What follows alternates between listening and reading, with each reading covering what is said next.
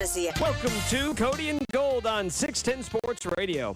On today's show, putting numbers on a Chris Jones extension. Will Brad Keller get a new contract from the Royals? And Cody's ready to make a political statement in Jeopardy. Whoa. Now, guys promised the boss they wouldn't say the K word on air for at least the rest of the week. Cody Tapp and Alex Gold. How we doing, guys? Thursday, 4 hours. Who knows what's going to happen? Who knows? There's no way it's going to get more off the rails. Wednesday. Yesterday was a Wednesday edition of the show, and it was truly all over the place. Can we kill people? Yeah. Woo, really, just right away? I mean, that's something that you cannot say today, man. You should never say it, ever. On air, to someone in person, on Twitter, I wouldn't tweet that either. Oh, yeah? I wouldn't do that. I would have hated now more than ever. It would have been, somebody cutting you off in traffic last night on the way home from work. By the way? No. I don't have any road rage. No, there was no issue driving home or anything? No? Are you guys trying to indicate that I'm the angry one on the show? Well, the only one that's on air threatened to kill somebody. Should we do a quick poll? Yeah, how many people on this show have threatened to kill someone? Gold? No, not me. Nick? No. Never. Just that once. Okay. That's the thing about threatening to kill people. All it takes is one time. That's it? One time? And now I'm just marked it forever? Usually. Not a good thing, man. Not a good thing. You can hit us threatened up. to hurt people a lot on this show. Okay. You said, come on and fight. What? You constantly threatened to fight people, kick their ass, What are you doing? punch them in the face. What? You bounce on a daily basis on the show. You're just saying things now. Why is a six-pack of beer in the studio? It says, so there is a six-pack of beer, and it says, Binkley's beer, definitely not Klingler. Hashtag, what does it say? I can't. Beers for Bink. That's a good beer. I've beer many times. Was it Elysian Space Dust? Yeah, so actually, you know what you really... The real trick is you take the Elysian Space Dust. Okay. And then you pour it about half through a pint glass. Mm-hmm. And then you put the other half is the Elysian Blood Orange. Okay. A little Space Dust, a little Blood Orange. Amazing. Okay. A little hoppy. A little fruity. Beer that Kling bought for his Kling accidentally drank some of Bink's beer. I think that was I think that was here you go, my ad kind of thing. Because Bink will be in studio tonight for live show. I think that's the whole genesis do you guys of that. drink during that? No, not to my knowledge. I've never witnessed but I don't think Bink's going to actively be drinking, but Bink's going to pick up that six-pack at show and go home and maybe slam back a beer or two. I think that's the idea. You guys can hit us up on the J Alpha Service text line, 913-586-7610. Some Royals baseball with the general manager of the Kansas City Royals in the 1 o'clock hour today, J.J. Piccolo. Will join us, of course, coming back from Texas late last night. And the Royals certainly ending the road trip on a very positive note. That was just, look, it's fun when you score runs, right? And they got runs and they got pitching and all that. It was a really, by far, the best game and best overall performance of the season by the club in the young season. And they will head back home and take on the Braves tomorrow. But I did want to start with what we have discussed around the league positionally and the impact it has on the Chiefs' future contracts. And that is the defensive linemen, in particular, passers, the elite pass rushers. The Tennessee Titans earlier this week, it's a nice contract. You back up a month ago, roughly. You had Hargrave gets a nice deal with the 49ers. And I don't think anybody's been worried that the Chris Jones deal hasn't come together because from the very beginning of this offseason, the report was there's going to be July. I think Fessy was reporting that some information he had heard that they weren't going to touch it until post-draft. So I'm not worried about that. I think we're going to get something done. But what is that number? Because you guys had a lower number, remember, with Tyreek Hill than I did. Yeah, I think everybody looked at when Tyreek Hill ultimately got traded. Prior to that, clearly we found the fact that the Chiefs had a number, a very competitive number they're willing to go to. But when the Devontae Adams trade happened, I guess that bumped the number up, and then you said, hey, that's just not going to. So does that same thing apply for Jones? Let me be clear. I think all of us, I'll speak for myself first. Chris Jones is not going anywhere for a couple reasons, even if you don't think they can get a deal done. One, he's got a year left of this current deal. Two, they could franchise tag him the following year. I'm not worried about Chris Jones going anywhere. I also think the contract. Let's take a look at where we're actually at and what you believe is top market value for him and where you're willing to go. Because for me, knowing what Aaron Donald is as a player and his contract, so basing it off of comments that Chris Jones himself has made in the past, that he said he doesn't need to be the highest.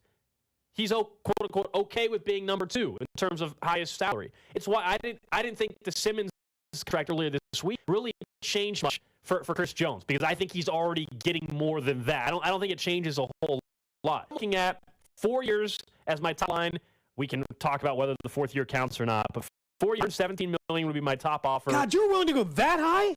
Yep.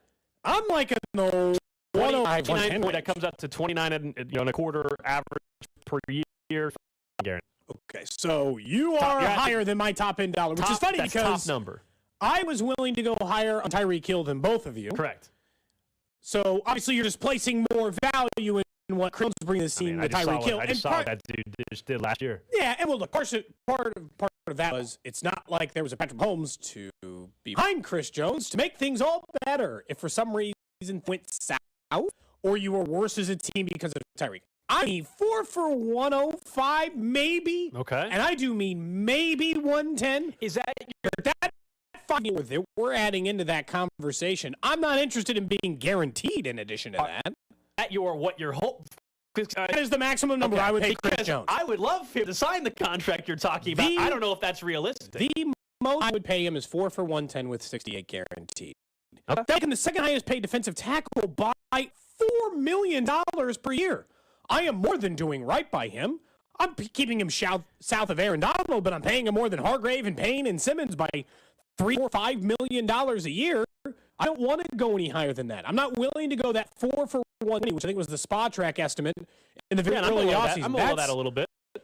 But I just top of line. I don't think problem is that this similar falls into the Tyreek Hill part of this conversation when we were talking about age. Like, he's still young. Chris Jones still has plenty of time left in this league and to be dominant. He's a year younger than Tyreek. This is the same age we said with Tyreek. Really? Like, you're going to be paying your 30s. I'm going to pay $30 million a year. I wouldn't even give that to one of the league's best wide receivers. Chris Jones, you're Mahomes of the defense. though. That's the thing. He is the most important player on defense. On offense, the same discussion we've had all off this year about how we feel about the wide receiver room, and hey, while Mahomes is in his prime, you can get away with maybe not have the number 5 wide receiver in football because he's able to elevate everybody. Also, you have basically a number 5 wide receiver anyway, and Travis Kelce. On defense, Chris Jones not part of the picture. Who's that guy that you can count on getting double-digit sacks that can get to the quarterback on a regular basis? There is nobody else. His value is much higher for me with the way this roster is constructed. And so, like Aaron Donald, just for comparisons, Aaron Donald average, his latest deal, 31.6 is what his average salary comes out to be. And so that's clearly a number that he's not going to get to because he's basically not even asked for, essentially. So I'm $2 million below that.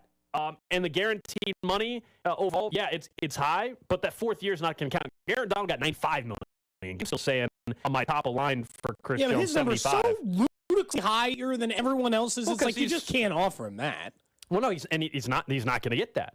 So yeah, he's the second place guy, if you will, salary under this, and he's above Bolt, but he's under Aaron Donald. I don't think this notion that he's just going to sign for cheaper than what I believe free agent market value, you wouldn't million less than that. Nick, what's your top dollar? Because somehow I was higher than both of you on this particular player. Yeah. Because I thought you would have a lower cap on every player, but seemingly not on Chris Jones. Yeah, to me, I don't really care about the total number, whether it's 110. To me, it's about the guaranteed money, and I think I'm around the 65 to 70 range. I'm at 68. Anything in there, knowing that in all likelihood, like let's say you sign him to an extension this offseason, that would probably lead to him for 3 more years, which he's going to enter this season, I believe, at age 29. So you're going to get him your 29, 30, and age 31 seasons. That's a pretty low risk, especially for a position where guys play great, can really play at a high level into their mid 30s. Like whether it's Cameron Hayward, I know Calais Campbell is kind of like a DN. Fletcher Cox, maybe. Those guys are playing into age 34. So if you're telling me you're going to pay a premium to age 31, I swallow that even if I think I'm overpaying him a little because of the pedigree. But then why wouldn't you be willing to have taken your number higher on Tyreek for that same logic? Because, I mean, I don't think I was necessarily. You weren't unreasonable on Tyreek. You just weren't 30. No, Yeah, well, I think we were at 28, and I believe the Chiefs ended up being at 28. They were not doing 30. Here's the difference. I think that Tyreek was not a free agent, but he was asking for a new contract in a year where the market was completely reset. With him, Devontae Adams, Stephon Diggs, even a guy like Christian Kirk, we saw the market shift drastically, which I don't think we're seeing unless it's literally Chris Jones doing it. Because remember, it wasn't Tyreek to get the first deal. It was Devontae Adams first, and then all of a sudden Tyreek Hill said, oh, my price tag just went up. I don't think that's really happening with Chris Jones because there's a guy named Aaron Donald who is not going to allow the market to reset. Actually kind of helps because Aaron Donald's contract got done a couple years ago, and all these other defensive tackles who Chris Jones is better than have all just set like a nice little $1 a year. So you know you have to pay him more than that. We know the going rate is more than $23 million a year. But in an ideal world, it's like 4 for 100. Like, I don't think that's out of the question. It's why I'm only willing to go to market doesn't bear to me going to where your number is, 117 or 120. There's no logic in it unless you're just like, we're going to pay you like Aaron Donald for fundies. Or yeah, well, it's still not. It's not all money though. I guess that's my point. That's again, we're not guessing what we think the contract is. Because the $95 million and the guarantee plays a factor. Big time. I mean, heck, I'm even higher than you guys on top of line guaranteed is what you would do. It's still $20 million less guaranteed than what Aaron Donald got, who is obviously a generational all-time great in this league. My question would be that let's say you find out, because you guys are both at 65 to 68 guaranteed as your top line. Again, you're not pregnant. That's the kind of your top line. No, yeah, I wouldn't go above. Same. I'm acting 4 for 117. It's just where I'd be willing to go. Let's say it's going to cost you more than your number, and I guess the same thing would apply to months. Cost you more than your number. Then what's your path then after that? If he keep him around. I mean, right, I don't. You can. He's going to play out. You got him under contract. I made that same argument with Tyreek Hill. You can keep him around. Nobody's forcing you to trade him just because he wants more money. And Chris Jones has, in fairness, entire time in Kansas City has not for 1 second ever been a malcontent. Like, I mean, maybe he wouldn't like it, but I feel like he's definitely the kind of guy who would play into the final year of this deal and then probably asked to be released or to be franchise tagged and traded or those things. Because you're not going to move him before the draft. This is the clear sign that this deal's getting done, by the way, is the fact that Kansas City said, I'm not going to take care of the draft. They're not worried about it. They're not worried. I mean, honestly, I think both sides are comfortable. They feel like they're going to be able to work something out. I don't think they're all certain. I think, to me, the question is the guaranteed money and how to want to structure it in terms of what's up front in year 1, year 2. I think that's more the question. I don't know that far off on the average salary per year. I really don't. I know we're different on our top of market dollar we're willing to go to here just on the show, but I don't know if they're all that far. I think it's structured things and what's the bonus look like and what's the upfront money. Like last year, his cap hit was about $29 million. If he weren't signing a new deal, his cap hit would again be, I think, 20. It's right around there. Yeah, right around the same number, 28, 29 million.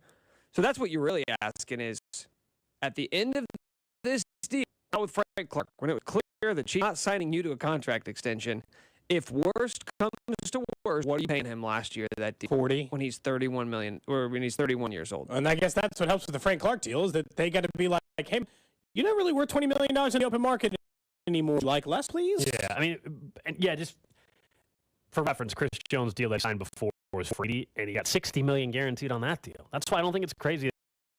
37 full guaranteed though, right? So in that the other part is like, is he going to see every single, like Travis Kelce? He ended up seeing every cent of this last million total guarantee. That's what he got. He got guaranteed at signing 37, but total guarantee in the contract was 60. Right. So if you see every dollar of that contract, you're getting 60 the same way like Travis Kelce's going to see every single dollar. Well, no, of his if contract. he saw every dollar of the contract, Chris Jones would get 80. It was a 4-year, $80 million contract, $60 million guaranteed. Right, but that includes injury guarantees and things like that. So that's how you get from 37 to 60. And if I'm looking at Chris Jones the next 3 years and you told me, okay, on guaranteed money average, you're giving him 25 per, 20 per. That's a big financial investment. So I don't think that if I'm Chris Jones, age 29, to get that kind of contract. The other $20 million usually in those deals is $1 million if we make the title game, $1 million if we win the Super Bowl, $1 million. Like he got $1.25 million last year, getting 10 sacks. Yeah, I don't know if his contract had Super Bowl incentives, a Juju Smith-Schuster thing. I don't think that was in everybody's contract. That was a Juju thing. But the sack thing absolutely was in Chris Jones. They'll have those types of everybody's structures. different. Yeah. So we'll see, guys. I mean, this I think will be the conversation one post-draft. That's where all eyes will have to turn, right? Once the draft's done, make their 9-10 picks, and everybody's either overreacting because they think the Chiefs made a mistake, or everybody's hyping up a player and he's going to win Rookie of the Year. One of the things will happen after the draft. We know that. It's usually how it goes. Then we'll turn our attention very quickly to, all right, where are we at on the Chris Jones contract? So I think we're probably at least 2+ weeks away from some movement there. I'd be surprised if suddenly tomorrow we would found out that the deal was done. Now it's going to happen in like 30 minutes. It will. Yeah, that's fine. Just because I said that. 10:45. You're welcome. That's fine. If that happens, that'd be good. I'd give you some clarity on where things are at. I mentioned J.J. Piccolo going to join us in the 1 o'clock hour today. I'm sure he's glad to join us after last night's game, too, because you got to feel good. I mean, we can talk about the record all we want, but after last night, you feel good today. You got Brad Keller, who continues to look fantastic so far in the early going this year. He looks more like Brad Keller from 2 years ago. Better than that, really. He's been terrific. And also it helps when your offense play and you didn't have any 3 hit, 3 stolen bases. You didn't have any pressure, right? You were able to take breath, and not that you got a huge cushion to work with. And it sounds so simple, right? Cody, you tell me that the offense looked better when Bobby Jr., MJ Melendez, and Vinny Pasquantino are all hitting. It's almost like those guys might be the key. Salvi went 0 for 5 and it didn't matter. It's almost like those 3, or if one of them has an off night, Salvi, almost like those 4 in particular. If they're on and they're going to put up some runs, then they're going to have a chance to win a lot of baseball games. Here's the tough part about Keller is 2 years ago, if he was pitching like this, we'd have said, all right, he's a logical extension candidate. Get one of your 5 rotation guys locked up. Let's figure it out. Keller, remember, he got demoted last year to the bullpen because he couldn't get anyone out. He couldn't get it across the board. So if he's really good this year, let's say you're going to get probably not this level Brad Keller because he's been phenomenal. But great Brad Keller. That's coming your way this year. He's going to go back to 2 years ago when he was one of the more consistent pitchers in baseball and certainly for the Royals back in 20. But 3 starts, a 2.12 ERA. You're getting, let's just call it 3 earned run or 2.5 earned run average Brad Keller. Is he an extension candidate? Because new model, the way we think transactional model that the Royals are being towards, but we don't have full evidence of yet, would say move him. That you're going to finally get 27-year-old pending free agent Brad Keller in a breakout year, and then you're going to move him and let somebody else pay him whatever the starting pitching is. The thing I would say is, as much as I do want the Royals to be transactional, I actually think in this case it'd be a bit of a mistake. Because right now, you still have essentially exclusive negotiating rights with Brad Keller. And because he's coming off of 2 bad years the year before this, I don't Keller would be all that bad to extend right now. You let him go a full 1 free agent pitching for whatever dollar amount. Or maybe you just need to wait and see to see how Daniel performs or which keeps performing. If you have enough of those guys going, then Keller becomes a better. Yeah, that last part's the key. I mean, one, you got to see a lot from Brad Keller this season. We've seen 3 months or a full season of very productive, consistent Brad Keller a couple years ago. So you got to see this year for me to get there. If he starts, but give him an extension. Yeah, the Lynch, beginning of May, middle of May, comes back, and is he able to show the same progress we're seeing from these pitchers with this new pitching staff and coaching staff? Like, it is pretty remarkable. The players get credit for going out there and executing, but I think you'd be foolish to suggest that the pitching staff hasn't been part of this equation, whether it's an additional pitch for Bubic, an additional pitch that Brad Keller has to work with. I mean, it is awfully impressive what we have seen. This pitching staff right now, going into this weekend series against Atlanta where you got, yes, Brady Singer on the mound, but you even had like Jordan Lyle. Like, you feel good about it, which is not something I expected to be saying about this pitching staff. Because you thought that there was a cap of how good they could be based on the new staff, which is not unreasonable. They're also, 2 weeks in? Yeah, and they're not going to probably. They're not going to be a top 8 pitching staff in baseball. Sure. Okay? Yeah, I'm sure about that. But can they perform at even 75 or 80% of what we're seeing? What if they finish in the top 2? What you do? Figure something out for me. Nick, that's wide open. He'll let us choose anything. But look, you have to do a photo shoot in the Cody and Gold Dongtown underwear. Oh my gosh, I know that's worse for everybody else than it is for 12 me. months, different poses. Oh my. Well, he's got to do 12 poses in the same pair of underwear. That's a lot of work. That's a lot of work. How about a little variety? Man. Fine. But anyway, the point. You can have 3 And by the way, we don't have a calendar. We'll make one. We'll let you guys work on that. Shutterfly. We'll let you guys work on that. The point being is, look, even if this pitching staff doesn't keep up this pace, which is pretty impressive, they're clearly going to be better with this coaching staff, I think. I'm ready to say that. Like, when you look at this pitching staff, It's obvious. It's clear as day right now. And so if Daniel Lynch can come back, if Chris Bubich can play this, that's when you would have more options.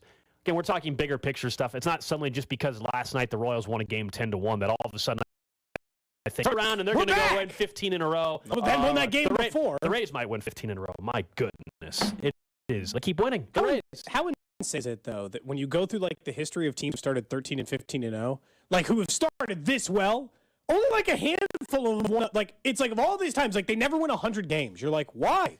Why are you so good now and then not continuing it? But their model works. We know that. They've consistently, this whole Keller thing, because we know their model works, it's can you beating Kansas City. And part of the reason it works for the Rays, and we know it works for the Rays, is they don't care who you trade or who you get rid of because they have no commitment to this team. People in Kansas City like Brad Keller. I like Keller, right?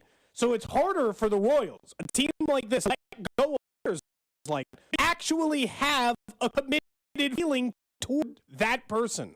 And I don't know if Kansas City is willing or able or now, and they don't have any of the results to show. Yeah, KC's they're way more connected to their players. Connected, but this is for football, this is for baseball as well, than some other markets. You know, we can talk about how the attendance numbers aren't where you would like them to be, but still, in terms of supporting this, I mean, how many years have fans in this town support a losing franchise? We know that. I mean, it's incredible, honestly. Yeah. And so, to your point about just the attachment, you know, it's like you got to separate the two. But we'll see. The Royals are off today. Off day feels a lot better after a 10-run performance last night. Obviously, record still not anywhere near you want it to be, but some promising signs on the road trip. There were, I'm sorry, a 500 road trip. We said they needed to have a 500 at worst, if not a winning road trip, because of how they had a dreadful opening homestand. And they did. So now let's go see. They're going to go up against one of the best teams in baseball this weekend in the Atlanta Braves. This pitching, another huge test, because that Braves lineup is absurd. And I think we're gonna see even more about this pitching this weekend. And can they carry some momentum of what MJ Melendez did the last 2 nights? And in particular, hopefully the off day doesn't interrupt the timing of Vinny Pasquantino, because right now he is locked in, man. He's very good. Home run last night. Nick, you needed that. You have a bet for him to have the most home runs in baseball. He's got 2 now. Don't let him get hot. He's got 2. Don't let him get hot. Okay, some Royals baseball in a minute. But, Gold, I continue to see you send out tweets about Missouri and where people are betting as a result of this. And I think something needs to be made very clear on the show. Okay. If Missouri, for weeks, if 3 weeks from now, they haven't made any progress on this bill to allow me from my own state, I am going to take a day off from the show. I am going to drive down to Jefferson City, and if it's just me that has to stand out there with a poster yelling things at people entering the building, I'm going to do it. I am going to go protest down at the state capitol about this bill if they don't make any progress in the next 3 weeks. This is an open threat of me going down there. I will do it. I will drive down to Jefferson City. I would not, based on your comments yesterday, I would not be putting threats out there or anything like that, Cody. I wouldn't be doing that. Wouldn't be doing that at all. I will say this, though. It doesn't look good, Cody. I'm going to drive down. Doesn't look good, man. We got, almost 4 weeks, a little over 4 weeks to go. Until they got 3 weeks before I go. Until the end of the session. And when's the official date? May 12th. May 12th. That's the day to watch. And we'll see. I mean, there's the House bill is going to be in the Senate committee here very soon. It'll likely come out of committee. And then the question, once again, will be when it's on the Senate floor if the same crap, frankly, happens again. We talked a lot about this last week. But yeah, if you're someone that lives there and you drive somewhere else to bet on your phone on Sundays or Saturdays or whatever, tag me on Twitter at Alex Gold. Been retweeting and quote tweeting all the different spots. It's pretty remarkable to see all the places people have been trying to go, and these people walk the interstate and just line the exit ramp to bet. Was at a Quick Trip Sportsbook, very popular these days. If they're not done, if they don't have this figured out, if we're not closer to things on May 5th, then anybody who wants to join me, I will be driving down there on May 8th. I will drive in city and I will stand out there with one poster board. I have to, just to get the attention of these politicians who refuse to let me gamble in my own state. Look, I can place a wager right now. We're in the Kansas side of things. I want to be able to live bet like you. Like Nick. It's a beautiful thing, man. I don't have to drive anywhere. I want the freedom to bet like everyone else can on both sides of the state line, and I'm going to make my voice heard. You mean let's make adult decisions? It's a novel concept. Who's coming with me? You guys coming? I mean, I'm absolutely all coming. You'll come on May 8th? Yeah, I will. But, yeah, I'll come with you. Mm-hmm. Wait, he doesn't sound like he's serious, Nick. I don't think he's actually going to come. I don't think he's actually going to come with me. Are you not coming with me? He's got too many political relationships to maintain. The big joke here is, Cody, you have threatened to run for office so many times, but I think if we were to in a time machine and fast forward 10 years, you're not the person on the show most likely to hold public office. It's Alex? Dude, he's just got the look. The look. These relationships. And he said as many incendiary things that would be able to be used against him. Like you literally less than 24 hours ago talked about certain people. It's not good, Alex Cody. has never done that. Not good, Alex Cody. watches what he is because he knows it could come back to haunt him. In today's political climate, you can say what you want. Oh, that's true. I can say all kinds of wild stuff. Yeah. Flip side, maybe you're not being I'm not bold enough. I'm not aggressive be enough. More incendiary. I'm not, yeah. I guess that's true. May 8th. They got till May 5th to figure it out, and if by then I'm going down. I mean, you guys should run against each other on this show. Run against each other and for what? We live in two different states. Well, I know we'll have to find something. Have to be like a community college board or something. There we go. Like that's the best we can do. Community college board. Start small. Go ahead. Good luck with your. You don't support community colleges? I went to a community college, and I won't let you hoard your I took your summer, high your 4-year diploma in a state school. I won't let you over my head. I took summer classes at a community college. I am well in support of community college. I have no. Yeah, right. I think our community college systems in this country are very important, Cody. As a matter of fact, I think they're very important. Nice recovery. Coming up next, though, we will get into what is 2 weeks from today. Yes, the NFL draft, but it's kind of weird to see the reaction from everybody in Kansas City. We'll explain what we mean next. Cody and Gold. Would I rather have my ween slammed in a car door? Or would I rather have my fingernails ripped off with a pair of needle-nose pliers? I don't know. I can't decide. Brought to you by Gann Asphalt and Concrete. For asphalt, concrete, and parking lot maintenance, Gann Asphalt and Concrete. One contractor, all things parking lot. Trusted in Kansas City since 1994. Online at GANNasphalt.com. In the amount of time it's taken Missouri just to discuss sports wagering, you can add 4 careers in IT because you can have a new career in IT in as little as 4 months at Centric. Yeah, they make it easy for you. They're going to work with you. You're someone that now has a job. Looking, maybe you want more stability, you want more consistency, consistent pay, better pay as well. They'll work with you if you work during the day. Maybe you need to take evening classes. Maybe you need to take classes online because you can't make it out to the Centric campus. It doesn't matter. They're going to work with you. That's what's great about their program. You can call our guy Russ Mondry and find out how the program works for you. But what you're talking about, Gold, is exactly it. Work service industry jobs and you're working every night, every weekend. The hours are inconsistent. It's hard to do that. Careers in IT can offer you so much more stability, and they take a lot of different financing options. They take the GI Bill, they're financing on you because they want to work with you. That's why they work with 1,500 companies to try to make sure or try to really help you find that job in IT. Yeah, stop putting it off. Find out more from a guy who could do for you. Network development, centric.com/610.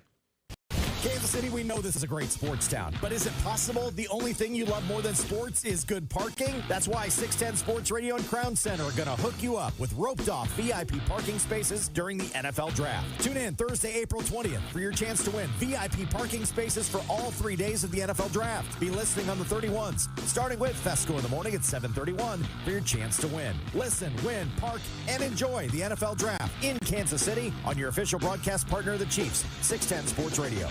Turn a loss into a win with BetMGM, the official sports betting partner of Major League Baseball. Place a one-game parlay wager with at least 4 legs on any MLB game, and if all the legs of the parlay hit but one, you'll get your stake back in bonus bets up to $25. Just log into your account or download the app and sign up with BetMGM to get started. Then just opt in to the one-game parlay insurance promotion to receive $25 back in bonus bets if your parlay with 4 legs or loses by just 1 leg. Only at BetMGM, the place to bet on baseball. Visit BetMGM.com for terms and conditions. 21 years of age or older to wager, Kansas only. New and existing customers offer. All promotions are subject to qualification and eligibility requirements. Rewards issued as non-withdrawable bonus bets. Bonus bets expire 7 days from issuance. Please gamble responsibly. Gambling problem? Call 1-800-522-4700 in partnership with Kansas Crossing Casino and Hotel. Do you want to know what's trending now? You can defer payments of a full NetSuite implementation for 6 months. No payments and no interest for 6 months. This is a big deal. NetSuite by Oracle has never made an offer like this in its 22 years as the leading cloud financial system. 33,000 companies have already upgraded to NetSuite, gaining visibility and control over their financials, inventory, HR, e-commerce, and more. Everything they need to reduce manual processes, boost efficiency, build forecasts, and increase productivity across every department. In fact, almost 90% of finance leaders agree that NetSuite helps them reduce manual data entry time. Whether your business generates millions or hundreds of millions of dollars, take advantage of this special financing offer of no payments or interest for 6 months at netsuite.com/play. That's netsuite.com/play. netsuite.com/play. Garmin presents the Kansas City Triathlon. Join athletes from around the country Sunday, May 21st, as they take on the triathlon course at Longview Lake. The Kansas City Triathlon offers Olympic, sprint, and relay triathlon distances, as well as Olympic and sprint duathlon options. Participants receive a commemorative finisher medal and custom apparel. Enjoy free food, beer, and massages after the race. Check out kctri.org for details. The Kansas City Triathlon, Sunday, May 21st at Longview Lake. Register today at kctri.org. When people have a craving to explore new and traditional Asian cuisines, they head to P.F. Chang's, where scratch-made dishes come from the 2,000-year-old tradition of wok cooking. P.F. Chang's wanted to explore new possibilities for their website. They turned to AmericanEagle.com. AmericanEagle.com re-architected P.F. Chang's website, integrating multiple third-party systems to create a unified digital experience. The results? Improved page speed and performance, personalized content based on users' location, intuitive online ordering, an increase in organic search visibility, and a 40% increase in new users. For scratch-made Asian cuisine, visit your local P.F. Chang's or go to pfchangs.com for website design, development, digital marketing, and hosting that produce efficiency, revenue, and results. Visit AmericanEagle.com. P.F. Chang's and AmericanEagle.com. Another example of the best businesses in the world, turning to the best in the business for websites. Go to AmericanEagle.com or call 877-WEB-NOW1. That's 877-WEB-NOW1. Without the ones like you, who work tirelessly to keep things running, everything would suddenly stop. Hospitals, factories, schools, and power plants, they all depend on you. No matter the weather, emergency, or time of day, you're the ones who get it done. At Grainger, we're here for you with professional-grade industrial supplies. Count on real-time product availability and fast delivery. Call, clickgrainger.com, or just stop by. Grainger, those who get it done. For the ones finding new ways to ensure the job always gets done. For the ones wearing many hats. For the ones who are hands-on, even from far away. And the ones keeping business moving forward. We are Grainger, offering professional-grade industrial supplies, real-time product availability, and access to experts ready to answer your toughest questions. Call, clickgrainger.com, or just stop by. Grainger, for the ones who get it. I'm JR CBS Sports Radio, and I want to introduce you to a new podcast titled Agents of Inclusion, brought to you by Special Olympics, Odyssey, and JR Sport Brief. Every Wednesday, we'll be speaking with a different Special Olympics athlete to share their stories of perseverance, accomplishment, and path towards inclusion. We don't want you to just listen. We want you to become an active agent of inclusion as well. Special Olympics, Agents of Inclusion, find it on the Odyssey app or wherever you get your podcasts.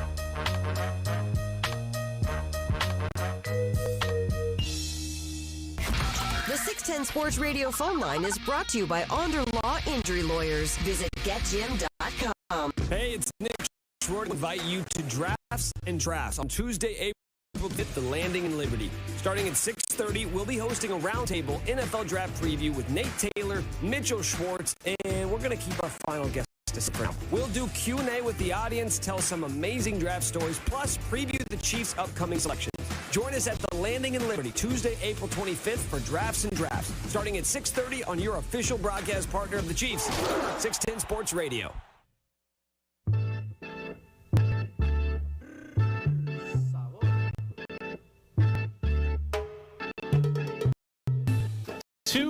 From tonight, NFL draft opening round. Going to be a ton of fun right here in Kansas City. We've got our live draft coverage all across KC. Nick, Bink, and Chris, Uno, Cero, going to be Anchorage from the studio here at 610. Bob and Josh live from Union Station. Cody and I will be live from Boulevard, the Beer Hall. We'll also give you a chance there to register to win a pair of Chiefs tickets at Boulevard. All open to the public. C-Dot and Rob will be all over our social media channels. Dusty's going to be down on the red carpet. I want to see what the Dusty Likens fit is going to be like on the red carpet. That'll be interesting as well.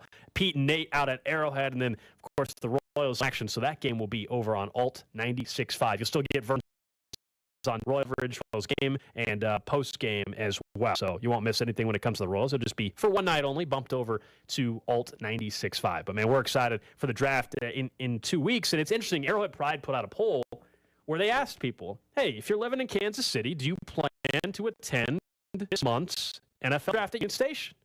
And I get it's one poll, but I get the sense this might be more common. Be Chiefs fans, at least from a social media perspective. Yeah, if you were wondering, it ends up being about 1,100 votes. 40% of people said no, they do not plan to go to the NFL draft. These are Chiefs fans on social media, on Twitter in Kansas City. 38% said yes, and then 21, in fairness, said undecided. 21.8 said undecided. So maybe there's some wiggle room. If the weather's nice, tickets are free.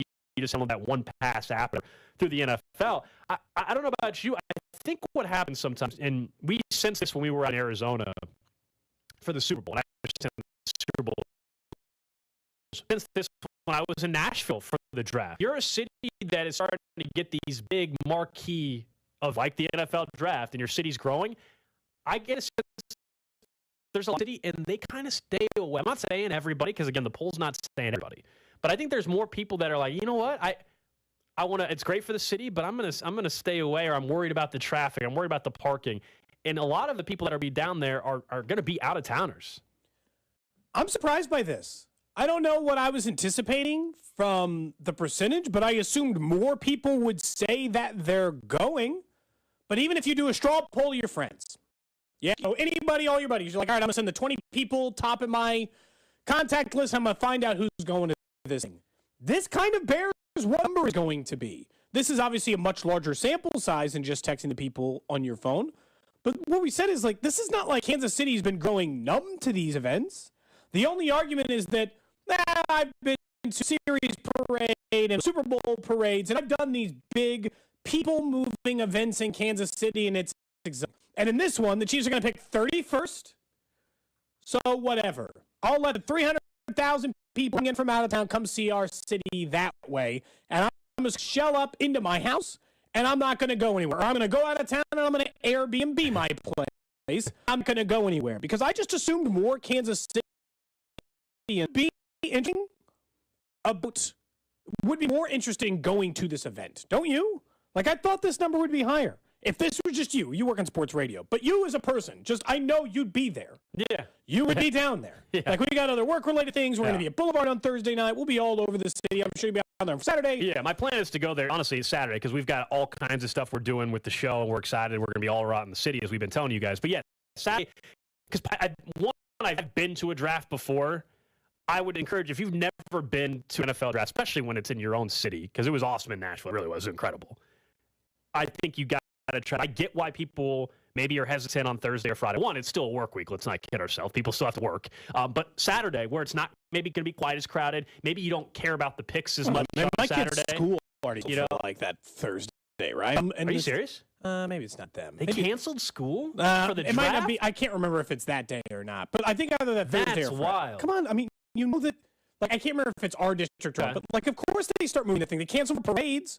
There's gonna be 300,000 people. They canceled school. I don't think it's my district yet. I think Kansas City Public Schools, because that would make sense. That directly impacts area. Bus routes and stuff. But I mean, don't be surprised if someone else follows suit in that regard. Are there going to be like bars and like what's the vibe at an NFL draft? Like, are there like booths to get beer and stuff? So there's about 40. My understanding, there's like 40 or 50 approved vendors. Basically, I saw the announcement yesterday that Q39 the approved vendors, and they up by the Liberty Memorial will have their Q39 smoker, like or whatever. Tents and like food trucks type thing. Yeah.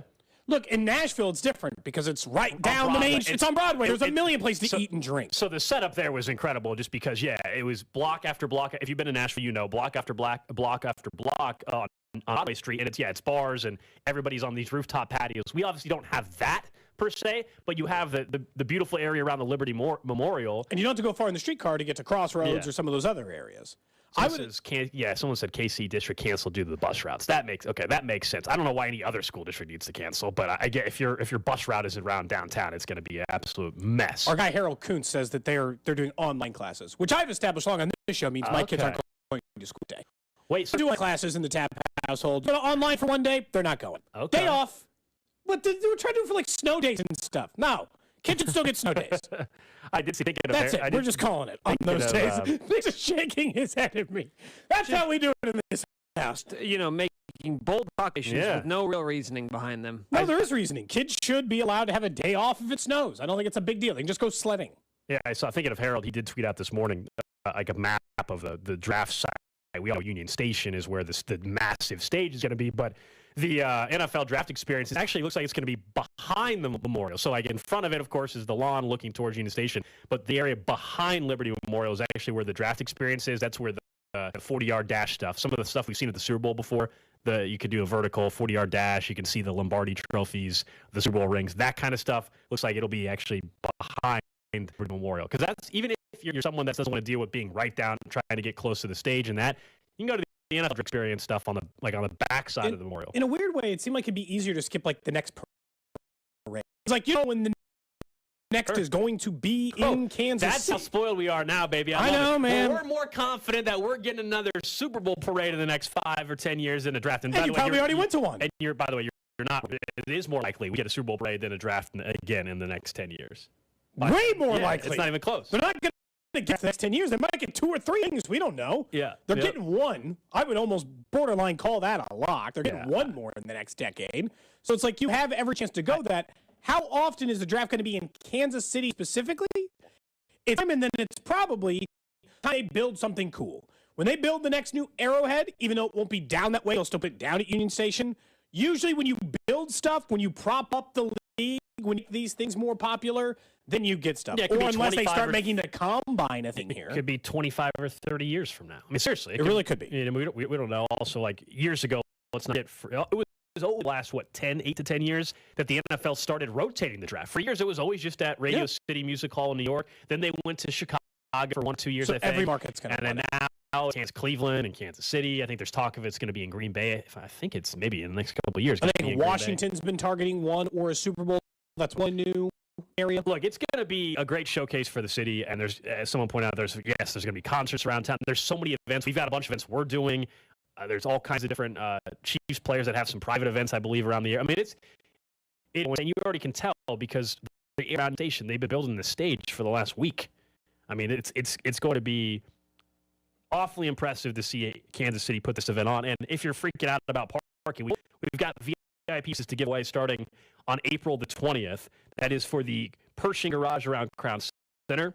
On April the 20th, on the 31, starting at 7:31 in the morning, on Fesco in the morning, then 8:31, 9:31 throughout the entire day. 4 spaces for Thursday you can qualify for, 4 for Friday, 2 for Saturday, because normally during the draft, that garage, 1, it's going to be probably hard to get to.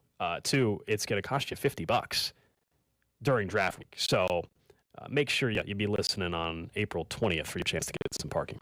Nick, since you're already making faces at me. They're not making faces at you for your children. It seemed like you were upset about my parenting approach. Well, I think you're just right away already saying you're not going to have your kids in school. And it's not even about parenting. It's just about you just like yelling that like, they're not going to school. They don't do online classes. It's like, do you care to elaborate? It's just because. Because you're just I want them to. I think what it really is you don't want to have to like deal with your kids sitting in front of a computer. It's easier if they're just running around the house, just playing, and you don't have to parent them. Is that accurate? Really? Is that what you think? Yeah, I guess now that I speak it out loud, it is. It does sound pretty. Is there's some truth to that. Well, so here's another moment where we have this conversation. Guess what I just got? I just got a message full of the details for the upcoming field trip in which I'll be gone for next Tuesday at the zoo. Oh, you're taking off work to go to a field trip. I am. Well, come on, for my kid. I want to spend time with my kid. I don't have a problem You're going with that. on a field trip. I think that's good, though. Father-daughter time. A couple of things I think that we should address as a group before. All right. So, one, it does say that, like, I'm supposed to bring a bag so I can carry everyone's lunches, which feels like, how big of a bag? Should we discuss? A backpack. No, like one of those little drawstring bags, or like a backpack. Could we not, like, I thought we just used to, like, leave those things, like, on the bus or in an area. We're just going to carry this around the whole zoo? Do kids still take lunches to school?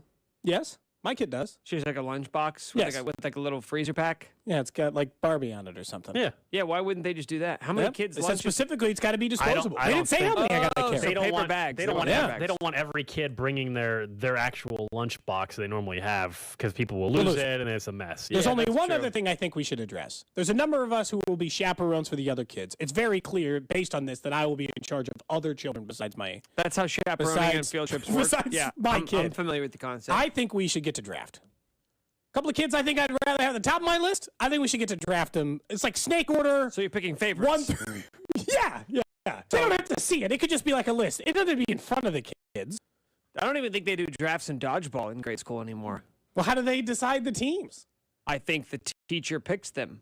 They just like spread it in half because the second you Meeny, the scrawny kid or the chubby kid, they're going to be picked last. The kids don't have to be present for the draft. But there's a think couple of kids I think would make my group better. No, if you really want to do a draft, then you have to go all in, and the kids have to be present. That's so much more. And you're in a gymnasium, and you're just picking. You're just saying the parents are sitting there. You got your big boards. How many parents are you chaperoning with? I don't know. It didn't say. But also, this the opposite way because what if the kid's disappointed about being on your team? Like, okay, what if? How about be on that other side? What if your kid gets drafted by another parent? That's unacceptable. Well, I should get to be with my kid. That's how drafts work. No, I think that it's like Ruby's the team captain. Maybe she can help me draft.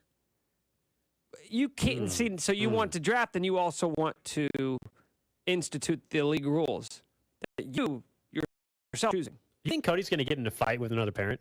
The way this is trending already. Why? I mean, establishing all these rules. All I said, I think it'd be acceptable to have a draft of which kids end up in your group. My only goal is to not lose a kid. Let's be honest. That's a good start. Goal 1. Don't lose a kid. I mean, if you're going to the zoo, it would be such a massive failure on your behalf. This is the massive failure on my behalf. To lose a kid, that's the only thing. That's the only reason you're being asked to be there. And to carry the lunches. I have 2 jobs. All right, so you're going to the zoo. I'll be at the zoo next Tuesday. Okay. That's it. There's a lot of other rules about how. It's like you think that the keeping track of the kids part is optional. No. Like it'd be nice if you did that, but it's how many not kids do you think they're gonna put me in charge of? What are we thinking? Like 4 or 5? I mean, I assume how many there's are in the probably class? Like 25 kids in the class. 20, Yeah, 25? probably 20 kids in the class. Yeah, so you're going to probably be responsible for 5 to 7. I bet you there are 4 chaperones. I mean, they didn't set a limit. Huh? Have you not done this before? This Yeah, is the first time? Never chaperoned. Okay, My kid's in 1st grade. I am officially thinking you're not equipped to do this job. My parents never chaperoned anything. Do you think that they just invited you? You just get to hang out. You don't have to do anything. No, I assume I'm gonna need. I just didn't know how many kids. Like Cody's like, oh, free trip to the zoo. It's not free. I got to pay $10. Oh, the plight.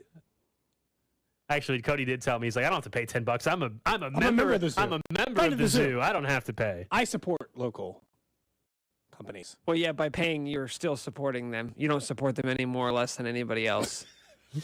No, I support them year round. When's the last time you went to the zoo? I've never been to the Kansas City Zoo. Have you really never Do you been? even like this city?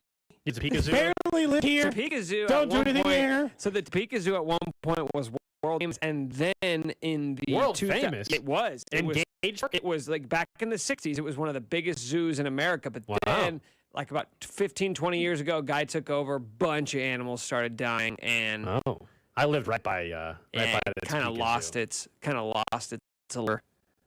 But it's making a bounce I was back. just at the zoo, Cody, in October. I was there at the zoo. Thank you very much for the Yeah, how much you pay for that ticket? I paid a lot of money for beer. Free. The beer was also free, I think. What about food there? You cheapskate. The beer was, I think that's part of the ticket. Yeah, but I don't think you paid for it. Yeah, but there was food that had to be I heard you weren't purchased. tipping. Huh? Were you tipping for those drinks? Yeah. No. Wow. Wow. Respect for the service industry. No blue-collar workers and no service industry? I'm a lock for this. Gold, I hate to see it, but your candidacy is falling apart in front of our eyes. The brewer at the zoo, you just hand them a ticket. So unless you have cash, no tipping at the brewer at the zoo. Anytime there's a chance for a tipping chance, I always bring cash. That's true. That's true. Built against you, Gold. I don't like it. Look, nobody tries to get more free stuff than Cody Tapp. So I don't know why we're on me. Nobody on this show, other than Cody Tapp. In what way? When's the last thing I tried to get for free? All the time. Always scheming for something, man. Always scheming.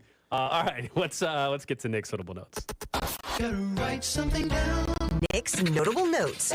All right, guys, 2 weeks away from the NFL draft, so I'm going to give you guys a few NFL draft scenarios. Some of them are going to be like a what's more likely situation. Some of them are going to be an outright prediction. I just want to know how you guys are feeling about this draft and how it's going to shake out now. 2 weeks away. Let's start with the running backs. A lot's been discussed over the last 5 years or so about the value of running backs specifically at the top of the draft. And this is a really interesting one with obviously John Robinson, but not just him, but Gibbs, Alabama also being a potential first-round prospect. So what do you guys think is more likely? That 2 running backs are taken in the first round or that no running backs are taken in the first round? I think Bijan is still going to go in the round. Like, I feel very confident he'll go there. So I guess I got to say 2. Yeah. Because I think the answer is still that it's 1.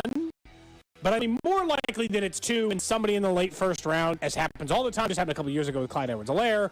Some good team convinces themselves, like Buffalo, that at 31, 30, 29, a running back is still worth it. Yeah, 1's going to go off the board. It'll be Bijan Robinson. It won't be 2. But yeah, to answer your question, you would have to lean towards 2 just because somebody looks at the skill set of maybe Gibbs and gets excited about that, and all of a sudden at pick 30, decides. Because it would have to be the draft set at 1.5 for running backs for a reason.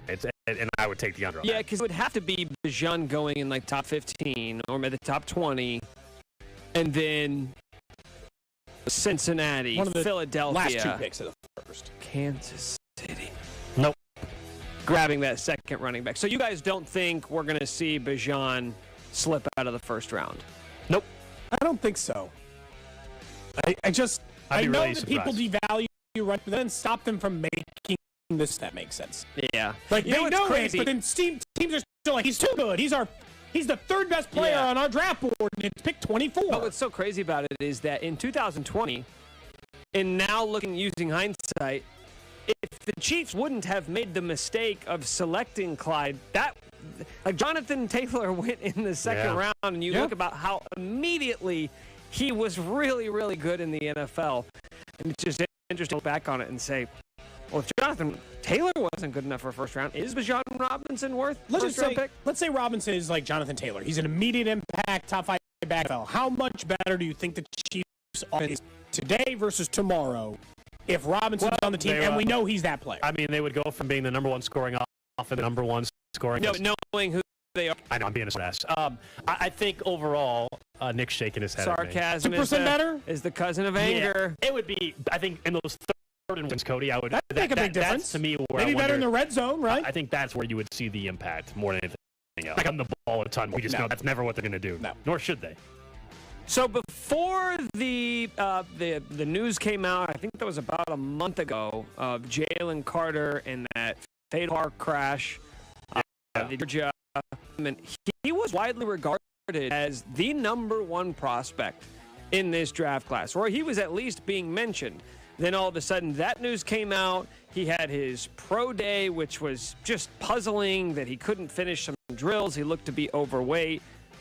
Now all of a sudden we're starting to get the comeback, right? Well, he should. That was crazy that he was going to fall. Well, we're starting to get the idea that, okay, maybe this guy is still going to be in the mix there in the top 5. So what do you guys think is the likelihood that Jalen Carter could wind up being the first defensive player off the board in the draft? He's not going to be the first. No. He's not going to be first. Too many red flags. That's going to be Will. I also think even if he didn't have the problems, if you will, I think Will Anderson's probably first anyway. I never bought when we saw this incident happen where he had to fly back down to Atlanta.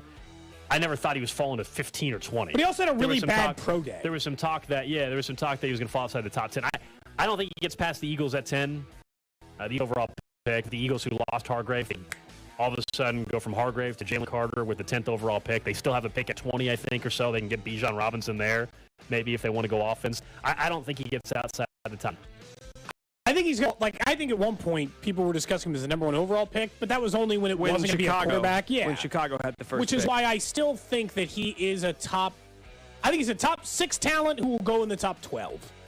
He drops because of bad pro day, bad workout, legal trouble. Those things will drive you down a board a little bit, but there's still way too much talent. It's not going to just scare every team away. Okay, last one for you guys. I feel like kind of a foregone conclusion. 2 quarterbacks taken in the top 2 of the draft. We just don't know exactly who those 2 guys are going to know. Widely believed it's going to be Bryce Young and C.J. Stroud. How likely do you think it is that we could see 4 quarterbacks go in the top 5 of the draft? I have a chance, because I think it's going 1, 2, 3 no matter what. The Cardinals make way too much as a trade partner for any team looking for the 3rd quarterback, whether that, whoever, if that's Anthony Richardson, probably for most teams. So I definitely think it's going 1, 2, 3 quarterback, which means it's one more team to convince themselves Will Levis is the guy. Know that. And by the way, it's never happened. Quarterbacks going 1, 2, 3, 4. Yeah, they've gone 1, 2, 3 though. Yeah, but not 1, 2, 3, 4. I mean, the scenario definitely presents itself. It's what you're laying out there, which would require a team trading up with the Cardinals. And if you're trading up with the Cardinals, that means you're going for a quarterback. And do the Raiders also get desperate enough? They're 7th overall to try to trade into that spot. We know they would draft a quarterback if they trade up. Maybe even a little bit higher than 10%, like 25%. This requires you to believe that teams like Will Levis enough, because I think obviously Stroud and Young and the question is, do teams believe Will Levis is the type that you go and trade for, or sit at 7, and if Will Levis is there, we'll take it. We're not reaching for him. We're not going to go up. We don't think we're he's not selling our souls. That question for me. I do think that there's not over 5 quarterbacks taken in the draft. That's another one that's been popular and talked about. You mean in the first round? First round, yeah. In the draft. The whole draft, I'll take the over. You don't think there's going to be over 5, or you don't think there's going to be 5? I don't think there'll be. So the over-under is set at 5.5 for the first round quarterback. They think they can. Hendon Hooker has gotten a lot of. Hendon Hooker would get 5. Yeah. Yeah. Yeah. Well, this is why you take. Dude, 5.5 feels like under a slam dunk under. I'm sorry. The updated number. Sorry, I misspoke. 4.5. 4.5. Okay. So they're basically saying, will Hendon Hooker be a first round? And I'm taking the under. I don't buy the smoke around Hendon Hooker getting drafted all of a sudden. I understand why a team would want to trade up to 31 with the Chiefs or whatever to get that 5th year of a rookie contract and the 5th year option. But I don't buy, like last year, everybody was starting to talk themselves into that Kenny Pickett and all teams, look out. Somebody might try to sneak up and grab them at the end of the first. They went in the 3rd round. And so I don't buy it. I think there's more smoke. I don't think Hendon Hooker's going in the 1st round. The other part, by the way, is how good the quarterbacks are next year. So it's like, I could take Hendon Hooker at 37th overall. I could just wait and see if I'm bad enough to get, Caleb Williams. I'll do that. That one. We'll find out who your biggest crush is related to the draft. I promise. Next. Cody and Gold. Hey, it's Vinny Pasquantino. Even though I have a real beef with Nick, tune in to Cody and Gold weekdays starting at 10 o'clock right here on 610 Sports Radio. Brought to you by Gann Asphalt and Concrete. For asphalt, concrete, and parking lot maintenance, Gann Asphalt and Concrete. One contractor, all things in Kansas since 1994. Online at GANasphalt.com. The NFL Draft is coming to Kansas City, and during the first round on Thursday, April 27th, we want you to watch, join, and listen to us. Nick, Bink, and Chris are anchoring our draft coverage starting at 6 o'clock. Bob and Josh are live from Union Station. The Midday Show, Cody and Gold, are live from the Boulevard Beer Hall Rec Deck. And The Drive, myself and Rob, be sitting back watching the first round on all our social media platforms. So watch, join, and listen to 10 Sports Radio on one of the biggest nights in Kansas City sports history on your official broadcast partner of the Kansas City Chiefs. 610 Sports Radio. Hello, I'm Howard Mackler, founder of Innovation Refunds. You've heard me talking about the payroll tax refund for months. I'm so proud that we've helped over 15,000 businesses claim over $5 billion in cash incentives. If you own a business, even if you've asked your CPA about this, you owe it to yourself to take another look. Every client is assigned a licensed and insured tax attorney who evaluates your company at my expense to accurately determine eligibility. Innovation Refunds has hundreds of 5 reviews on Trustpilot and Google, and your business might be entitled to receive up to $26,000 per employee. Businesses of all types can qualify, including medical, professional, construction, even nonprofits. Please don't miss out on this. Even your doctor would tell you to get an expert second opinion, and we do a lot of work for doctors. Download the Innovation Refunds app now or go to getrefunds.com to potentially get a payroll tax refund of $26,000 per employee. GetRefunds.com. GetRefunds.com. If you like hunting and fishing, Outdoor America with Tommy Bench is your destination. Great guest hunting and fishing tips Saturday at 5 a.m. on 610 Sports Radio and the Odyssey app. Listen on demand at 6.com weekend program channel presented by Wholesale Batteries. Wondering if your roof was affected by previous or recent KC storms? Remember, you need 3 trustworthy bids for filing a claim. You can trust Century Roofing to work with your insurance company and not make you wait for materials. That's right. Century Roofing stores all materials on site. Right here in KC. Make Century Roofing your first of 3 bids. Kansas City based and female owned. Trust the pillars of strength. CenturyRoofingKC.com. CenturyRoofingKC.com. Century Roofing. Trust the pillars of strength. Do you want to know now? You can defer payments of a full NetSuite implementation for 6 months. No payments and no interest for 6 months. This is a big deal. NetSuite by Oracle has never made an offer like this in its 22 years as the leading cloud financial system. 33,000 companies have already upgraded to NetSuite, gaining visibility and control over HR, e-commerce, and everything you need to reduce manual processes, boost efficiency, build forecasts, and increase productivity across almost 90% of firms agree that NetSuite helps them reduce manual data entry time. Whether your business generates millions or hundreds of millions of dollars, take advantage of this special financing offer of no payments or interest for 6 months at netsuite.com/play. That's netsuite.com/play. netsuite.com/play. In just 2 months, it'll be to win SK Advanced Basic for my friends at Dairy Vision. I was going back and thinking all the things that have changed since then, things I've been able to do a lot easier traveling, all because not contacts or glasses anymore. A trip to Colorado or going rafting, there's no way I would have been able to wear glasses on the rafting trip. We were getting soaked. Water was coming over us. It just would have been a pain. Would have had contacts in all day long. My eyes would have been itchy. It was that. Maybe it was our trip to Nashville over the last 2 years where we were out very, very late on Broadway, Nashville. Next morning, my contacts would have wanted to cooperate. None of that anymore because I don't use contacts or glasses. I see better than I ever have, and it's because the great staff at Dairy Vision told me after my a candidate, despite being told you're not a candidate in the past, you can undergo SBK Advanced LASIK. Just call Dairy Vision like I did, 913-491-3330, or go online to DurryVision.com and find out more information how you can make the best decision ever like I did. You can change your career in just 4 months. Go to Centric.com/610 and see for yourself how you can start that career. We talk about it all the time. It's easy to get into a job you don't want.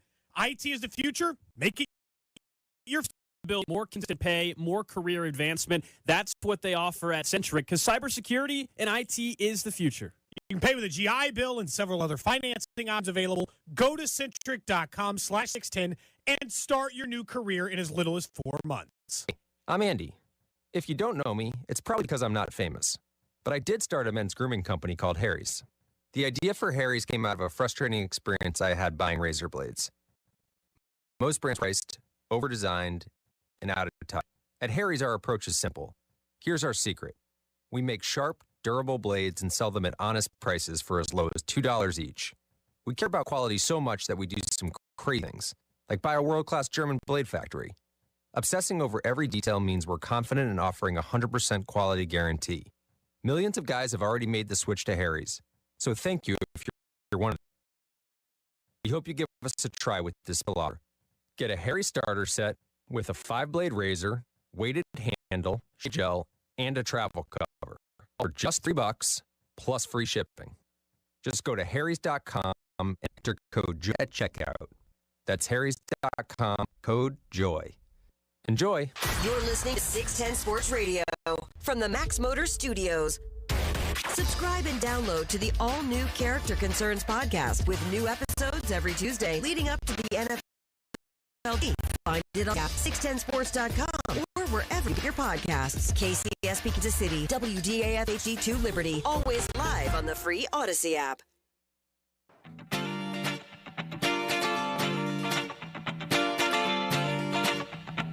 Join us at the Landing in Liberty, Tuesday, April 25th. We're less than 2 weeks away from Draft Week in Kansas City. So join us for drafts and drafts at the Landing in Liberty, starting at 6:30 on that Tuesday night. Full roundtable discussion getting you set for the draft. Audience Q&A. You got some questions for the panel. That includes Nate Taylor, Athletic, former Chiefs offensive lineman Mitchell Schwartz, plus a special guest. It's going to be emceed by our own Nick Schwartz. We're still working on his attire. I cannot find the Nutcracker costume, so I don't know if that's going to happen. You just lost it? I think it's gone. The event is free and open to the public. Just one of the many things we'll be doing on Draft Week. That's going to be a ton of fun. Our entire 610 crew is going to be up there. Nick, why won't you tell the people who the special guest is? Why won't you just that big? On a scale of 1 to 10, how big is it in related to if you like draft content, how big this guest is? Well, I will say this. There is one special guest. There could be 2 special guests. Of the for sure one special guest, on a scale of 1 to 10, how big would you say they are in the draft community? Physically? How much do they weigh? No, how much weight how do much they space hold? do they take up? How much weight do they hold in their body? In the draft community. I would say they're a heavy hitter. A heavy hitter. I like that I asked for a 1 for 10, and then you just made your own diagnosis of it. Yeah, they're a C out of A, B, C, D, E, F, G, all the way to Z. Wow, that's pretty much the top. Yeah. If it goes all the way to Z, that's like... I'll just say this. It's not Mel Kiper Jr. or Todd McShay. But it's of that ilk. I'm willing to say that. It's not McShay or Kiper. Yet. Maybe that could be the second. I'm just going to say it, man. They're welcome to come. Ryan Stackpole. And we got our guy. Chris Trapasso's wife from Etsy. She's gonna have a table in the back selling shirts. And the second special guest we're hoping for is Chiefsaholic. We're just hoping that that pans out. Fingers crossed. Look, we've made a call. Things are, as you guys can imagine, he can't commit to a location and time right now. I mean, it's not smart for him in advance. So that's one of those things. Yeah. If he drops in, he drops in. He is still on the run. He is welcome and invited. Unreal. Someone says, "Hey Nick, do you need my Lombardi trophy for the show next Tuesday?" Like for Nick to hold it, or just to display it? Are you Andy? Clark Hunt? Andy? Are you Clark? offering up a Lombardi trophy for the landing? The real thing? Someone says it'll be Roger Goodell. You never know. Could be Roger. Old Roger showing up to the landing at Liberty. Mm-hmm. So we'll let you know as we get closer how that's all going to go. Let's stick with the draft, though, guys. I think every year every fan base, every fan, every city tends to gravitate towards one player or two that you're like, man, I would love if this guy ended up landing with my football team. Your draft crush. We all have a couple of them. Last year it was Chris Olave for me. It was Notre out Chris Olave up in New Orleans. I was bummed out. He did have a very nice rookie season. I think for you guys, George Pickens. He was right up at the top of the list. Right? George Pickens, I think, was probably there for you guys. So who are the three? We'll take your text on this, too. 913-586-7610. The three biggest draft crushes that you had for the Chiefs in the first round that you would love if he landed in Kansas City. You'd be thrilled. For me, I'm starting in the same realm as I did last year. It's a wide receiver out of Ohio State. Boy, you're really not changing at all, Chris are you? Olave. And next year's going to be Marvin Harrison. It is. Absolutely. I can tell you Dude, already. he's going like top 10. So Yeah, unless the I know. season goes disastrous. Because, look, draft crush doesn't have to be. I think it's realistic. And I don't think Jackson Smith and Jigba is totally unrealistic. That to me is in the range. Yeah, Jackson Smith and Jigba is my number one draft crush dream pick for the Chiefs in round one. I understand it would likely require them to trade up, and it's very unlikely that this all happens. But, man, I would love it. I think there's a great track record of Ohio State wide receivers coming into the league, man. And he's pretty damn good. And he's by far the best wide receiver in this draft class. One of my other ones last year, if you remember, was David Ojabo, who I was convinced was absolutely worth the risk, knowing that you only got a limited amount of production out of defensive ends. Look, I was wrong. That it should have been him over. I didn't necessarily think him over Karlaftis, but just where he went, I was interested. I'll stick with the same. I'll give you my one trade up before I give you the two guys who could be available at that pick or at a later pick in the draft of the guys I want. Just kind of moving stuff around, huh? No, I'm saying I'm going to go with the trade guy here first. He didn't say necessarily first round. You know, I said first round. Okay, that's fine. That's fine. I did say, I said, who are your three biggest draft crushes for the Chiefs in round one? All right, for just taking a round one, I'll go to the trade up guy first, and I've jumped on board with Nick. I think Dalton Kincaid is the answer. And Wait, around on the top. Whoa! Here's the reason why. This is quite the development. Upon further evaluation of the wide receivers, I actually think Dalton Kincaid is the best pass catcher in the entire first But what round. about your guy Kelsey? That was your big hesitation. And you didn't want them drafting him because of Look, Kelsey. I worried, like, at this point, because of the way he plays, I'm just going to have to trust that the Chiefs will find a way to use two tight ends in a heavy pass-catching situation. If Bill Belichick can figure it out in the 2000s, certainly Andy can figure it out now. And really what it comes down to is I like him better than like Jackson Smith and Jigba. I think he's the best pass catcher available in the first round. And if he's going to go somewhere between 15 and 20, I think, Nick, maybe is where the range he's going to go. It takes a big trade up. Maybe. But I mean, I just don't know about this class because in any class, you're looking for where's like the separation between, okay, these are the tier one prospects, these are the tier two. Like we know the top three guys seems to be Bryce Young, C.J. Stroud, Will Anderson. From there, it's just kind of like, okay, I know the tier two guys are probably going to go top 10, top 12. After that, it's a jumbled mess. It is a mess. So I think that is a good thing, I guess, for the Chiefs in that maybe one of those guys that you think is top 15, other teams have it 30. I get it. We've talked a lot about Dalton Kincaid, and I'm with both I've come of you around on it. that Seems to fit. I mean, the fit. I wouldn't be worried about whether you think Kelsey's playing one more year or three more years. It's about also can he come in and just be a nice pass catching option for you immediately because Andy will find a way to implement him in the offense. Okay, other big draft crushes. We'll get to the text line in a second. I see a couple coming in. Number two for me is an offensive tackle, and it's DeJuan Jones in particular out of the group. I think he's also a realistic get for them at 31 overall. Not only, I guess I'm a huge Ohio State fan. That's two Ohio State guys. Yeah, right what out are you of doing? Look, it turns out Ohio State, pretty good football program. Turns out some They got a lot of good players. Turns out some pretty good talent. Look, 6'8", 374. 6'8", 374, a guy that can compete and be my right tackle. Maybe has a chance one day to be a left tackle. Probably not athletic enough, but for right tackle, that is a massive right tackle. They haven't had that on this offensive line, certainly not the tackle spot.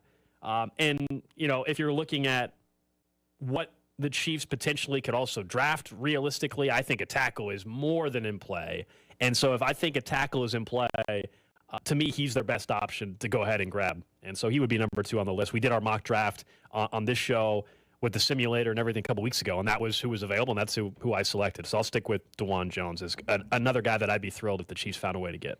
Yeah, so as much as I've shifted on Dalton Kincaid and come back around, haven't really got on the tackles yet, so it's not there. Fair So enough. for me, it's B.J. Ojulari. I just want, I want one of those, and he's a little bit undersized for what Frank Clark used to do, but it feels like the kind of guy who will build into that. He's long, he's pretty tall, feels more the style than Will McDonald or the others. Like, I just feel like it's a better fit for them, and I just think he's really good. I think the talent is there.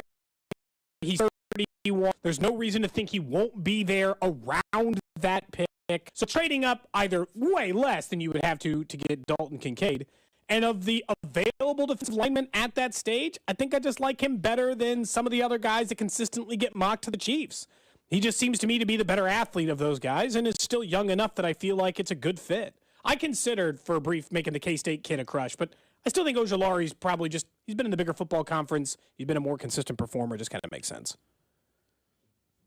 I don't think he fits, man. I don't You think he's just too small? I literally don't think Too small. I mean, he's got to. I just think he's going to be a really good NFL player. So I would tell you this: if the Chiefs drafted B.J. Ojulari, what if I told you in year one I would guarantee you he will play less than George Karlaftis did last year? Like he'll probably be a 30% snap. That's what they do with all like rookie it'd be how they use Sky Moore offensively. That's how they would use this dude. And they'll basically tell him. I think because you got a Minihue, you can do that. You can't see the field until you put on 15 pounds. Yeah. I do think there's some portion of that, but I don't think that that's out of the question. I think smaller-ish, like he's got the size, he's got the height and the length, Nick. It's just like get bigger. Like I don't think that that's out of the question for a defensive end versus like too short or whatever. We'll run through our final one and say, Nick, who was the second one for you? I don't even think I've given one. I thought Dalton Kincaid. Well, I was just kind of agreeing. But yeah, Dalton Kincaid obviously is the one for me. I'm going pass rusher. I'm going Miles Murphy out of Clemson. This is so weird because we haven't talked a ton about him. Well, because a month ago he was thought of as being a top 10 prospect, and now all of a sudden he could fall to the teens, if not the 20s. I've seen mock drafts that have him going in the late 30s. I don't know what the deal is. He's sort of like this shorter but very, very stout, big built front end, base end. You put him on the outside, 4-down guy. Like I love the way he would fit with the Chiefs. Played for Clemson. You want to talk about a big physical pass rusher? He just fits the profile of what Spags likes. The last one for me is another wide receiver, and it's strictly because typically this is not the receiver the Chiefs and Andy Reid draft, and there's also not many receivers that have this size that potentially could go in the first round.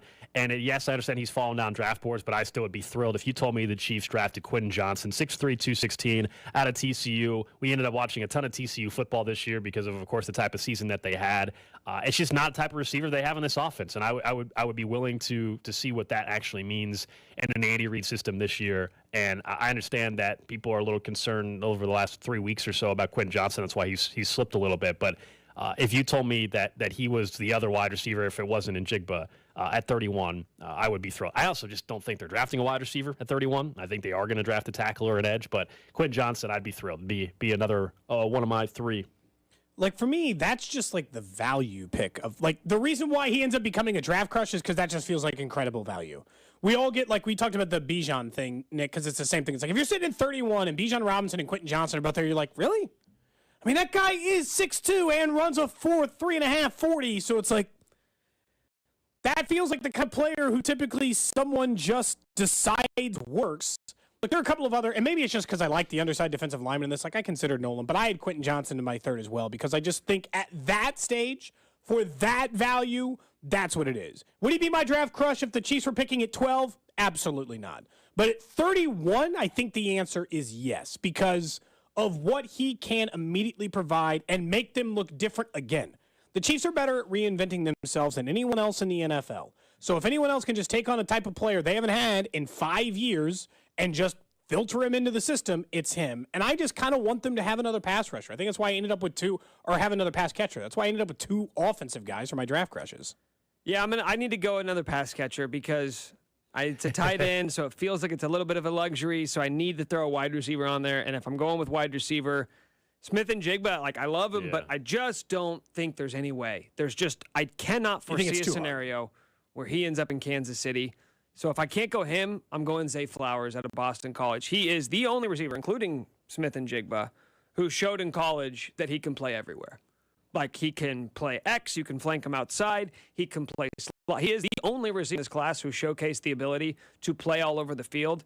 He's 5'9", $182. That scares a lot of people away. It's never scared Andy Reid away in the past. He has never been afraid to take undersized receivers. And the dude is just...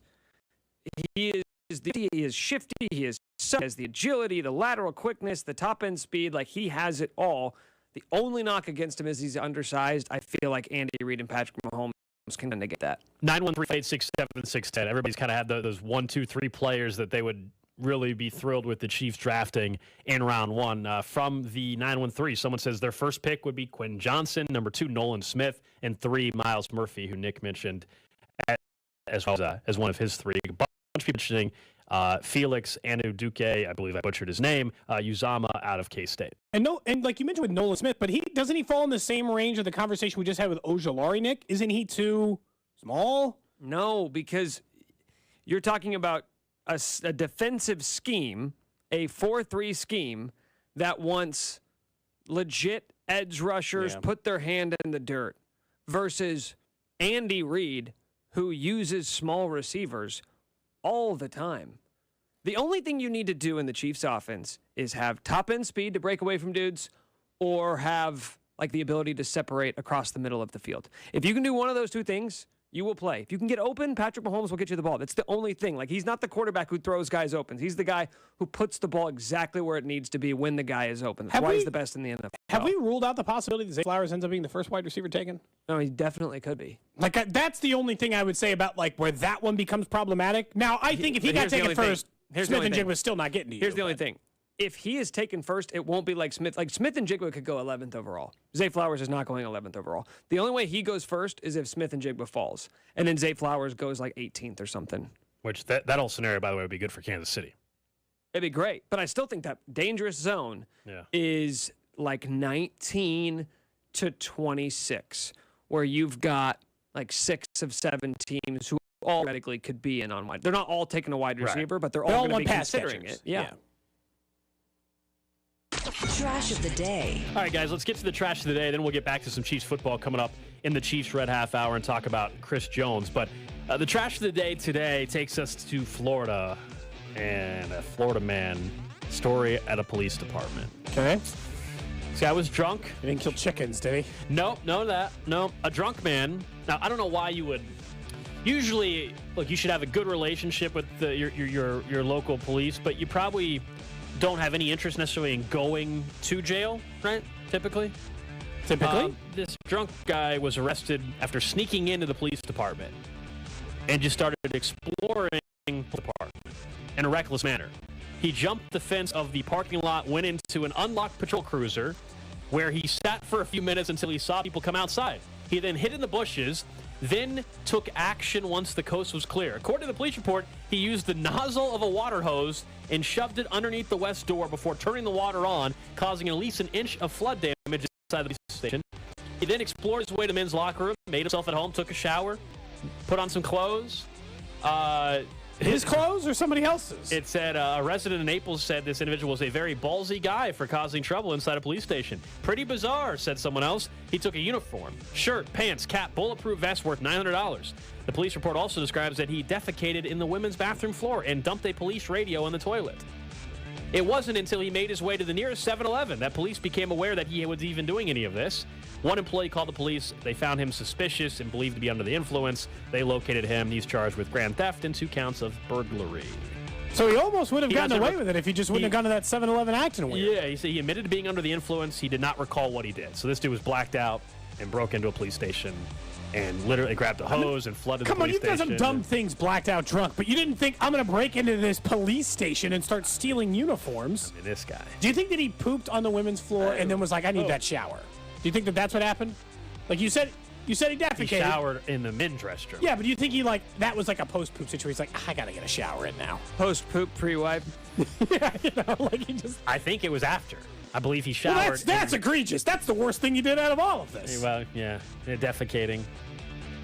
Yeah, I don't know. I don't think that's definitive that was the worst thing he did. But it's up there.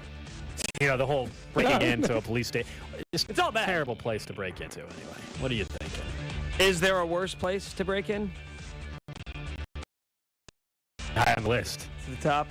I still think, going back to Chiefsaholic, I still think breaking into or robbing a bank is one of the worst things you can do. What about breaking into a home security store? A home security store? Yeah, that'd be a bad place to break into. I guess probably. You would think they'd have a bunch of nice cameras. I would hope so, or else they're the worst home security store ever. Other than that, it had to be like big government buildings. That'd be the only other. Pentagon? Yeah, like, I broke into the Pentagon. Like, first, how? Yeah, they might give you a job actually for doing that. What if you broke into the White House? You'll be in jail for that. Yeah. Didn't Nixon try that? They got away with it, right? By the way, it does. Bank robbery has highest. Too soon? yeah. Too soon. Bank robbery does have one of the highest arrest rates of any crime in the country, but only 61% of bank robberies were solved last year. So, I mean, 39% of these people scot-free. Until they try to rob it again. Look, that is the mistake. That's the common mistake. If you're going to rob a bank, do it once. One time, get away with it. One time, you get away with it. There's Cody's never advice. rob a bank again. Just disappear. We all know it just never happens. You get away with it once, so why not do it again? And this is where they get caught. Never get enough from that first bank robbery. That's probably it, right? And then there's Chiefsaholic. What's the minimum amount you would have to be guaranteed to try a bank robbery? It's not worth 10 million? It's not worth 10 or 20 years in prison, man. It's just not. Okay, Wait, but there's a 10 number. years in There's jail? a number for it, though, Gold. Like if somebody said you got a 60-40 chance of getting away with it. So 60% chance you get away with it. So we're going to guarantee you, hold on. We're going to guarantee you, if you get away with it, $50 million. No, I'm not going to prison. Cody, your number is way too the money number's way too low. Okay. The 60-40 I can live with. Like that's just robbing a bank. Like yeah, you're not guaranteed to get away with it. 200 million? Dude, come on. What's the number? Like 700 million. God, $200 million. Again, at that point, you're not robbing a bank. You're robbing Fort Knox. Because it's not just going to You're not jail. robbing a bank. You're acting like the bank, robbing a bank isn't a $500 million job. Because it's not just going to jail. It's what will happen to you money in heist. jail. It's what type of jail you're going to go to. And what are you going to do after that? Ruins your life. You're no. The I'm answer is 55. I get out of no. jail. The answer What are you is going to keep the money? You're going to keep the $200 million, but you get out after 25 years if you get caught. 25. Dude, what? 25 Dude, years. This is the worst. Remind me to never rob a bank with Does you. your wife know this? That you're willing to go to prison for 25 years, and you're Get out good at with that? 63 and I got, what, $200 million? So here's the thing, Gold. I think 25 years in prison, dude. Gold. The But fact there's that, a 60% chance I'm not. Cody, you a 40% started with chance 50 you million. I feel like you would do it for less. I think if you told, Right. I think if someone approached Cody with a quote unquote job and they said, "Hey, we can get $2 million a piece out of this," That's way too low. and you can maybe have to go to prison for 20 years. Cody might be in. Are you going This to is wait crazy. for 20 years if you rob a bank? It For $2 depends million on where you rob it. What kind was it? You know, What you rob it with? who you robbed it with. Was a gun used? There's a bunch of factors here that can change it. And each state's different. There's some states you might want to rob the bank more in than others. But is it states or there's also, it's obviously there's state, but then, I mean, robbing a bank, that's a federal thing too. So I don't know. Feels like. Do some research on that. Ask Chiefsaholic. Find out what he's, and So then all also, you got to do is cut an ankle monitor off if you want to get away for a few weeks. yeah. And then guess what? He probably added it on another 10 years. Probably. Because another felony for what he did. If he gets caught. Someone says they'll do it for 500,000. 60-40 chance if they get I caught. feel like this is going to be a DB Cooper situation with Chiefsaholic. They're going to make documentaries about how they. He's got eventually. All right, we'll take a break and we'll talk more about Chiefsaholic. We all have a top dollar amount for, I guess, Cody's robbing a bank, but what about for a contract with Chris Jones? That's next. You're listening to Cody and Gold, brought to you by GAN Asphalt and Concrete. For asphalt, concrete, and plot maintenance, GAN Asphalt and Concrete. One contractor, all things parking lot. Trusted in Kansas City since 1994. Online at GANNasphalt.com. Subscribe and download all new episodes of Nick's Waving in the Wheat podcast. Released every Thursday on the 435 Podcast Network and the Odyssey app. Turn a loss into a win with BetMGM, the official sports betting partner of Major League Baseball. Place a one-game parlay wager with at least 4 legs on any MLB game, and if all the legs of the parlay hit but one, you'll get your stake back in bonus bets up to $25. Just log your account or download the app and sign up with BetMGM to get started. Then just to opt in to the one-game parlay insurance promotion to receive up to $25 back in bonus bets if your parlay with 4 legs or more loses by just 1 leg. Only at BetMGM, the place to bet on baseball. Visit BetMGM.com for terms and conditions. 21 years of age or older to wager, Kansas only. New and existing customers offer. All promotions are subject to qualification and eligibility requirements. Rewards issued as non-withdrawable bonus bets. Bonus bets expire 7 days from issuance. Please gamble responsibly. Gambling problem? Call 1-800-522-4700 in partnership with Kansas Crossing Casino and Hotel. This is Larry Ryan at Ryan Lawn and Tree. Those local Ryan pros and the Clean Red trucks are employee owners, recruited from the best college horticultural programs in the country. They want to make your lawn the best-looking lawn on the block.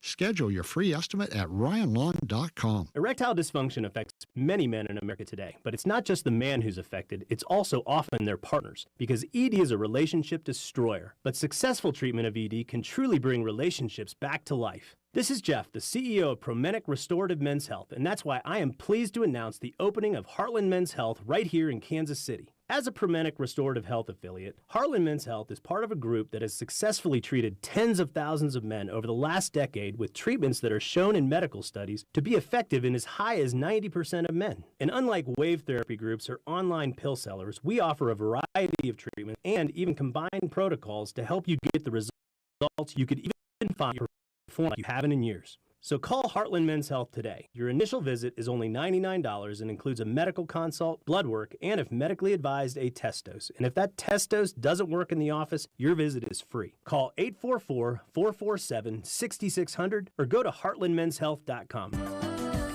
For adults with moderate to severe plaque psoriasis who are candidates for systemic or phototherapy, now there's Skyrizi, Risankizumab Riza, a prescription-only 150 milligram injection. With Skyrizi, 3 out of 4 people achieve 90% clear skin at 4 months, and Skyrizi is just 4 doses a year after 2 starter doses. Nothing in me go hand in hand. Nothing on my skin, that's my new plan.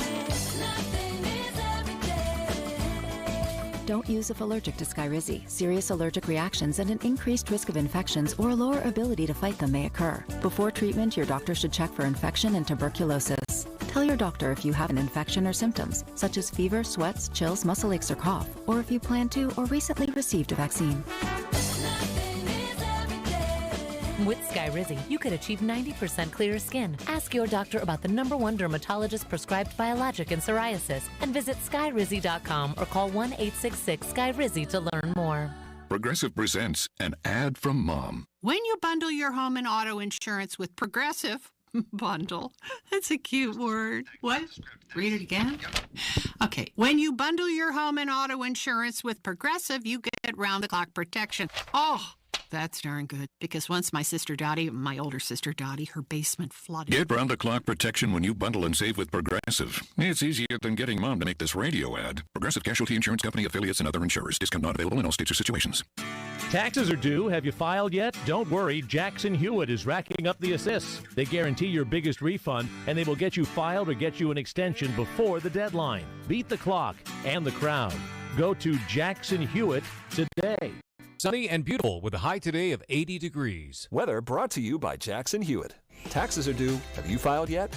Don't worry. Jackson Hewitt is racking up the assists. They'll get you filed or an extension before the deadline. Beat the crowds by going to Jackson Hewitt today. The 610 Sports Radio phone line is brought to you by Onder Law Injury Lawyers. Visit getjim.com. This report is brought to you by Charles River Labs. Discover the difference. This is your moment. Charles River Labs is a visionary leader in the development and delivery of advanced drug therapies. Be part of a team that is focused on improving global health while providing a culture of teamwork, diversity, and sustainability. This is your moment. Opening soon in Overland Park. Learn more at jobs.criver.com. Hey, Royals fans, it's Vern, and I want to let you know that on Thursday, April 27th, you can hear the pregame show, Royals game, and postgame on Alt 96.5 starting at 5:30. For one night only, we're moving the Royals broadcast during a historic night in Kansas City. You'll still get Denny, Jake, and Stu, and you can still listen to the game on the Odyssey app as well. Don't forget, listen to Royals Baseball Thursday, April 27th on Alt 96.5 following the Church of Laszlo. Chiefs Kingdom. This is Mitch Holtis, and welcome into the Chiefs Red Half Hour on Cody and Gold. Every day at 11:30 on your official broadcast partner, the Chiefs, 610 Sports Radio. All right, it is the Chiefs Red Half Hour. Reminder, we'll talk some Royals baseball with the general manager of the Kansas City Royals, executive vice president of baseball ops, JJ Piccolo, at 1 o'clock today. The Royals wrapped up a road trip last night, 10-1 victory over the Texas Rangers, their best performance this season. They're off today, and they start a homestand tomorrow at Kauffman Stadium against the Atlanta Braves. But let's talk some Chiefs football here. And we were joking about the Chiefsaholic a little bit, and Cody was trying to figure out what the number was for all of us. I'd be a first-time offender. Willing to risk 25 years in prison. You'd be a first-time offender. I don't think it matters when you rob a bank, dude. You don't think it factors that in? If you use a weapon or show a weapon to rob a bank, you think you're only getting 3 years? I would just try to do no weapon in this case. No weapon, okay. No weapon. Then I might get 3 years. If you walked into a bank without a weapon and tried to rob it, I would bitch slap you. That's not how it works. I told you how they train you. They train you to just give it away. Doesn't matter. If I say I have a weapon, you're just pretend like I do. Do you always do things as you were told to do in this current job? I'd say I'm very good at it. It says in most cases, bank robbery, this says in most cases, bank robbery, no less than 10 years in prison. The fact you're considering this is very alarming. Very alarming. I think it should be easier for you. What? No kids. Way easier. No. I just think you should be considering this stronger. You can pay for all the protection you needed in jail with that $700 million. You're acting like you still have that money. You don't have that money, man. That was the agreement we made in this hypothetical. So you stash it. They found you, but they can't find the money. The $700 million in cash. You're putting this money. They're not going to find, Cody. But they found you, but you had time to stash them where. That's great. Not getting caught as quick as Chiefsaholic. He got caught 5 minutes after the fact. How long is he going to be out? Well, he got caught in 5 minutes, but now he's been out for what? How long? 2 weeks? You know what I'm starting to think? It's almost 3 weeks now. You know what I'm starting to think? Okay. He wanted to get caught. No. Wait, what? Yep, this was all a part of his master plan. Think about all the great criminals. The Joker, he wanted to get caught. Jeez. He's over my number. One of the guy in the James Bond movie, he wanted to get caught just so he could get inside the belly of the beast. What belly of the beast is he inside? What prison is Cody in this scenario trying to get into to talk to somebody? I don't know. I don't know what his master plan is. Look, he's already over my 17-day estimate. Nick said he'd be gone forever, so he's still under your number. So far, I'm the closest to being right. I guess. Just let it be known. Though? Because I said 17 days. If you got caught today, it'd be like 19. You can't even. It's Price is Right rules. If you go over, then you're out. But I wouldn't have gone over.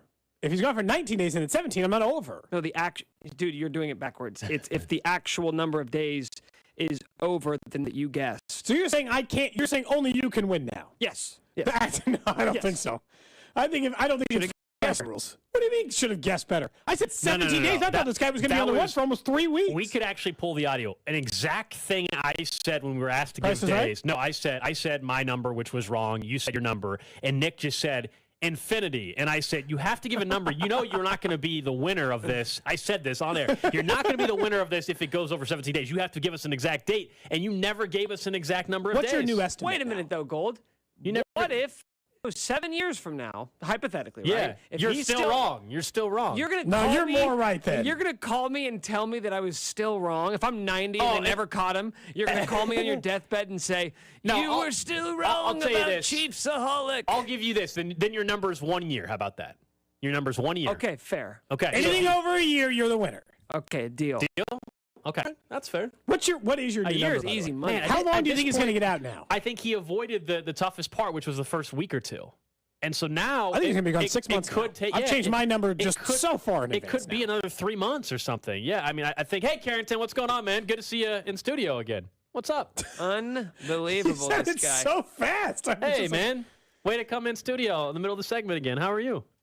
Hey, man. He's got his headphones, your charger.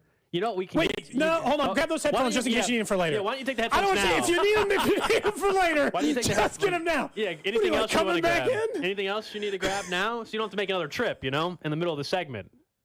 I didn't know what the rest of this stuff is. Yeah, grab a pen and notepad. Some paper. There it is. That's smart. That's a good idea, man. That's smart. That's really good. What do you guys think about we get like a box for Carrington? Yeah, just put all the stuff outside the studio every day. Here you go, man. Take your stuff. You're good to go. So you're going to pack him up every day like you're evicting him? Every day you take Carrington's stuff, we're going to put it in a box outside the door? No, I think, honestly, the only way, just throw it away. Do you think he charges his phone at night, or is he burning through the battery every day before noon? That's pretty crazy if that's the case. What's your gut tell you there? I think what happens is he grabs his charger, he brings it in this studio during his show, plugs his phone in, show's over, and he literally just drops people say, like, hey, when work is over, drop everything and go home and relax. He takes it literally. I think he drops the cell phone charge, just leaves it here. He drops everything here. If he has a drink, he just leaves it here. And just is like, hey, off the clock, and I'm done. And just leaves everything here. I think that's what happens. That feels right, based on this interaction. Anyway, my new time is 6 months for Chiefs. I'm officially way out. I just think that I'll go. That includes the 3 weeks he's almost been gone. So, I'm really saying 5 months in 1 week. 6 months total. I'll say he's caught in the next 2 months. God, you've really extended your time period. It's still lower than everybody else's, but yeah. Is he on, what's it take to get on the FBI's most wanted list? I have no idea. Because they got like a top 500. Again, this is the difference of we had the story a year ago where the corrections officer broke out the, convicted murderer, and they were on the hunt. Everybody was searching. They were everyone was looking. A little bit different. I don't think they're committing every resource possible to tracking down Chiefsaholic at this moment. It's a little bit different. The guy committed a bank robbery. I know, but it's not the same level as some of these other people. Just thought, maybe he would have made the list. If you search the FBI website, he does not come up. Well, yeah. He's not yet made the people list. on the FBI, like this guy, on the FBI's most wanted, Cody, top 10, it's because the day after, he's wanted for killing his wife the day after his wedding. What did I say in the intro today? Don't say the K word this week. I made Speck a promise. Did you really? That's you how made you him get a on. promise? That's how you get on. Someone's robbing Cody. Find out. Let us know how it goes, please. We'll be on the list. I don't think you get on a list just for robbing one bank.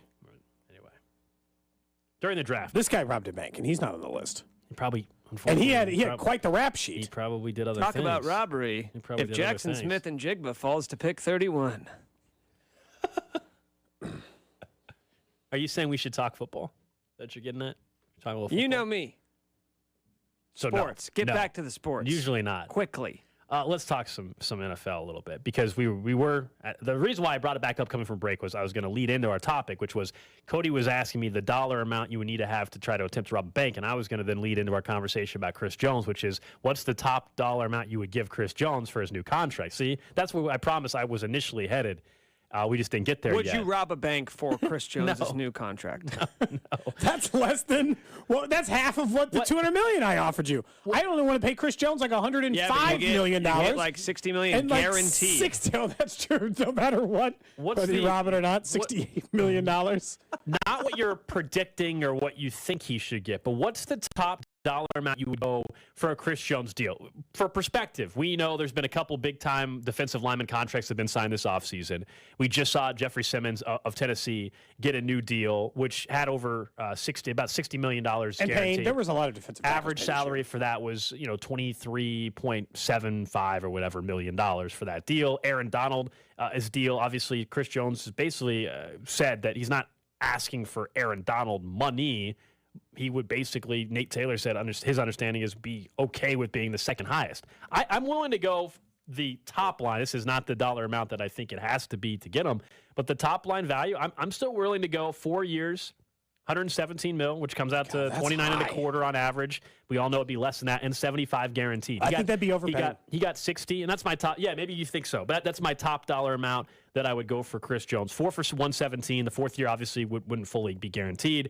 75 guaranteed. That's $15 million more guaranteed than he got on his last deal, and it's still $15 million more or $15 million less than what Aaron Donald got guaranteed. Considering, and every player is a little bit different, but considering some of the top end numbers they've set for other players, hell, I mean, the top end number for Juju might have been like $8 million. The top end for, as we know, Tyreek Hill was like $25 or $26 million based on the last or the latest reporting when that deal was going through. I think the best you can do is 4 for 105 and like 68 guaranteed. The reason why he got 60 guaranteed the last time is he was younger. He doesn't get to just exponentially grow his guarantees because defensive tackle numbers haven't grown that significantly, and we know that because 4 younger than him or around his age defensive tackles have all been signed this offseason, and they're all getting in that range. I understand that Simmons got a little bit better than that, So I'm not really jumping to guarantees. Maybe I can go a little north of 70, but that's tops, man. I don't think you would want to get in the market any higher than that. I obviously, and we have made that very clear in the show, at this point, the best defensive in the NFL. He's better than Aaron Donald right now. I'm not saying their careers. It would be kind of ludicrous, I think, probably to make that claim. But during that entire run, he's been the second best interior defensive lineman, and he's clearly superior to the other people who've gotten paid this offseason. But I do think, like other players, you have to set a number that if you're the Chiefs, you won't go over. For me, it would be 4 for 110 if I'm really stretching it. And like $68, $69 million guaranteed. So we're only $7 million off overall. But that's all it was with Tyreek. And then that ended up being the difference for why he didn't end up being here. The difference for me and why I would be willing to push the number higher. And we know there's also, as we discussed after the Tyreek Hill trade, to me there are 3 players on the roster the Chiefs are willing to go to top of market. Kelsey, top Mahomes. of the market. Which, by the way, even my number for Chris Jones, top of the line. That's top of the market. That's top of market. It's not beating the Aaron Donald number by any means. No, but it's still like, right? Mahomes, Kelsey, Chris Jones. Those are the 3. Everybody else, sorry, man. We might love you. We might think you're great, but you're not going to be the highest paid at that position. Just not going to do it. I'm willing to do it for someone like Chris Jones. I'm also willing to do it because, and the difference between him and Tyreek Hill is Chris Jones is your Patrick Mahomes of the defense. He is. The dude had 15.5 sacks last year, finished 3rd in Defensive Player of the Year, is clearly a defensive leader for this team. You look at that defense that made a lot of progress last year, still has a ton of young players on that defense. On the flip side, Patrick Mahomes, he's in his prime. He can elevate the Richie Jameses, the Sky Moores, hopefully, the Kadarius Tonys. That's what right now. That's their plan, by the way. I want to be clear. Like right now, that is actually what they are saying as well. Not just their act. I mean, that their actions are representing that. Defensively, I can't do that. The good news is, no matter what your dollar amount is, and obviously we're off on the top of market. You and I disagree a little bit. He's under contract this year.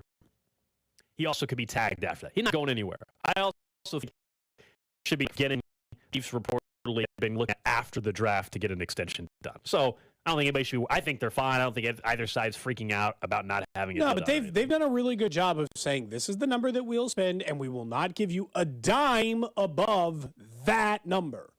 And I feel like they must have a number on Chris Jones, and I don't think you want to get to 30. Like you're at 29, I'm at like 27 and a half. It's like there is. We talked about this like when it came to the void years of contracts that people are adding. You're like, well, I mean, $2 million in an individual year doesn't really mean much, but if you add it up over the course of several years, it does. And it's just, at some point, you're going to want to pay another high-end defensive player. And the question is that, does Chris Jones, giving him a 4-year deal, maybe your maximum 3 years if you were a different Chiefs fan? I think that's probably unrealistic.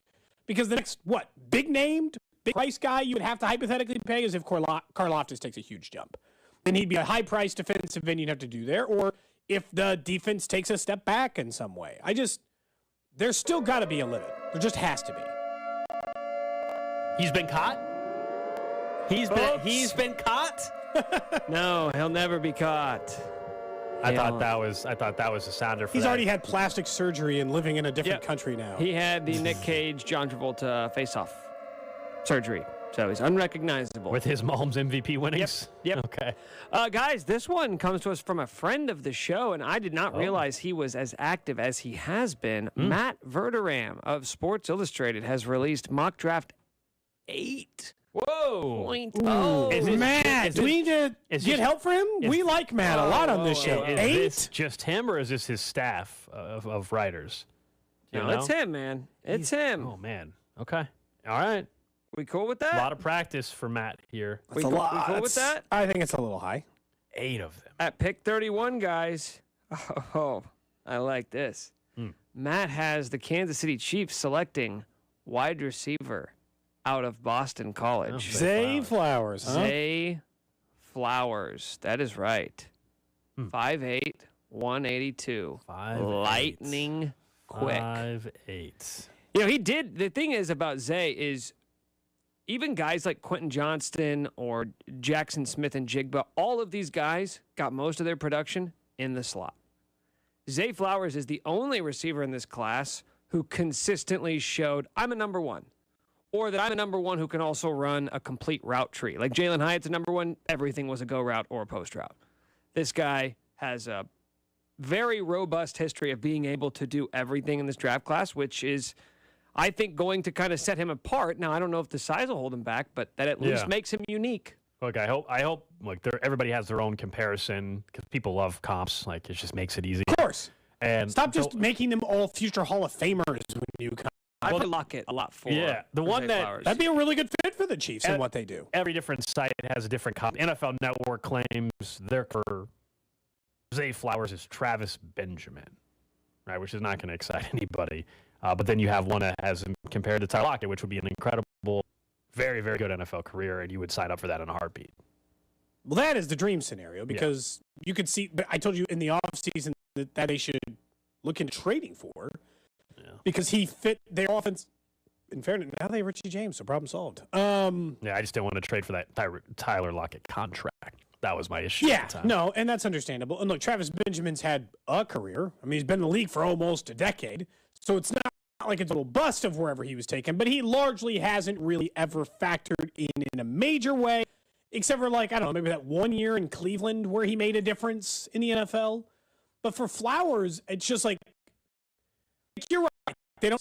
Like, one of Andy Reid's best offensive teams had Deshaun Jackson and Jeremy Maclin at the same time. Those guys were, 5'9" and 6 foot? Yeah. Like, they weren't, so that would fit more. And now Zay Flowers. I don't need to be a tall go-get wide receiver in the Chiefs offense under their normal working system. I've seen another I just don't want comparison gadgety, if that makes of, sense. Deontay Johnson of the Steelers has been another comparison I've seen. Well, I mean, I like that. I think everybody likes that. That's a name that They can stay healthy. Healthy Deontay. Yeah, I don't think they're factoring and help with the comps. But yeah, Zay Flowers continues to get more attention. I didn't know Matt Verderam had eight of these bad boys already. Okay. I mean, we should text him. Make sure he's okay. I mean, is character concerns going to get the 4 before the draft, or is it going to be like a 3.0? Or are we up to 2.5? That's tough. That's going to be a lot. That's only asking for 2 more. What do you mean a lot? There's 2 weeks. 2 more. 1 week. I don't know, man. You don't just squirt these things out. That has 8. You are getting droopled up by your competition. Competition? Well, everybody's competition. Everyone's competition when you're in the mock game. It's over for my competition then. Why? He has 8. It's about quality, Cody, not quantity. Think about that. There is some news in the NFL. It's breaking news in the NFL, Nick. From that says Dan Snyder has reached an agreement in principle to sell the Commanders for $6 billion to a group led by Philadelphia 76ers co-owner Josh Harris. And that group also includes former NBA star Magic Johnson. Now, if the deal has to still be finalized, and if it's Dan Snyder, you never know what he has up his sleeve. But this seems to be the closest ever to being done with Dan Snyder maybe as an NFL owner. And I know there will be a parade in Washington, D.C. if that actually happens. But Dan Snyder, again, reportedly has reached an agreement to sell the Commanders for $6 billion. That's it? Just $6 billion? It would be I wish I could get fired from my job and get $6 billion. Highest price. He never got fired. It would be the highest price ever paid for a sports team, and they haven't tried to force him out. Except for the $4.6 billion that the Broncos got. They made it very clear he was unwelcome. Yeah. Oh, yeah. Like, I understand that he wasn't actually fired. They were trying to let him save a little, but they wanted his ass out. Yeah, they didn't want to have to. Made it very clear he was not welcome here. They didn't want to have to go forward with trying to go through the process and legal fight of forcing him out. Instead, it looks like, again, according to Sportico, that a deal has taken has actually happened. Also, Jeff Bezos reportedly never submitted an offer after all that. So, what does that make the Chiefs worth? In your mind, they're worth $6 billion. The Broncos sold for what, $4.6 billion? I think Forbes last year. Will give you their estimate. If you pull up that they just put it out in the last couple months. I don't know how off the top of my head, but Forbes always comes out with that article. This was before this past season. The new one will come out in August. This was before the Chiefs won another Super Bowl and before this past year and everything. The Cowboys were the most valuable franchise at what's their dollar amount here? Was it $8 billion? $8 billion. Yep. And the Chiefs came in at 3.8, looks like. I feel like it'd be worth more. I just feel like if Mahomes was around, it would just somebody would overpay because he's the quarterback. Like if they sold tomorrow, someone would be like, Mahomes for the next 10 years. I mean, right? it already went up before this past year. By the way, from 2021 to 2022, it went up 26%. And they don't even have a new stadium yet. Their stadium's one of the other ones in the NFL. Yeah. So it's like if you get a brand new stadium, then where? It's market size too, right? Absolutely. That's why Dallas. But Dallas not only is a big market, but also has a big, shiny, fancy stadium.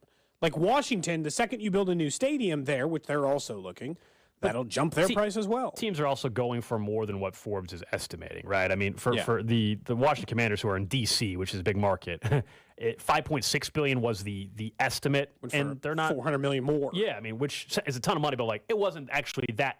No, it's pretty close. It's funny because we're talking in the billions, so it's only $400 million. It's only $400 million. Gold wouldn't even rob a bank for that. It's practically nothing. That's right. That's right. Again, find me a bank that has $400 million, Cody. I don't think it exists. Like this, you got to go in. The bank I worked at, the branch had like 800,000 in the vault. That's what I'm saying. Yeah. Oof. And then maybe the ATMs had another couple $100,000, $1 million. If you took literally every dime out of the bank. You've thought this through. There was one day you were on shift. There was one day you were on shift as a teller, and you definitely, clearly had thought this through a little bit. I just had to balance the vault. That was my job.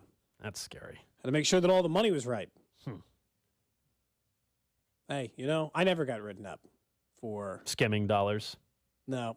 The only thing I'll take it back. I did get written up once. Here we go. Here we go. There's audits at every bank you work at, so and you one of the accidentally missed out on a couple $1,000s every once in a while. Not that amount of money. Every single bank is audited for the exact amount, and you're allowed to be off a certain percentage. Sure, how much? How much money are you allowed to be off? Do you know talking real slow to buy himself some time while he makes up an I think excuse? without getting written up, you could be like $20 off. $20 a day, man, across 365 days. It does. But the thing I got written up for, which is generally frowned upon, is we used to share, but it was kept in my cabinet. It was probably $7 worth of change in singles, a cash kitty to make your drawer even. You're not supposed to have that. Like if you were, I was over like $1 today, I'll just put it in there. And then I was under $1 today, I'll just put that $1 out. Have you ever seen the movie Office Space? Yes. You know how they skim like fractions of a penny? Yeah. But over the long haul, they make a lot of money. Mm-hmm. So it adds up. Saying I did? Saying I stole a penny? I only worked there for like 4.5 months. It's that when you package it as, it was only like $1 here, $1 there to make you all right. It stayed there, though. It lived at the bank. Then why'd you get written up for it then? Because you're not supposed to have a kitty. You're supposed to just report that you were off. It is amazing. You're high of people I know that nobody's had more jobs than you have. It's actually pretty remarkable. There's just no way that's true. It's pretty remarkable, man. I think it's remarkable that you've only had one job. Well, no, I've had more than one job. Radio guy, that's it. Just one job. And you worked at a pro shop once. Well, no, but like again, there's a difference of like what do you consider? There's a career versus job. You've named off like 15 jobs. You probably wouldn't all call them careers for you. I would That's what I'm saying. Really pretty much. Well, some of the others were close. I told you my first job was like as a hen house, at a grocery store. Then I worked at Best Buy. And then basically I've been in radio after college ever since. But for you, it sounds like you had like 8 jobs and then now you've had a career. I went to school later, Yeah. No, I'm just saying. I still think you've had more jobs than anybody I ever know. You've done restaurants and banks, bank teller, bank robber. I mean, there's been a lot of things. I didn't rob any banks. There's been a lot of things that have happened. All right, that's the Chiefs Red Half Hour. Coming up next, we will get to what's trending. Continue to talk a little bit more about the news out of Washington, D.C. involving the Washington Commanders. And we'll get back into a little bit more on the Royals front, in particular, a question we have about Brad Keller and what the Royals could do in the future.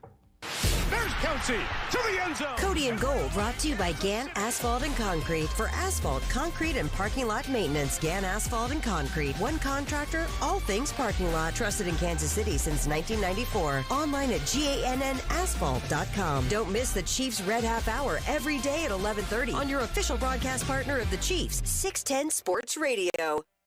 You don't have to be like me. You don't have to have 97 different jobs over the course of your life. Gold, you can actually get a career thanks to Centric. Just 4 months, too. You're thinking, man, it's time for a career change, but I don't That's how long I worked at the bank. I don't really have, 3 years to go through this education process. What if I told you at Centric, you can get that new career in just 4 months? It can change your life. It can be that easy. You can find more stability and more consistency with better pay. Centric.com/610. Find a career that can offer you more consistent pay, better career advancement. Don't get yourself, like, if you're in that job right now with no career advancement, right? I just told you, I work like service industry. You're not going anywhere. What are you going to do? Become the manager of the bar? It's not where the money is. The money is in IT, and that's why you should go to centric.com/610 and see what kind of career they can get for you and options available. Yeah, they work with a huge network of 1,500 companies that have hired Centric graduates. Plus, these companies, they're constantly helping sell out their curriculum, focusing on new areas of opportunity. So you're not getting an outdated program. Even if something changes in a huge way with the industry and you're a month or two in the program, they're willing to adapt on the fly. Go to centric.com/610. Some people don't do well under pressure. At Northern Tool and Equipment, we do it best. Whether you're spraying down the shop or getting the winter grime off your house, a Northern washer says you're serious about spring cleaning. From an all-electric power horse to a Honda-powered North Star, we'll help you build your perfect cold or hot water package with all the chemicals, attachments, and everything you need for the job ahead. Northern Tool and Equipment. We're made for this. Come see us in store or shop online at northerntool.com. The NBA playoffs are here, and you can turn crossovers into cash with FanDuel. Just visit FanDuel.com/win right now and place a $5 bet, and you'll get an instant $150 in bonus bets, win or lose. There's no better place to bet all the playoff action than America's #1 sports book. Go to FanDuel.com/win. Sign up to get $150 in bonus bets when you bet your first $5. That's FanDuel.com/win. FanDuel, official sports betting partner, NBA. Gambling problem? Call 1-800-GAMBLER. HOPE is here. GamblingHelpLineMA.org or call 800-327-5050 for 24/7 support in Massachusetts. Call 1-877-8-HOPE-NY in New York. Must be present in state where lawful wager. 21 plus. Present in select states. FanDuel is offering online sports wagering in Kansas under an agreement with Kansas Star Casino LLC. Bonus issued as non-withdrawable bonus bets that expire 7 days after receipt. Restrictions apply. See terms at sportsbook.fanduel.com. Gambling problem? Call 1-800-GAMBLER. Visit FanDuel.com/RG in Colorado, Iowa, Michigan, New Jersey, Ohio, Pennsylvania, Illinois, Tennessee, Virginia. 1-800-NEXT-STEP or text NEXT-STEP to 53342 in Arizona. 1-888-789-7777 or visit ccpd.org/chat in Connecticut. 1-800-9-WITH-IT in Indiana. 1-800-522-4700 or visit KSGamblingHelp.com in Kansas. 1-888-770-STOP in Louisiana. Visit MDGamblingHelp.com in Maryland. 1-800-522-4700 in Wyoming or 1-800-GAMBLER.net in West Virginia.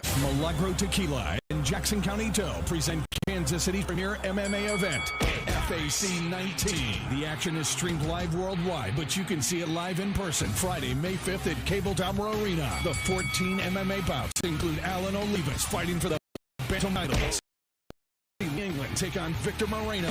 FAC 19 tickets are on sale now through Ticketmaster and the Cable Damo Arena box office. Sponsored by Dream Machine Motorsports, Hoya Excavating, Herzog, and Tintmaster. In just 2 months, it'll be 2 years since I underwent SBK Advanced LASIK for my friends at Dury Vision. I was going back and thinking all the things that have changed since then, things I've been able to do a lot easier traveling, all because of not needing contacts or glasses anymore. A trip to Colorado or going rafting, there's no way I would have been able to wear glasses on the rafting trip. We were getting soaked. Water was coming over us. It just would have been a pain. Would have had contacts in all day long. My eyes would have been itchy.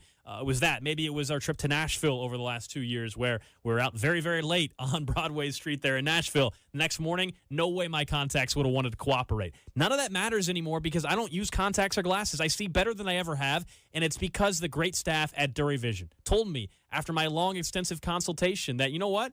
You are a candidate. Despite being told you're not a candidate in the past, you can undergo SBK Advanced LASIK. Just call Dury Vision like I did, 913-491-3330, or go online to duryvision.com and find out more information how you can make the best decision ever like I did. Hey guys, today I want to talk to you about Dan Dan the Wedding Man. Why rent a suit or tux when you could buy one from Dan Dan? Only $250 gets you a custom tailored suit or tux. And as always, Dan Dan has free alterations for life. It's the day your partner will remember for a lifetime, and it's a suit you can use for a lifetime. Best day, best look with Dan Dan the Wedding Man at 97th and Quivira. Online at dandantheweddingman.com or call 541-1192. Get in zone, AutoZone. Welcome to AutoZone. What are you working on today? Thinking about gas mileage. You know, changing your oil with a full synthetic oil like Pennzoil Platinum can help your engine get more miles. Right now, you can get 5 quarts with an STP Extended Life Oil Filter for only $37.99. Get started on your next job today with the parts you need when you need them at AutoZone or AutoZone.com. Get in zone, AutoZone. Restrictions apply. With your sandwich, nut fries, and a drink, Wendy's $5 Biggie Bag is your go-to. Your nugget wingman. Your hot and crispy fry co-pilot. Just like us. We're like the bag boys. What? Bag boys, bag boys. What you gonna do? What you gonna do when we bring your food? For a deal you can count on, bet on Biggie and choose wisely. Choose Wendy's. Bag boys, bag boys. U.S. price and participation may vary. Includes choice of double-stacked JVC or crispy chicken sandwich with 4-piece nuggets, junior fry, and small soft drink. Third-party delivery pricing may be higher. You're listening to 610 Sports Radio from the Max Motors Studios. Mahomes looks to throw it. Pump faking right side. He wants it. A comeback cut. It is caught by Kelsey. Touchdown, Kansas City. Your official broadcast partner of the Kansas City Chiefs. 610 Sports Radio. KCSP Kansas City. WDAF HD2 Liberty. And Odyssey Station. What's trending? All right, let's check in on the hot topics trending. Number one on what's trending is the news in the NFL. Sportico reporting that the Washington Commanders owner Daniel Snyder has reached a tentative agreement to sell the Commanders to a group led by Sixers owner Josh Harris for $6 billion. The group also includes Magic Johnson.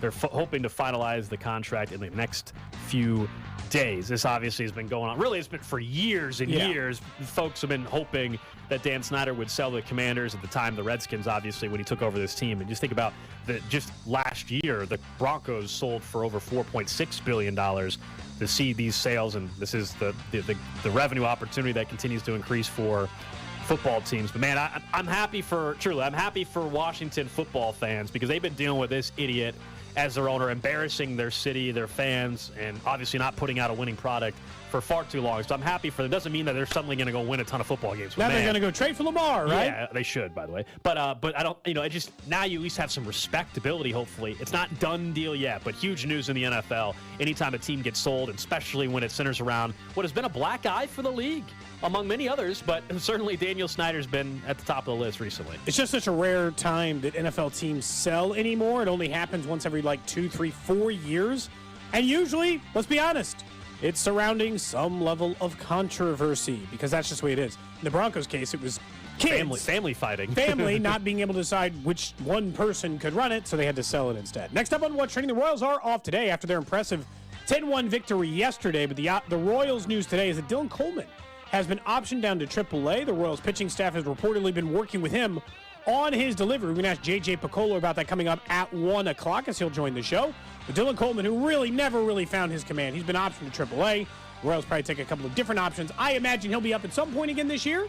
I'd be very surprised enough if he's up in the next month. You think Stamont is going to get? Probably. But they had to find some sort of consistency for Dylan Coleman, and he just didn't have it right now. Good news is last night the bullpen was saved after a fantastic outing for Brad Keller. Saved, and then you get an off day. They're in good shape heading into their weekend series. Can they get some momentum going? Last night was their most impressive win of the season. I understand the record is not impressive, but last night was promising. You had MJ Melendez and Vinny Pasquantino and Bobby Wood Jr. all hitting in the lineup, and really, it wasn't just that. Nicky Lopez was really good last night. Across the board, there's a reason why you win a baseball game 10-1. It means everybody was contributing. And so, as you said, we'll talk to J.J. Piccolo coming up at 1 o'clock. Next up on What's Trending, Time Magazine has named their 100 most influential people of 2023. And Patrick Mahomes, for the second time, has landed in the top 100 for that. Of course, a Super Bowl champion. Here's what they said in the magazine. Quote, this is actually from Peyton Manning, who wrote the excerpt on Mahomes. Patrick is setting new bars. All these young players around the country are trying to imitate his sidearm throws and incredible plays, but I hope they know he's also an incredibly hard worker. He appreciates the cerebral part of the game, and also he understands his platform as the MVP quarterback of the Super Bowl winning team. This won't be the last time you hear Patrick Mahomes identified that way. Yeah, he was one of 13 people selected for the Titans category. I mean, he's one of the most recognizable athletes on the planet. He's linked with Lionel Messi of Argentina. That tracks. Second time, though, Mahomes already been on it. When you're a two-time Super Bowl champ and a two-time MVP, 5 years in the league. What's your best path, Cody, to get on the Times 100 most influential people? Rob a bank for $700 million? Do you think it's as the Titan category or artist category? What category do you think you have your? There's a percent. If we were to do a pie chart of 0.1% versus 0.3% chance of ever being on the list, which one gets you to 0.3? What are the other choices? Titans, artists? Artists, so like Michael B. Jordan was on it. Okay. Salma Hayek. Just become a famous actor? Icons. It's not going to be that one. No. Pioneers. I don't know what you're going to pioneer. Lemonade stand, you know? That would not be pioneering lemonade stands. Hold on. Maybe it becomes one of the most popular lemonade companies in the world. What about leaders? No, There's that's some probably politicians not on there. What about the Titans, as I said? That includes Beyonce, Patrick Mahomes, Elon Musk. there. Okay. Innovators? Maybe. Mbappe is listed as an innovator, by the way. Interesting. We'll stick with that one. Okay. Next up on watching, the NFL they approved the first quarterback-specific helmet designed to help reduce concussions. It's been approved by the NFL and NFLPA for use in the upcoming season. It reduces the severity of helmet-to-ground impacts, it says, which league data accounts for about half of the quarterback concussions. You're probably familiar with that in the way it looked in the Tua injury. Good timing, at least, on this if it really is something that will help prevent the concussions. But one very quarterback-specific helmet, probably just the one with the extra padding right here on the back. Good. Gold for when you get knocked down and land on the back of your helmet. More likely a quarterback's going to go down that way. So they've approved one specific to quarterbacks. That's fantastic. Hey, lastly on What's Trending, there's a rumor out in Houston around the Texans and their general manager, Nick Caserio, that he could perhaps leave the Texans once the draft is over. A lot of times scouts get cleaned out and fired after the draft. Happens all over the league. It's just normal, but usually not with a general manager. John McClain, who actually now writes for Odyssey as well, here at Odyssey Sports, but has wrote for other publications. He says that he's heard at the league meetings a rumor that Caserio could be leaving the Texans after the draft, will return to the Patriots. Now, McClain in the piece says he doesn't buy it. He notes, though, that former NFL executive Michael Lombardi, friend of the show. No, banned from the show. Enemy of the show. Stated enemy of this show. Has recently said there will changes in Houston after the draft, so we'll find out. Man. I always, the Chiefs did that, and it never made any sense to me. The idea of being like, we think you're stupid and you shouldn't do this job anymore, but if you don't mind, go ahead and draft what might be the most important draft pick in the next 10 years for this franchise, then your ass is out. That doesn't that's stupid. That's a stupid way to operate. My guess is it's because probably ownership or others are going to have more say in the draft than a normal year with them. Also, fine, you just make the pick. The scout, it's one thing for the scout stuff because there will be plenty of stories as soon as the draft is over that the so-and-so has released their entire Southwest scouting department or what. You know what I mean? Like that's normal stuff. It sounds so weird, but that's just how the scouting cycle works in the NFL. Anyway, that's what's trending. Not your GM. No, that's what's trending though. Here on Cody and Gold, we'll talk with JJ Piccolo, Royals GM. VP of Baseball Ops coming up at 1 o'clock. And one of the things we'll certainly want to talk to him about is what they've seen from these pitchers. And I understand it's very early, but it is, you can't deny incredibly encouraging the progress you've seen. And we always talk about the balance of how much does a manager relate to wins. One thing, though, I think when you're talking about player development in particular, we all know that the backlash that the Royals faced with Cal Eldred sticking around for a while, the lack of what appeared to be development improvement from the pitching staff, from young pitchers. It's hard to not claim that that's a huge factor right now in what this new group of coaching staff has done for Chris Bubich. They've kind of reinvigorated and recalibrated Brad Keller to where I would he toss looks Carlos great. Hernandez in this Sure, conversation. he's got a hamstring or something. I don't know. He his last outing 2 days ago or whatever he left. So hopefully everything's fine there for him. But you're right. I mean, it's hard to argue. Yeah, but he's pitched in 4 games and he's got a sub-2 ERA. Here's the biggest question that remains for me. Because Brady Singer took the leap last year under the old pitching staff. So, I mean, credit where credit's due. They brought him up. They sent him back down to the minors to stretch him back out for a starter, and then pretty much it was gangbusters after that for Singer. But Bubich and Keller were not just bad last year. They were lost. They didn't seem like they ever got close to finding it, right? I mean, it's been a couple of years since Brad Keller did, and it's only 3 starts. He looks really good. Chris Bubich looks different, completely different than he'd been before. And the way Vernon said it, it's just, we're more open to your ideas than before. But what do you do if Keller's good, Gold? Because if you are the highly transactional, new-look Royals and you're going to go full bore on how Cleveland operates or Tampa Bay operates and some of these other smaller market teams who just trade in and out of players every single year, winning all these tiny trades, then you would get Brad Keller good again and you'd move. You'd move on from him. You'd be like, he was really good a couple of years ago, had a couple of down years, and he's back, baby. So bring him onto your roster. He's your fit. And we're going to roll up Daniel Lynch to fill the missing spot behind Lyles and Greinke. But here's why I think it's a problem for the Royals. I'm curious to hear if JJ agrees with this. But in order to operate under that system, I kind of think you have to build yourself up a little bit. Because if you walk on Keller versus extend him, like you trade him, right? then you have Bubic and let's say they're all working. Bubic and Singer are working, great. Lynch is working, great. And you still have 2 more rotation spots in Greinke and Lyles, and nobody else in the minors who's super, super ready. So maybe one veteran pitcher. Who's the 5th guy? It does kind of feel like it still has to be Keller because there isn't enough built up behind them yet. Yeah, part of this involves what you said, which is you need Daniel Lynch to come back and be healthy first and foremost, and that's going to be early May before you can even get to that process. And if he comes up and you see some of the promise that we've seen from these other pitchers that have worked with this new pitching staff, from him, there's another guy, Chris Bubic. Can he do it for more than just 2 outings, really? I mean, at this, can he do it consistently? Can he do it for for the entire season, for 6 months, for 4 months? That would give you some more flexibility. I still think the skepticism around it is totally warranted. Around them being a top 5 or top 10 pitching staff, yeah, I get it. We can all be like, all right, really? But there's no doubt they're improved. I don't know how you can argue it. And Brad Keller last night was fantastic when the game was close, and then the offense came through for him, and he was able to pitch freely with nice cushion for much of the night because the offense jumped on Eovaldi pretty quickly. Yeah, I just don't like which version do you want to be is a very different conversation. Here's one thing I actually do believe about the Royals, and I guess this is something as a fan you should come to accept, is that if you want them to be a winner in the way that some of these other small market teams have proven you can be successful, you are going to have to let go of favorites. And I think as a Kansas City fan, that is really hard.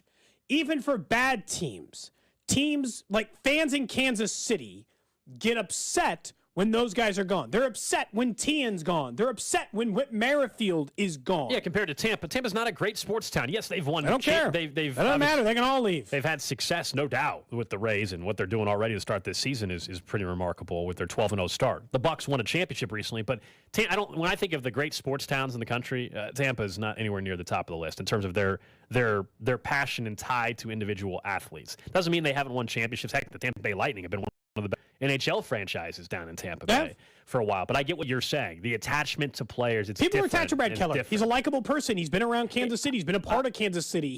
He had success in Kansas City. He has. I will say this. It's, with all due respect to him, though, we're not talking about Salvador Perez here either. No. You know what I mean? No, but that's the extreme end. Yeah. But there's all these middle players that you come to like and accept. Like, let's say Kyle Isbell has a really good year.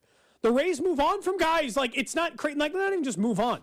They let somebody else take Kyle Isbell from them to become their 3rd, 4th outfielder. Then they just call up Nick Lofton, and all of a sudden he's their 3rd or 4th outfielder, and he just immediately replaces. It's just every 2 years or 3 years, there's 2 or 3 players that you've come to like that are successful, that work for this team, that you just accept leaving.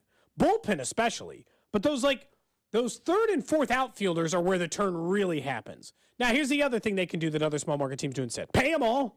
Just pay them all early when they're 25 years old, 22 years old. But we've talked about the problems and why that hasn't happened in Kansas City. It also takes 2 to tango. Like, I've made it, yes, because, like, for instance, I've heard that Vinny has not actively engaged in those conversations. And not from him, for whatever it's worth, but it's like, maybe Vinny's not ready to sign an extension yet, right? We're like, give Vinny the money, pay him. He looks great, pay him the money. But it does take Vinny also interested in signing an extension now versus when his value might be higher, Gold, 150 games from now. Yeah, and that's the thing. Sometimes you can say, well, just get the deal done. But if let's just use Bobby Witt Jr. for an example. If you're his agent, his dad, you're his agent, which, by the way, that was really cool. He caught his own kid's foul ball? That's wild. I've never even caught in a foul ball. Caught his own kids? I heard Ryan Lefevre talking about on the broadcast. Somebody did some research on like the odds of his dad catching his foul ball and all that scenario coming into play. It was like 1 in 17,000 or something was the chances of that playing out. For what it's worth, here's the story. Yeah. Last night, Bobby Witt Jr. had a productive out that led to the tying run, but right before that, he hit a foul ball into that sweep, and guess who ended up with the ball? His dad. Bobby Witt Sr., here's the reaction afterwards. Look at that in a moment and show it to you. They were jumping up and down. Oh, my gosh, Bobby Witt Sr. ended up with a ball from Bobby Witt Jr. That is a cool moment. So I talked to Junior, and he signed it. Actually, he didn't sign it. He just wrote on it. Hit by Bobby Witt Jr., caught by Bobby Witt Sr., and the date. He hasn't signed it yet. I asked him if he would, and he said maybe we'll both sign it. That, of course, was on Bally Sports last night. Really cool. And yes, his dad, Bobby Witt Sr., is a certified agent for Major League Baseball as well. But that's really cool. I brought up Bobby Witt more talking about, like, it takes both sides wanting to get it, like the Royals could be like, hey, we'll give you $200 million, which I don't think they're willing to do yet. But then it also takes Bobby Witt Jr., willing to actually take that amount of money. Absolutely. And we've talked about this, right? Different backgrounds impact this as well. If you're someone, let's just use him as an example. He's a son of a pro baseball Your dad player. played baseball. For 10 years, 12 different years? background than someone that maybe grew up in Dominican Republic or something. I mean, these all scenarios are real. You're not desperate for the money. You don't need Salvador Perez is the example of this. Well, Bobby Witt Jr. had an $8 million signing bonus. Salvador Perez was what, like a mid-round pick? Oh, no, he was signed at 16 years old out of Venezuela. He got like $10,000 to sign with the Royals originally. It was one of the cheapest. He got one of the single greatest extensions from a team perspective ever. Okay, yeah. Well, it was. I mean, they eventually gave him more money. But, I mean, that was the most team-friendly contract of all time. I mean, everybody knew at the time. Someone said it. I guess they're right. I guess the odds it was a joke or whatever, that it was based on the attendance. That was the joke. Like, the odds. It wasn't like, I was like, I don't know how you would figure it anyway. His dad was in a suite. Have you ever caught a foul ball? We've talked about this. No, I haven't. Nick, have you caught a foul ball? I haven't even had a real opportunity to catch one. No, I've had an opportunity to catch a home run too. You had one hit on your hands and missed it? No. It was like first week of the season. I would say about 12 years ago. Tigers were in town. Curtis Granderson hits one to the hits a homer. It was probably 42 degrees out, windy. Oh, so not a foul ball, but a home run. Yeah, home run. Light rain even. And we're all, me and three of my buddies are out there in the outfield, miserable. And we're all four sitting right in a row. There's nobody around us. And the home run ball lands 2 seats to my left. And I have my feet sitting up on the seat in front of me. And 2 of my friends tripped over my feet trying to get it, and I didn't move an inch. And then some little kid came down. That actually sounds very on brand. Yep. Why wouldn't you just try to catch it? It was cold. I've had 3 or 4 come up in the press box, but they never went to me. I get a foul ball if you somehow it catches you off guard. A home run usually, you got a little bit of time to know it's coming your way. Yeah, if I had that Curtis Granderson home run ball today, who knows where I'd be. Could have been the Cody Gold Garage Show. You could have raised money for the There's Negro League no Baseball way Museum. I would have kept it that long. Just no chance. Well, you just would have thrown it away? Hey, eventually you move enough times, you're like, hey, what's this baseball from? It's like, I don't know, some guy hit it like 8 years ago. I know. The meaningless April baseball game. I know the for a Royals got fact that we have like 8 runs. We have an autographed baseball in the Cody Gold Garage Sale this year. Yeah, and who's it from again? Jacob Juice. That's right. Mm-hmm. Big time. Mm-hmm. It's garage sale. Look. I mean, what do you think Vinny will give us from his house? That's what we need to get. I don't know. His cookie sheets or something? I have no idea. We'll talk to them maybe next week when they're in town this weekend, but maybe next week we'll talk to them. Been a little bit. So we talk to Vinny or MJ or Michael Massey. Hopefully. I imagine those talk a little draft with them too. Oh, they're going to come back to being NFL insiders? Well, I feel like you and I need to go to the clubhouse next week and get their predictions for their Jets, the Bears, and the Chiefs a little bit. We can have that for a draft on that Thursday. Be nice to get, I think that would be good. Invite them back onto the shows as NFL insiders. That's right, just for the draft. Oh, by the way, speaking of invitations, what's the protocol on the amount of time you have to invite someone to a birthday party? Kid's birthday party. Someone's gonna have to take him. My kid got a birthday invitation. What's the protocol? What's a reasonable amount of time?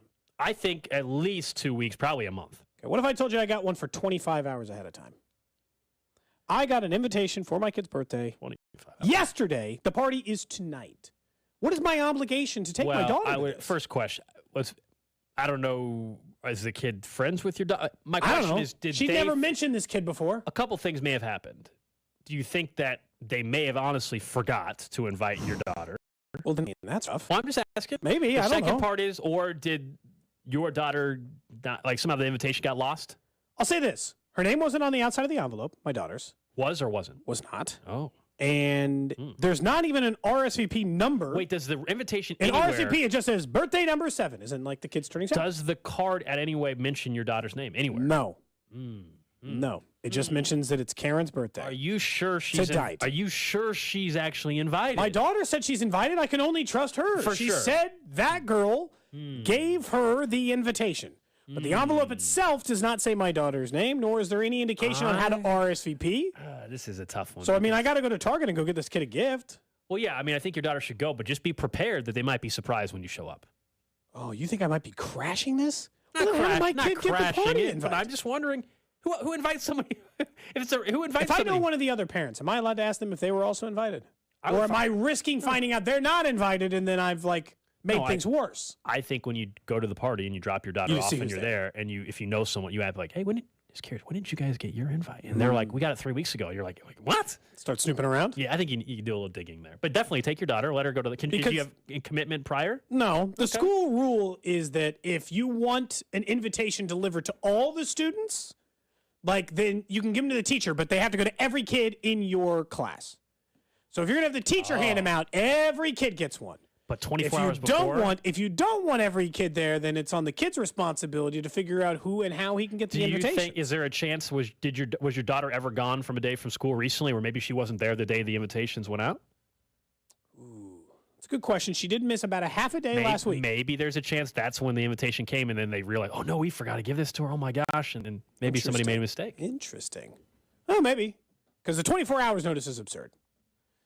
That's insane. I think you should give a month for a kid's birthday party. Yeah, I mean the day before the day before is ludicrous, absolutely ludicrous. That's insane. Where's it at? It's at like an indoor play area. Okay. Thing. Is she excited at least? Well, yeah, she wants to go. All right, well, you got to take her then.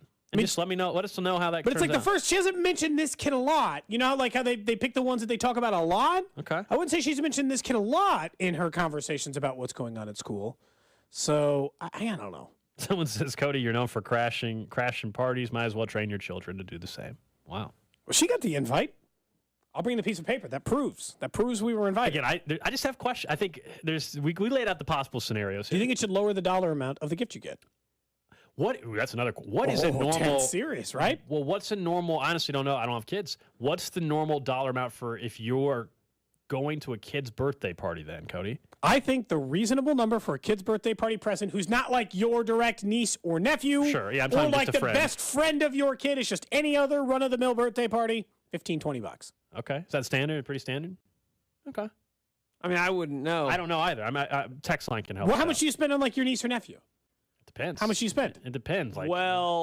If it's a birthday present or Hanukkah present, I'll go in usually with my twin sister on a gift, and we'll combine for it. So it can be it'll be a little bit more than that for sure. I usually operate in the 40 to 50 range. Wow, look, Mr. Big Box, huh? Well, I think that's for someone that you're related to. I'm dead serious. I have 20 nieces and nephews. I cannot be spending $50 a pop. 3. I cannot be spending $50 a pop. I have I'll be 3 destitute. and I'll never have any more.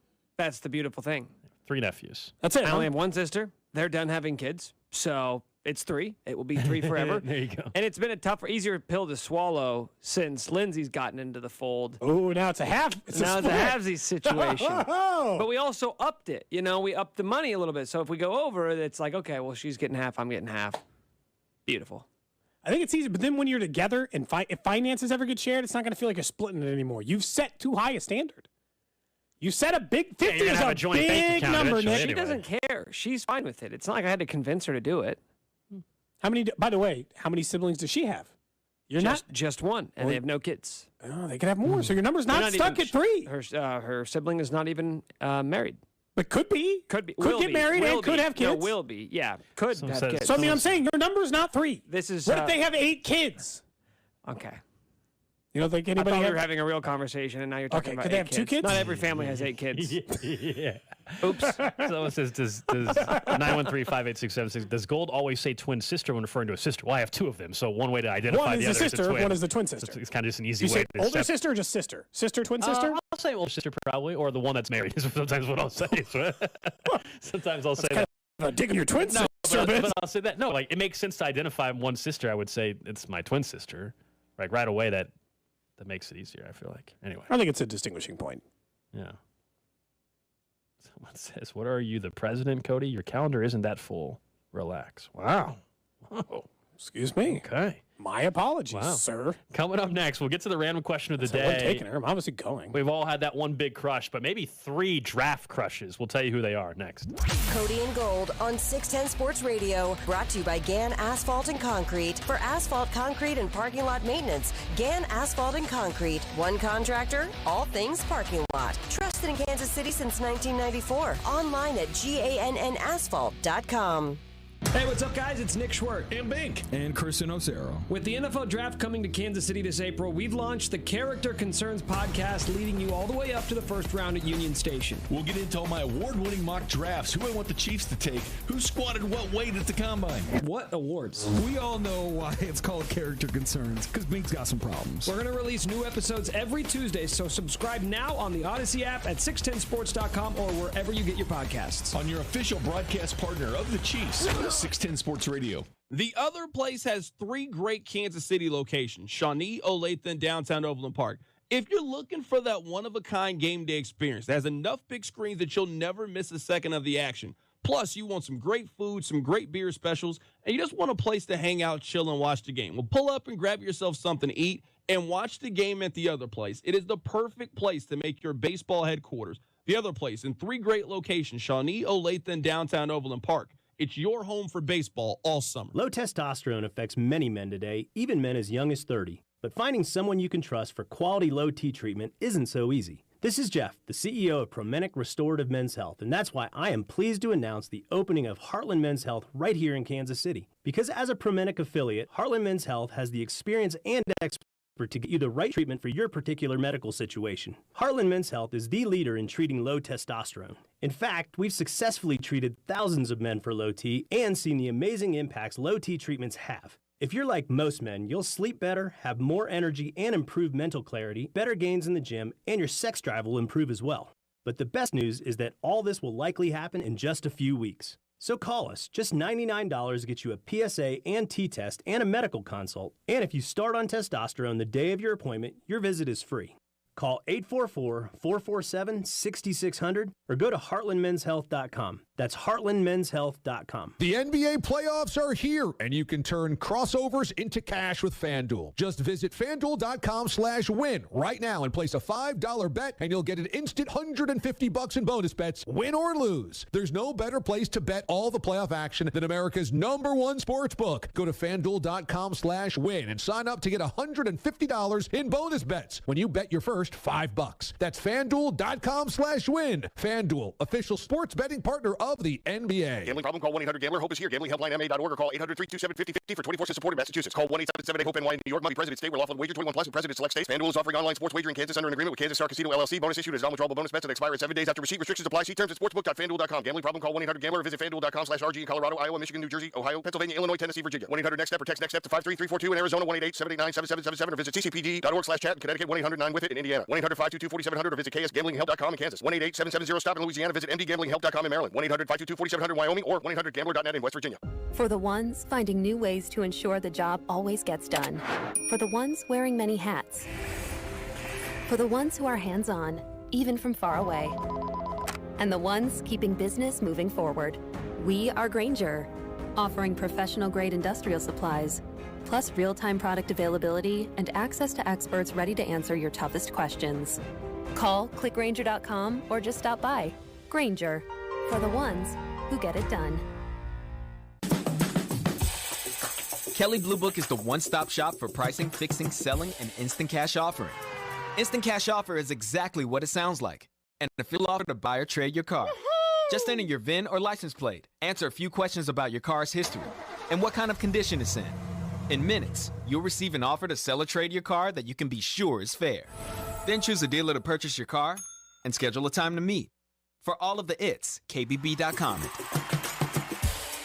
Discover credit cards automatically double all the cash back you earn at the end of your first year, which means...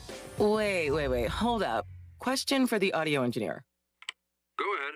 Did I read that right? Discover automatically doubles all your cash back? Yeah, that's what the script says. So if I get a Discover card right now, I can earn twice the cash back. Apparently. Wait! Unlimited first-year cash back match, only from Discover. See terms and learn more at discover.com/match. Guys, fellas, men, are you Roman ready for the weekend? Right now, generic Viagra, aka Sildenafil, is just $4 per dose at Roman. Just complete a free online visit with a U.S. licensed healthcare professional. If medication is appropriate, Roman sends what you need in discreet packaging with 2-day shipping. Generic Viagra from $4 at Roman. Go to ro.co/Viagra. Do it today and get 20% off your entire first order. That's ro.co/Viagra. The 610 Sports Radio phone line is brought to you by Onder Law Injury Lawyers. Visit getjim.com. Anthony Plumbing, Heating, Cooling, and Electric. Technicians you can trust with your house keys. Anthony's best deal of the year just got even better. Right now, when you purchase a new AC, the furnace is free. Plus, receive a 12-year parts and labor warranty and guaranteed next-day installation, or we pay you $500. Schedule online today at anthonyphce.com.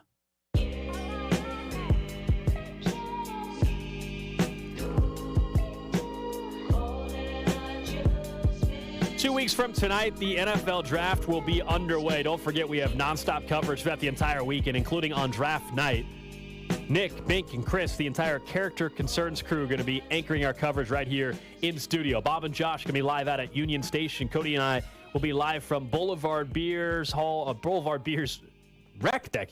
We'll have a chance to register to win a pair of Chiefs tickets at Boulevard on that Thursday. It's open to the public. CDOT and Rob are going to be on the live stream across our social media channels. Dusty over on the red carpet. And Pete and Nate will be out at Arrowhead. That's with the Royals game over on Alt 96.5 for that Thursday night opening round of the draft right here in Kansas City. And the preparations continue. And every day I feel like there's a new news story on the stage being built or something else around Liberty Memorial and Union Station getting put together for everything. Yesterday, they announced a couple of the vendors, and I think Q39 Barbecue is going to be one of the approved vendors for people around the Liberty Memorial to have. So it's going to be wild. I'm curious just to see how the city handles it. It's the biggest event we've ever had. I assume that when you've got 300,000 people who are just going to filter into your town to go to this event, the barbecue places are going to be so busy. Yeah, you might. If you're in Kansas City, then not the week to get barbecue. Yeah, you might want to. Next week, or, 4 weeks from now, this week, next week, not 2 weeks. Do not try to hit up a barbecue place Wednesday through Sunday, the week of the draft. That's where anyone coming from out of town is going to try the food this city is famous for, which is going to be barbecue. Yeah, Although I'd argue they should go get the taco places on the boulevard. You can do that. You can do that as well. Yeah, I got some friends coming in that work in media as well, and we're trying to figure out when their flight's getting. I'm like, we need to make a reservation. Are they asking to get barbecue? Well, I'm just assuming that's what they're going to want. To your point, I'm assuming that's what they're going to want. Now, look, they live in Texas, where they obviously think their barbecue is pretty damn good too. So, but yeah, you got to have some barbecue. So it's if you go to Texas, you still get it. You still get barbecue. Yeah, Texas barbecue is fantastic. The brisket's great. I still think Kansas City barbecue is better, but it's very good. Texas is number 2 of the. But Texas does brisket better than Kansas City. They don't have burn ends and they don't do the ribs the same way. Like the burn ends certainly don't. Again, I've told you I've gone to barbecue restaurants in other states, and they'll call them burn-ins. They don't know what a burn Just because you chop them up in cubes or squares does not make them burn-ins, okay? The burn-in is burn-in for a reason. Do yourself a favor, and I think it's 2 days a week. I think it's Wednesdays and Fridays. If you go to Joe's, you can get the Z-Man with burnt ends. Yeah. Game changer. That's the move. Burnt in Z-Man, that's living. Let's go get those after the show. That sounds great. That's what you want after the show? You know what sounds good to me? Oh, boy. Here we go. Running down to my favorite local barbecue joint. I swear to God, if you're going to say Dickie's. Get a nice slab of ribs, man. I thought you were going to say Famous Dave's. Oh, yeah. That's more of a chain. So is Dickie's. I like going to the local, like the spots, the hole in the wall spots nobody's ever heard of. Hey, Rosedale, baby. Shout out Rosedale. Wyandotte barbecue. Slaps. We can keep going. There's just so many good ones in this city. Can't go wrong. You really can't. You can if you do what Nick said. Well, yeah, if you go with the chains, you might go wrong. Yeah. Go with the local places. You're in Kansas City. I know. Visit local restaurants. That's all. I think the Kansas City will have plenty of people trying out the barbecue here in a couple of weeks at the NFL draft. Reminder, coming up in about 20 minutes, we'll talk some Royals baseball with the general manager of the Kansas City Royals, also vice president of baseball ops, J.J. Piccolo. But thinking of the draft, every year, whether you're a Chiefs fan, an NFL fan in general, you've got that 1 or 2 years or so where you're like, man, I can only dream that my team could draft this guy. You think he's going to be a stud. You think he's the real deal. Can he actually end up in my city? Go ahead. I was going to say, for my 3, yeah, go for it. I think Dalton Kincaid has moved up my list, even though I used to be anti-tight end in the first round. I just think he's the best pass catcher in the draft, so that makes it obvious. I like B.J. Ojulari because I think he might be that George Karlaftis as far as this guy's going to be productive. He's going to be productive in the first year. I feel like he's going to have a productive career. He doesn't quite fit system. But I don't know. Spags has had these team members long enough. Can he not get a guy who can just get off the edge and get sacks and work with, like, I think the addition of a Minihue means you can be more flexible. I know that they've been choosing all these guys who can go interior and exterior. And I kind of like the idea of a guy who just puts on a little bit more weight, just a true defensive end in that regard. Those two, for me, if they land in Kansas City, I'm feeling great. And then probably Quentin Johnson. I think you make an argument for a couple of wide receivers, but it's like, at least they feel like I'm getting a steal. I don't know, I'm getting a steal with Zay Flowers at 31. Quentin Johnson, if you'd asked a month ago, he was supposed to go like 11th in the NFL draft.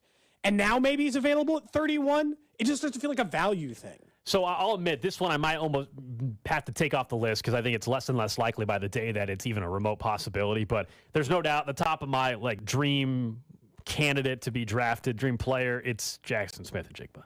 Last year it was Chris Olave. What percentage chance do you think it is that he'll 5%. Be available at 15? Oh, at 15? Because I think that's probably the range, right? Available at 50-50. Yeah, I mean, at 60-40 even. I was going to say at 15, because I thought you were about to ask me available 20? for the Chiefs.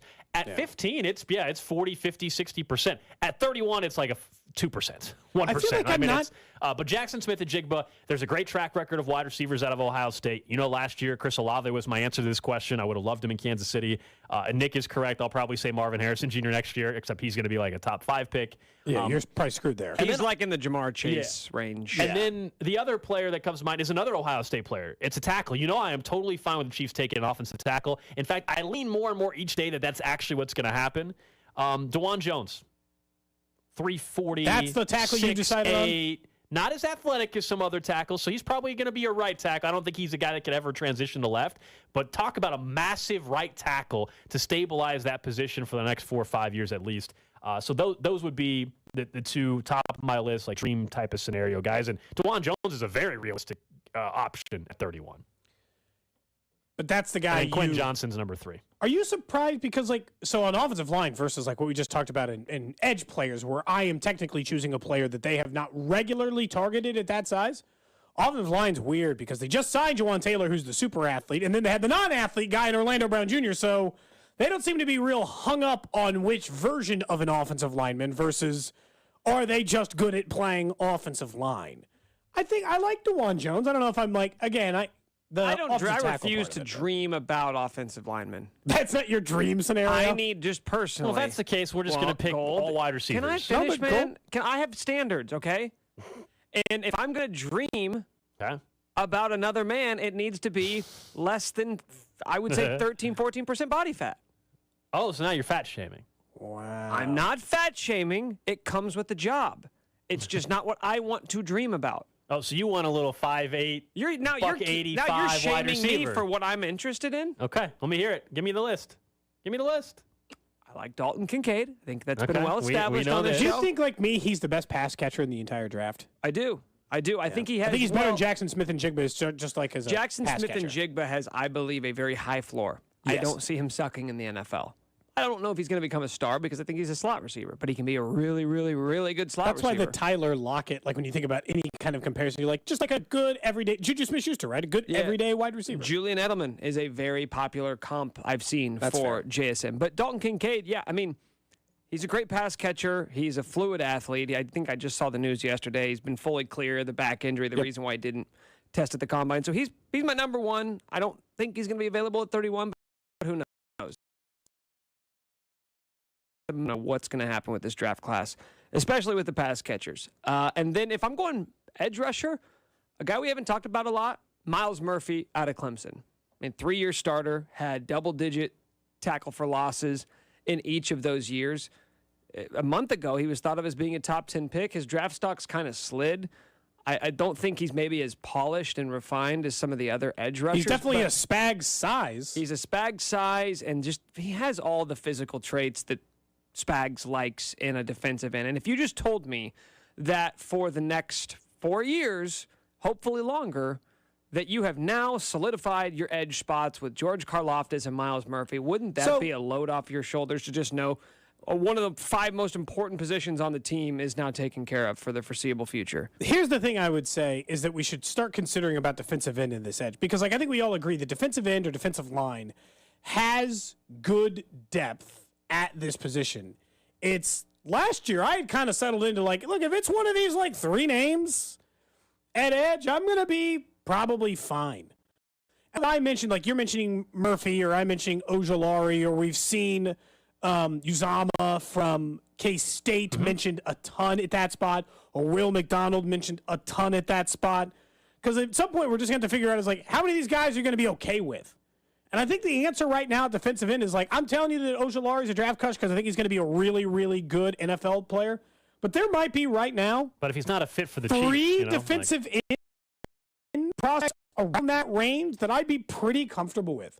The only one on my don't list right now is Will McDonald, if we're being honest, because I just don't think it fits then what they're doing and age and. Then I have to know why you like B.J. Ojulari but not Will McDonald, because stylistically they are incredibly similar. To me, a lot of this is coming down to age. Like, I think Ojulari can still change his body type in a way that, like, he can just put on weight and still kind of be that traditional edge player. And Will McDonald is 4 years older than him, Nick. I mean, there's a massive advantage in that. He could sign a whole second contract and not be as old as that guy. It's why, like, if I'm going to take a young, talented player who is a productive pass rusher who's a little undersized, I'd rather have the guy who is still very young and has not shown every part of his game yet at the college level. McDonald was productive the entire time, but I mean, he's an older college player. Mm-hmm. Old McDonald is what they call him because he's so old. If the Chiefs draft him, is that what you're going to call him? Yeah. What if we have him on the show? Will you say it to his face or to his ear? I mean, he's 24 compared to me, so he's not old compared to me, but just compared to other draft prospects. So I don't think I get to call him that to his face. It's almost a 20 behind his back. Almost a 20-year gap between McDonald and Cody. That's pretty crazy. What do you guys think about Zay Flowers?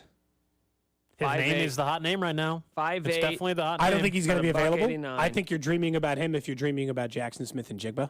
Well, I think you're going to have to trade up like, to get him. Jackson Smith and Jigba, he could go like 11th overall. Like when you start looking at if the draft order stays it is right now, Tennessee's sitting there at 11.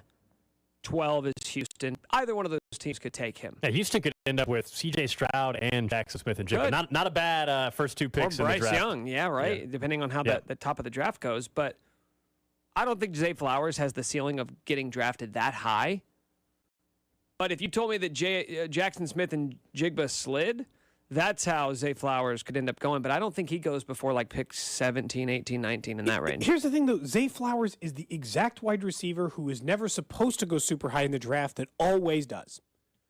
Like, you'd be like, oh, he's too undersized. That's going to scare everyone away. But he's incredibly fast and was open all the time in college. Like, the comparison I had made, Nick, maybe not stylistically completely, but it's Ted Ginn.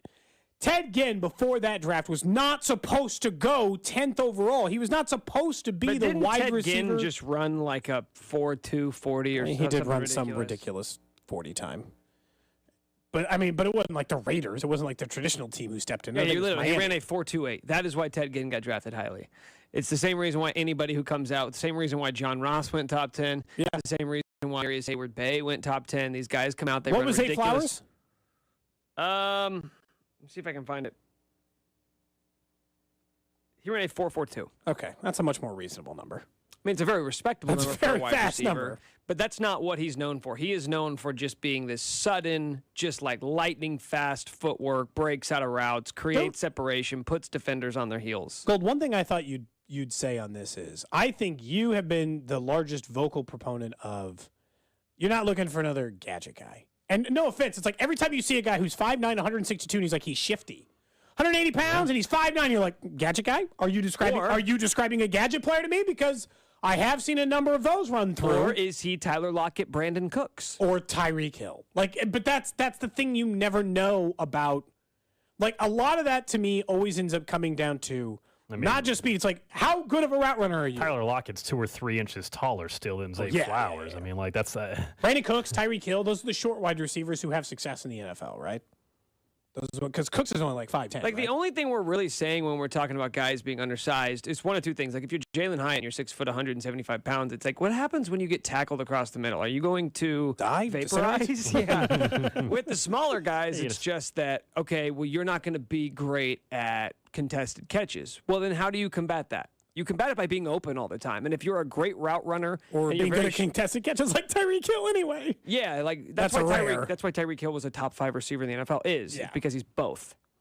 Random question. That's pretty rare. For you, Gold, for you, Nick, over in the J Southland Tow Service Text Line, 913-586-7610. Today I want to know that if you could make one thing online that is not, what would it be? And I asked this question after I was getting ready. Online. I'll explain, because I was getting ready to call, I was getting ready to get online because I need to schedule someone to mark the yard for underground utilities before I dig in. Call before you dig. Yeah. Okay. Dig right on the Missouri side is what it's called. So I'm getting online. All right, I know it's like 1-800-DIG right, so I'll just type that in, the government website. You still have to call to speak to Do an online request? This is ludicrous. I can't punch this in online. Why can't I just submit an online request? It says no, you got to call. You have to call 811 on the Kansas side. And can you put an online request? See, Kansas is a little bit ahead of you over there. Oh man, really? It says Again. submit a locate request or log in. You can do it online. Way to This go, is, go, Kansas. Let's go back to this is why I got two things I'm going to Jefferson City for.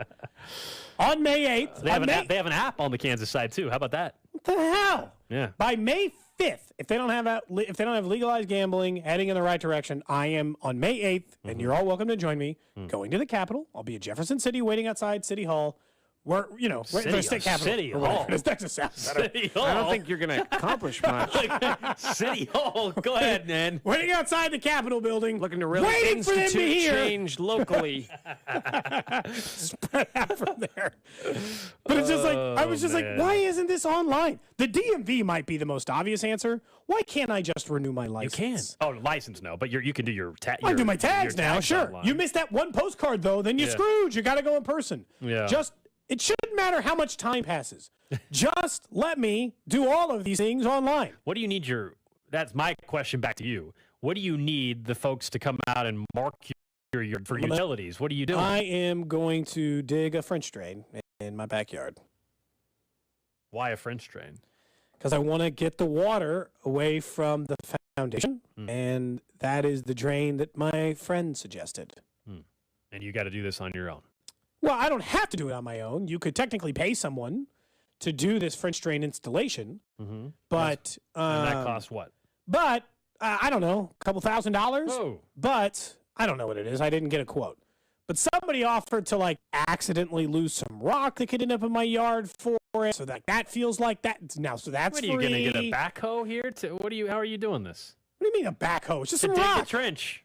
I'm going to dig it with a shovel. No backhoe. I don't have one. It's not going to fit through the gate. If you hired someone, they'd have a backhoe. They probably would. I'm going to dig it with a shovel like a man. So it says if you fail at this French drain, give us a call. And they said their website on the. All right. What's your quote? Give me a quote, sir. Talk me out of it right now. People are more alarmed with you threatening to go to the Capitol. I think we're very concerned with your comments yesterday, and then now you're talking about going to the Capitol. I agree. I think it's calm down. I'll let you know. I'll give you an update where things are at. We got 4.5 weeks or so. They don't have that long for me. They haven't until May 5th. 4.5 weeks to get it done. I don't think it's a great chance of it actually getting passed at this point. If they aren't moving in the correct direction by May 5th, on May 8th, I will be absent from the show. I will be driving towards Jefferson City. Nick and I both have the same reaction. Even if I have to protest as one person outside the building, they will hear my voice on their inability to allow me to sports wager in this state. I don't think they'll hear you. You know that if you're outside, that once they walk in, they don't hear you. So, are you saying that we need to take the state back or something? That's not what I said. What are you saying? Take the power back? I'm saying they should legalize sports wagering in Missouri, and I'm willing to protest in order to get there. Yeah. You know? You're willing to protest. And you're willing to take matters into your own hands. That feels aggressive. I don't feel like I should say it that way after your comments. Yeah, you know? Cody. I wouldn't do it. I feel like you've been letting it fly lately. I think I just maybe misspoke. You know? Think maybe that's what it was? I don't know vibes getting from this show lately.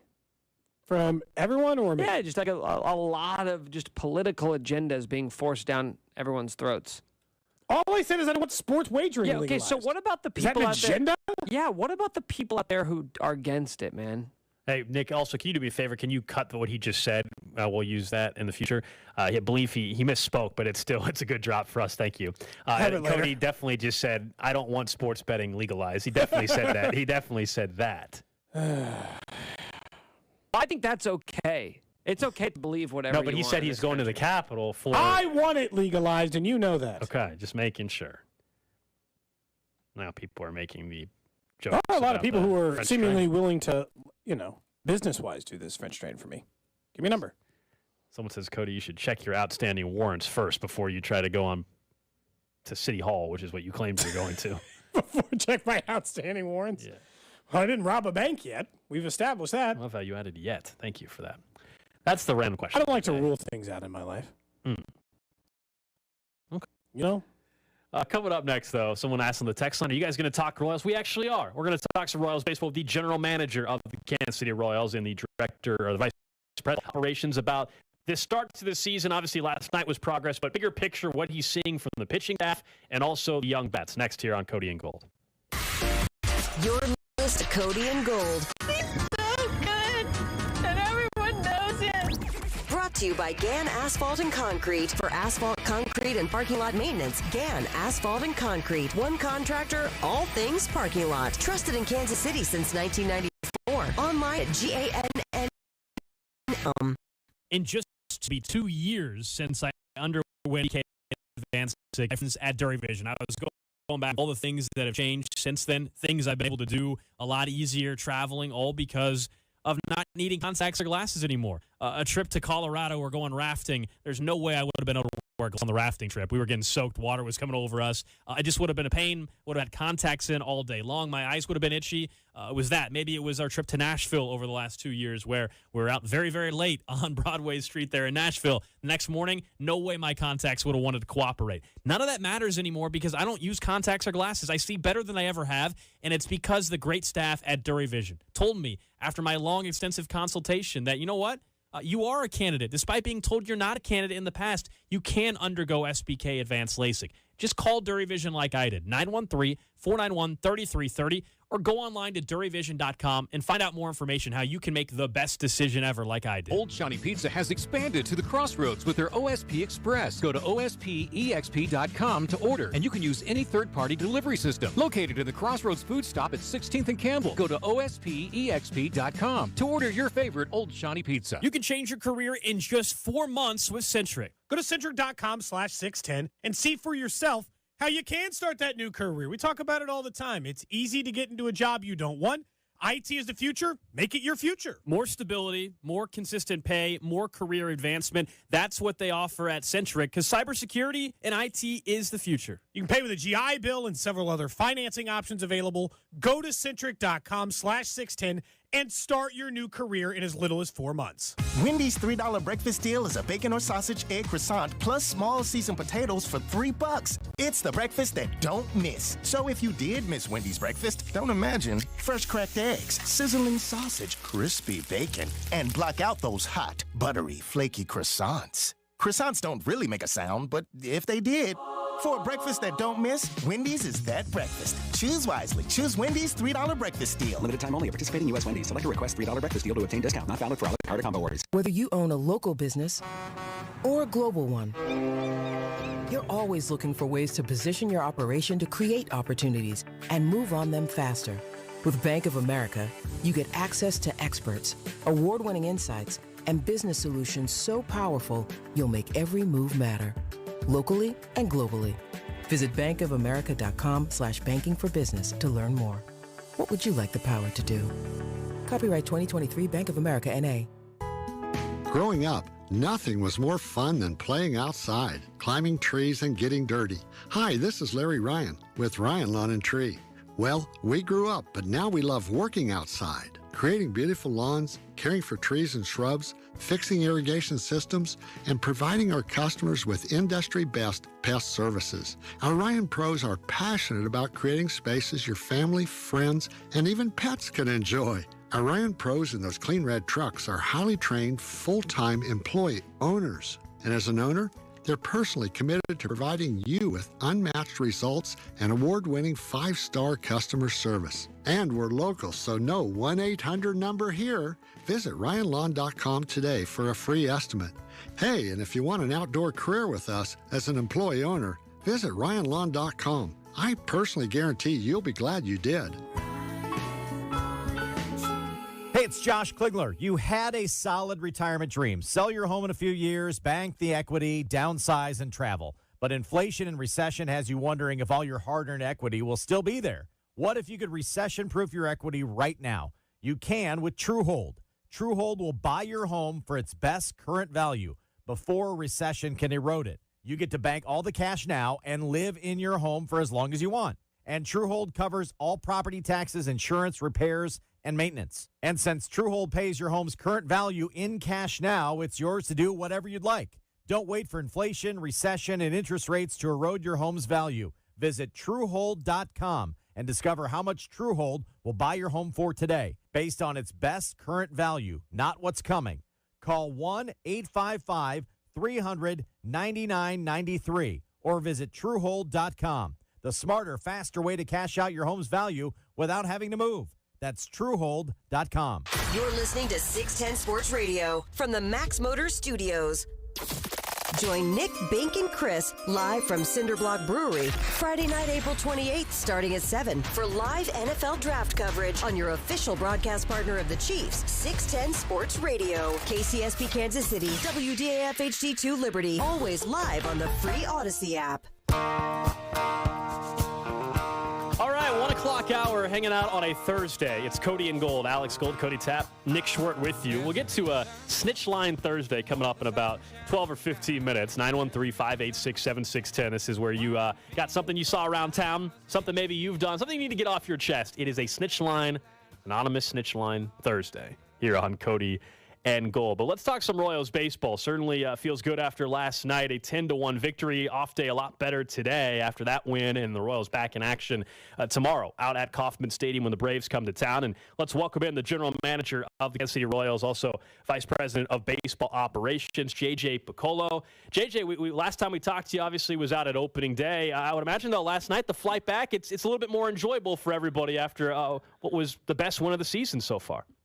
No doubt. It's always nice to get on a plane after a win. So it was a really good win for us and much needed. You know, we had a pretty good road trip, but to finish off with a win like that was good to see. It was good to see the offense come alive. JJ, just out of curiosity, since you fly as much as you do, can you sleep on the plane? Like, are you good at that? I wouldn't say I'm good at it. I can do it, but I wouldn't say I'm good at it. It comes and goes. The one thing, JJ, that I think for Royals fans, while maybe the record certainly isn't what anybody would want it to be right now, is the progress with pitching. I know it's early, but it's undeniable right now what you guys have been able to do already with some guys that have been in the organization for a while. We're seeing either, in case of Brad Keller, look as good as he has from 2 years or so ago, and then you're seeing some guys that maybe are looking better than we've ever seen. What are you seeing with this pitching staff and the coaching element of it right now? I mean, it's always, you got to give credit where credit's due, and I think it starts with the players. The players have been able to, take what the coaching staff has offered them and put it into action and experience some successes, and now you're seeing some confidence growing in a number of guys. But, at the same time, we felt strongly that we had a pitching staff that could perform at a higher level than it had.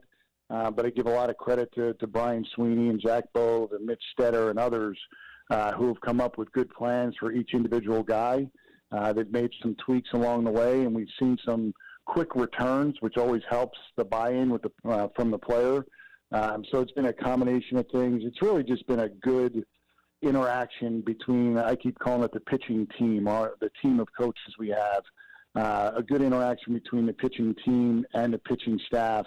And the confidence is starting to grow. So it's great to see what Brad's doing, and others have pitched well also. So, it's early in the season, but it's something to build on for sure. JJ, I remember maybe the first week of last season you coming on this show and saying one of the biggest emphases you guys had was first pitch strikes. It didn't go that way last year. You guys still struggled in that category, but this season in the early going, you rank significantly better. Do you think that sometimes it could be just as simple as that from a performance end? Just throwing more first pitch strikes is leading to more success.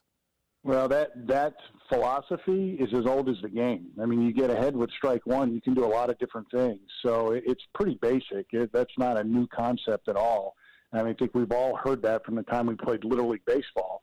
But actually being able to execute it is a tougher thing in the major leagues, and particularly when guys are just breaking into the major leagues because they're trying to make perfect pitches. But, what Brian has emphasized to guys, we're going to, you've all heard it, raid the zone. We're just going to raid the zone. And there's a lot of statistics out there that are positive outcomes on first pitch strikes. It's a very low percentage of balls that there's real damage done.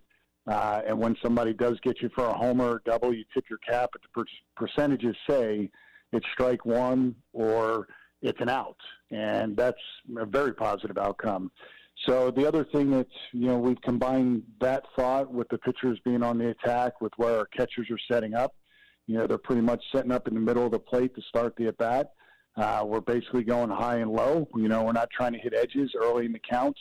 And I think that's had something to do with it. And our framing metrics have really improved. And I think a lot of that has to do with the work that Paul Hoover's done with the catchers as far as their setup, their distance from the hitter, and we're getting some more calls. And it's been a collective working relationship that's getting better and better by the day, and the results have been good. When you're looking at the other side of this, the offense obviously was the thing that struggled here the most in the early part of the season. Obviously last night was a big breakout. But like going into that game, one of the things we'd been talking about, JJ, was just how high the strikeout was for MJ Melendez. And I think we asked ourselves, is it because he's being asked to do so much so early in his career? What do you guys kind of attribute to the early struggles for MJ, at least from the strikeout department? Well, I think it's not just MJ. I think collectively as a team, we're chasing balls out of the zone more than we had last year. So even with young hitters in the lineup, we weren't chasing as much. And I think what happens from a psychological standpoint when a team's not scoring runs, all hitters feel the pressure and the tension to try to get the big hit. When you're trying to get the big hit, you tend to chase pitches. And I think it's not picking out just MJ. Collectively, I think we're starting to see some signs of the at-bats being better, less chase over the last couple nights, and that's a good thing. But I think it's the non-scoring runs, losing a couple of close games early to start the season. The hitters start to feel that, and psychologically they expand. And that's where Alex Zumwalt, Keone Duran, they got to kind of pull those guys back in and say, hey, look, we got to stick with our approach. We know this approach works. Right now we're getting outside of our approach a little bit. And it's gonna come and go. It's gonna happen. You're gonna go through spells like this where you are chasing, but hopefully it's early enough in the year. You learn from it. When some guys start getting going, it takes pressure off of others. So, getting back to MJ, I don't think he's putting too much pressure on himself. I mean, he hit leadoff for us last year, and I know we're flipping him from 1 and 2, so the role's no different this year than last year. He just went through a little bit of a tough spell, and we know he's going to come out of it. JJ, I know with Dayton, his big philosophy was the 1,000 at-bat thing. Kind of tells you something about it. I made the point about how young the offense is and how few games some of these guys have played really relative to that. What's your just general philosophy on how long it takes to get a good idea of what kind of hitter they're going to end up being in the big leagues? No, it's 2 to 3 years. It does take some time, and we can look no further than Salvador Perez. Salvi was getting into his 6th and 7th and 8th year as a major league hitter. He became a good major league hitter. So that's just natural that the experiences you have, letting the game come to you, not feeling like you have to do everything for the team. They're just experiences and knowledge that hitters will gain, and it takes a little bit of time. So, whether it's 1,000 at-bats or 1,500 at-bats, we're going to have a pretty good idea, after a player's 3rd season, just how impactful he can be. With that said, there are guys that have tremendous first 1,500 at-bats, and then they regress, and there's guys who don't, and then they get better. But generally speaking, 3 full seasons, you have a pretty good idea what type of hitter that person will be. We're talking to JJ Piccolo here on Cody and Gold. Now that we're still early, but it's 2+ weeks in the season, I'm just curious from your perspective, the rule changes that everybody talked about and we asked you about. Yes, we know that the time of games is down. It's nice seeing these 2.5-hour games or so. But from an organizational perspective, What has stood out to you, and what do you make of how the league has adapted to it so far? Well, the run game for sure has really changed. I mean, you have teams stealing an incredible amount of bases for this early in the season, and the success rates are very high. So the stolen bases clearly have changed, and the game has changed because of it. And how do you stop the run game? There's got to be an emphasis from the pitching and defensive side of things. How do we stop the run game? So I think the base stealing for sure. The shifts, I don't think it's as obvious, but there have been a lot of hits that would not have been hits throughout our first 13 games or so. So that's expected. It'll be interesting to see at the end of the year, how much the batting average goes up, the on base goes up, but I would think there's going to be a noticeable difference because of the shifting. I think we're doing a lot of the two-man outfield. I think we lead the league in that defensive alignment. We've been, I'll say, burned twice, but we're thinking we don't want to give up a single. We don't want to give up a double or a triple either. But we got fortunate the other night. Unfortunate for the player, but Seager would have had a triple. He ends up hurting his hamstring and ends up with a double. And the last night we had a double. Just those defensive alignments and just seeing how hitters may be trying to change to beat that type of shift. I think we saw two hitters in Texas who were consciously trying to go the other way. So that's just been interesting to me. I don't know how much it's going to change the game, but that's been interesting for us to watch just because we're the team that's doing it the most. Do the players like it? What's your sense around them, just out of curiosity? I know they had spring training to do it, but now regular season games. You see the violations still, but they're not all the time. No, and I don't think they I don't hear them talking about it a whole lot. It's just already being accepted. We saw an interesting one when we were in San Francisco. Scott Barlow was on the mound, and Jock Peterson was hitting, and the clock was about to expire on Scott, and Salvi was waving for him to throw the pitch, and it was a 3-1 count, and Jock Peterson called timeout. So that one was an odd one because it would have been ball 4, and that would have been the most. That would have been the first time we had a ball 4 or strike 3, for us. The ones we've experienced have been really first pitch. For whatever reason, the pitcher doesn't get it off or the hitter's not ready in time first pitch. But I don't hear them talking about it a whole lot. And when they are talking about it, they're kind of laughing about it, So they know it's here to stay, and they're adapting like they should. Dylan Coleman today, option to AAA Omaha. I know a corresponding move hasn't been announced yet. What was the thought process just with what he needs to do and what you guys are still trying to figure out with Dylan Coleman to the need to send him down? Yeah, Dylan, quite honestly and obviously wasn't in the strike zone enough. And, and this was something we saw in spring training, but he had such a good second half of last year, and we think the world of him, and we know he's going to help this team. He can pitch in the back end of the game that we felt the need to get him right at this time. We tried to give it the first 2 weeks of the season. We weren't able to. Well, we were able to option players out, but we weren't able to recall anybody who was on the 40-man. So we knew it was a 2-week window to try to get him right. We tried to put him in low-leverage situations just to take a little pressure off. It's really just in his delivery. The timing, the sequencing of his delivery is off. His fastball command's not where we know it can be, and it's affecting his slider. But he has a great attitude about it. We put a good plan together for him last night, and we're going to continue to work on it today and tomorrow as he builds his way back to getting in the strike zone and helping this team win. And I would be surprised if he's not. JJ, talking about the pitching a little bit, it's a good problem to have, I think is always the way to think, but so many of your starters are pitching well, you don't feel pushed on Daniel Lynch, but how is he progressing? You had mentioned maybe before, maybe the end of April, early May is maybe a possible timeline. Is it still looking like that? Yeah, that's the timeline he's on. He hasn't had any setbacks. He's in Arizona right now. He started a live VP progression, and he's going to go into game. Eventually, he'll move out to a full season, probably Omaha, to get his pitch count up to 75 to 90 pitches. And at that point, so many different things can happen that as we get closer, we'll discuss how we're going to handle it. But, right now, we're just enjoying the starting pitching, doing what they're doing. But we're going to need an army of pitchers throughout the year. So the more we have, the better off we're going to be. So anything that happens from injury to poor performance, we have a viable replacement. And Daniel is certainly a guy we count on. I wanted to ask you this, though, unrelated to baseball directly. We, of course, know the draft for the NFL is coming to Kansas City, this huge event for the city. And so everybody has these mock drafts and goes crazy, and everybody's got one of these. Are you thankful that for Major League Baseball, there's not every guy out there doing mock drafts for where Major League Baseball and overanalyzing the heck out of it? Yeah, it is. It can be distracting. I'm not sure how the NFL guys deal with it, but that's where our scouting department just needs to stay focused on figuring out who the best players are. We pick 8th this year, so whoever might be there for us at 8 will be the guy that we select, the one that we like the most.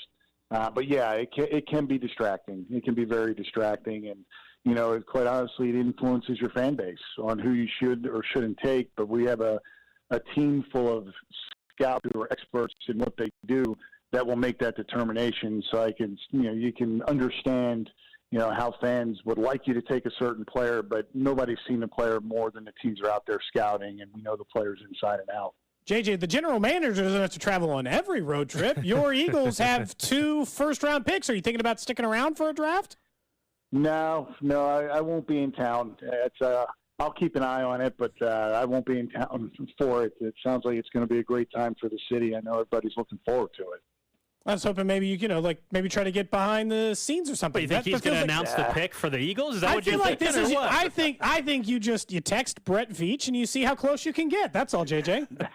Nah, I'll leave that up to Howie Roseman and Brett Veach. They've done a great job for their clubs. Let them do their business. JJ, appreciate the time. We'll talk with you here in a couple weeks.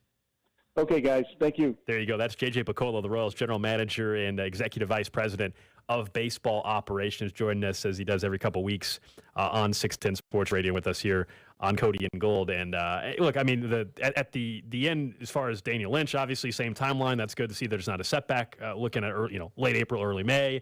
And as you said, it's a good problem to have. If Jordan Lyles is performing at this level, if Brady Singer and obviously Chris Bubich still performing at the level, it's really Bubich and Keller. Those are the 2 guys who are most likely to lose their spot to Lynch. Yeah, but as Lyles, I guess too. As we talked with Vern as well, just a day or so ago, stuff sorts itself out. Whether it's player performance or unfortunate injuries, things like that all sort itself out. I don't think they're worried about, oh my gosh, what are we going to do when Daniel Lynch is healthy? And by the way, if it doesn't, that is the best possible news ever.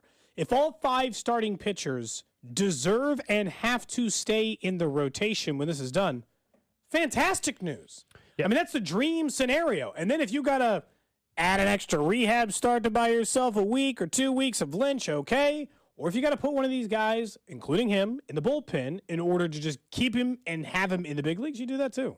He also mentioned a conversation you and I were having, we wanted to ask him about, which was MJ Melendez, and who last night he came through, certainly in the offense was great and fun to watch. But there's been the strikeout numbers, right? And the entire team is, I don't know what the updated number is. They were second. They were second after last night. Maybe it's not quite second anymore.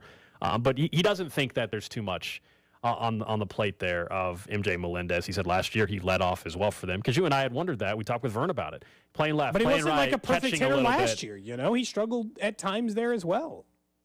Yeah, and he does. They don't believe that is a distraction for MJ Melendez. I look, today's an off day, and we'll see. Question: can they carry over what they were able to do offensively? I will say, even though there was the frustration still on the road trip, a 500 road trip, can they carry over what they did on Wednesday night offensively? From the 3 guys, and really 4, Salvi obviously had an off night last night, but MJ Melendez, Bobby Witt Jr., maybe in the NL and Vinny Pasquantino. So when those 3, if you get those 3 guys hitting, it it changes everything for the entire lineup. And yeah, you mentioned who they have coming to town. A Braves might be the best offense in baseball, if not one of them.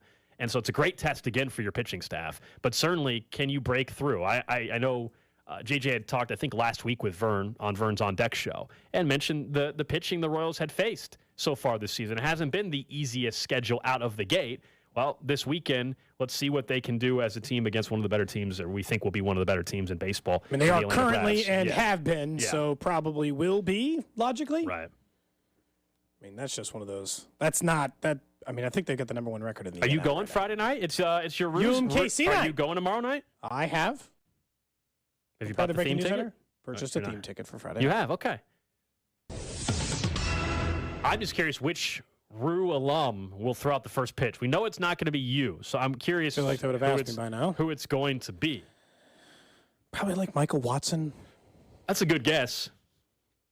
Look, I'm going to take a guess. It's going to be like the Chancellor I was going to say, you're picking, or Michael Watson. Say you're picking an athlete. My guess is there's probably some distinguished scholar or somebody or someone with a lot of money that went to UMKC. I think it should be, I should get to do one. Why? I am a vocal UMKC grad who supports them and would like to support them in this capacity. Mm-hmm. How much money you donated recently? I paid for my education to go there. We all did. We all did. Yes, but, that doesn't count these days. They don't name football stadiums after you for going to school places. This is the first pitch of the Royals. It's not like whoever donated all that money, UMKC didn't necessarily spend it there. You think UMKC chooses the person? I don't know. Maybe the head basketball coach or the volleyball, whatever athletic program doing well at UMKC. You don't think one of their coaches doesn't want some shine for their program? You think it could be the head basketball coach? I mean, he's barely been there. Marvin Menzies. I've been supporting UMKC longer than Marvin Menzies. He was actively playing against them at one time. So I mean, let's consider that. Okay. Who do you think it's going to be? I think you're right. It's going to be Michael Watson. I mean, no. I think it's going to be or the chancellor or the dean of the whatever school that happened to win some distinguished award last week. I don't know. It's somebody like that. I mean, I haven't won any distinguished awards that I know of. Right. You would have known. You would have known. They would have told you. You think that's how this works? I think they would have told you. The number you have reached. You've called the snitch line. And if I have to tell you again, we're going to take it outside and I'm going to show you what it's like. 913-1270. Leave him alone! Please leave your message for Thursdays at 1:15 on Cody and Gold. If you think I'm kidding, just try me. Try me. So we're good? 913-586-7610. It is a Snitch Line Thursday. Something you've done in the past, maybe even today at work, something you saw a coworker do, something you can get off your chest. This is what it's for. Anonymous, Snitch Line. We don't mention your name. We don't mention anything. 913 if you're Chiefsaholic, 586-7610. Yeah, Chiefsaholic text in your location or generally what you're up to. He's definitely not going to text his location. Chiefsaholic is the only person that's allowed to call in today if they want to get on the show. Just Chiefsaholic. That's don't say. Yeah, okay, yeah. But don't say where you're at. Yep. 913-586-7610. Unless you want to get caught. Everybody else can text. If you're Chiefsaholic, anonymously. You're not going to trace this call, right? No. Nick? If you want to call in, we'll go ahead and take your call. That's the only If call we're Chiefsaholic taking. called into this from a phone, do you think the police could backtrace where that call was made from? How's that work? Is it like the movies? The answer, I'm guessing, is yes, but also I would assume he's maybe smart enough to use a phone that's prepaid and then just throw it away. I'll say this: he made that. He's definitely more advanced than that. Then what? He's probably calling from like some sort of satellite burner. Okay. Yeah. Mm-hmm. Like the ones from like a Bourne movie. Yeah, exactly. Like unplug it and screw stuff. Or like a Mission Impossible. It just like it self-destructs. It's a laptop basically that like routes the call to. It shows the call's coming from England actually or something. Yeah, Edward Snowden never got caught, so no, he didn't. Maybe Chiefsaholic won't get caught either. Very similar. I did see a text message from earlier that said I was in Augusta last week for a practice. Do you think it's the guy who said Cody and Gold? He said he saw Cody stealing merchandise from Augusta. I didn't steal any merchandise. Whoa, man. Well, hold on. We talked about this. You can't steal pine cones. But let's go through the criteria here of why this makes a lot of sense. Were you in Augusta last week? Yes. Were you at the golf course? Correct. Were you in a pro shop? Yes. Is there video evidence probably of you in the pro shop? There is probably video evidence. Did you take home merchandise? I did not steal from the pro shop. I took one thing from the course. I gave it to somebody else. If anything, you could call me Robin Hood. Wait, what do you mean you took something from the course? Robin Hood. Okay, so when we were at, if this is, God, I'm going to out my, is this even what this person's talking about? Maybe I shouldn't even mention this. No, go ahead. Nah, maybe it's better if I just, We'll get to the other stuff later. Okay, so the friend I was with, he had a friend there who gets to do like chef work at the big fancy cabins there, like the Mercedes-Benz cabin and those things. Mm-hmm. So he wanted to see his long college friend. So he told us where a secret pathway was up to this cabin so he could see him. Oh, so you trespassed hold on. You trespassed. Hold on. There were security guards standing near the edge of this thing. Said, we're looking for the Mercedes-Benz cabin. gentleman directed us that way. Didn't stop us, so we could go. Didn't say we couldn't. Because you walked up, looked like you were definitely part of that crew. We went up there. We chatted for him a little bit. The guy's like, "Hey, look, I can't really show you around the cabin. It doesn't work that way." Like, cool, we get it. That's where, I think last year, Spider-Man was there, so they probably don't just let us in there, right? On the way back down the hill, there may or may not have been a guard tower that may or may not contain wristbands for those locations. And I may or may not have taken them as the guard shack was unguarded. And you used the wristbands to get into the Mercedes house? Wrong. See, this is where I'm innocent of all crimes. My wife for life. and his wife would not let us use those wristbands. Oh, so if your wife Adamantly against not letting us use those wristbands, as a matter of fact. Did you know So I found a guy who was by himself on the course, and I'm like, here you go, my guy. Go up there, Mercedes-Benz cabin, this side of the course. How do you know it was have a for good that time. cabin? That's not okay. Confirmed it through someone else, yeah. That's not. What do you mean it's not okay? And what's It's a inside? Monday. What's inside the cabin? Free food, drinks. Were people dressed up? Don't know. Didn't go outside, remember? I was prohibited. You are a sinner. A sinner? What's that mean? You would have done the same thing. You were definitely seize a badge and go somewhere you're not supposed to, guy. Absolutely I mean, not. I will say this, Nick. Were you at the you were at the PGA Championship last year? I was, and I think you actually told somewhat of a similar story about a wristband. Oh yeah, that's right. That's right. That's right. But somebody had already purchased that wristband, and then they just slid it off their wrist, and then they slid it off their wrist, and then gave it to me. Somebody at least purchased the And then wristband. I went in there and got 2 cocktails, and then went and gave them to my friends, and then went right back in and got 2 more free cocktails, and then went and gave those to my friends, and then went back so in you were and got 2 stealing more. as well. Oh, I stole a lot. Cody actually didn't steal. No, he I just was Robin Hood. You trespassed. But I took that thing for the rich and I gave it to someone who was probably also rich, but less than the person who was in the cabin. Assume the guy you gave it to was not poor. What if that guy was a bad guy? He seemed very nice. We chatted for several minutes. Okay. Seems very nice. He was there all by himself. What if I only had someone brings up a good wristband. point, Cody? Would you feel guilty if we were to find out now that the guy you gave the wristband to actually got charged with trespassing, got tased, and dragged out of Augusta? I'd feel pretty bad if that's what happened. Yeah. Someone else said they ruined their new pair of Dongtown underwear that we sold. Man. Really, already? They had an accident. And so the trip to Dongtown underwear they already ruined. So many good snitch lines. Self-snitch, Great. delivery driver, cancel out cash orders to pocket all the money. I know every manager password to not trace it back to me. So they are stealing. Anymore though, how often is that? I mean, how many cash orders you got left in your life? Yeah, I don't know. I mean, even if let's say you're a Pizza Hut delivery guy, how often are you getting cash anymore or dealing with cash? I know. Just do the old debit card. I'm starting to sense this anti-cash agenda from you, Gold. What a weird thing to say. And it's too much. It's too much. I like having some cash. Yeah. He's not tipping. No, he's not tipping because he's well, I don't have cash. No, it's I tip. No one's stopping you from having cash. You were referencing the brew at the zoo event in particular. Thank you.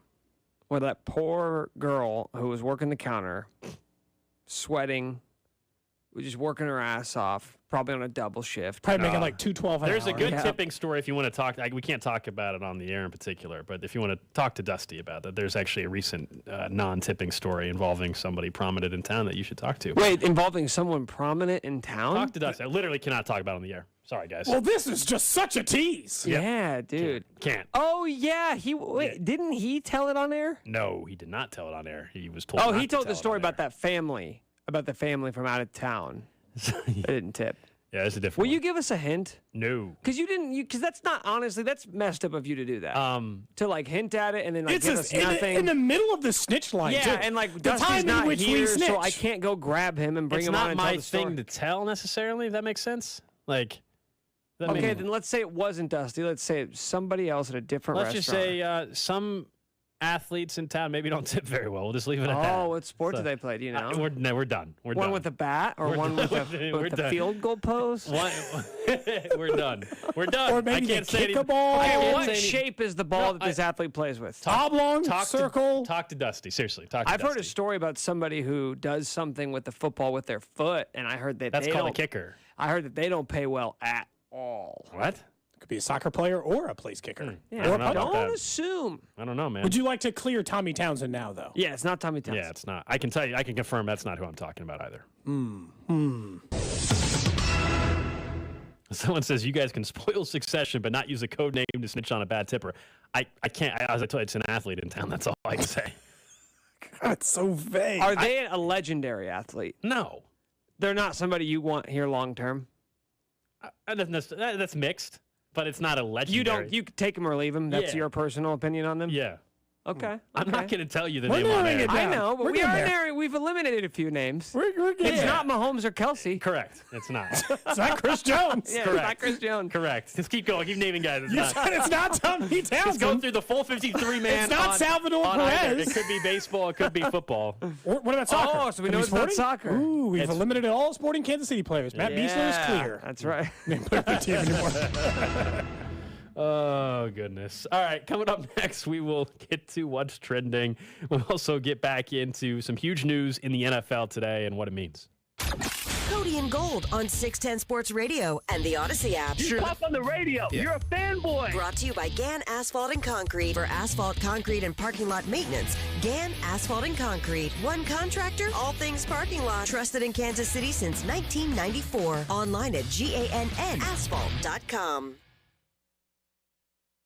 In the amount of time it's taken Missouri just to discuss sports wagering, it had 4 careers in IT because you can have a new career in IT in as little as 4 months at Centric. Yeah, they make it easy for you. They're going to work with your schedule. You're someone that right now has a job. And look, you're just not happy maybe. You want more stability. You want more consistency, consistent pay, better pay as well. They'll work with you if you work during the day. Maybe you need to take evening classes. Maybe you need to take classes online because you can't make it out to the Centric campus. It doesn't matter. They're going to work with you. That's what's great about their program. You can call our guy Russ Mondry and find out how the program works for you. But what you're talking about, Gold, is exactly it.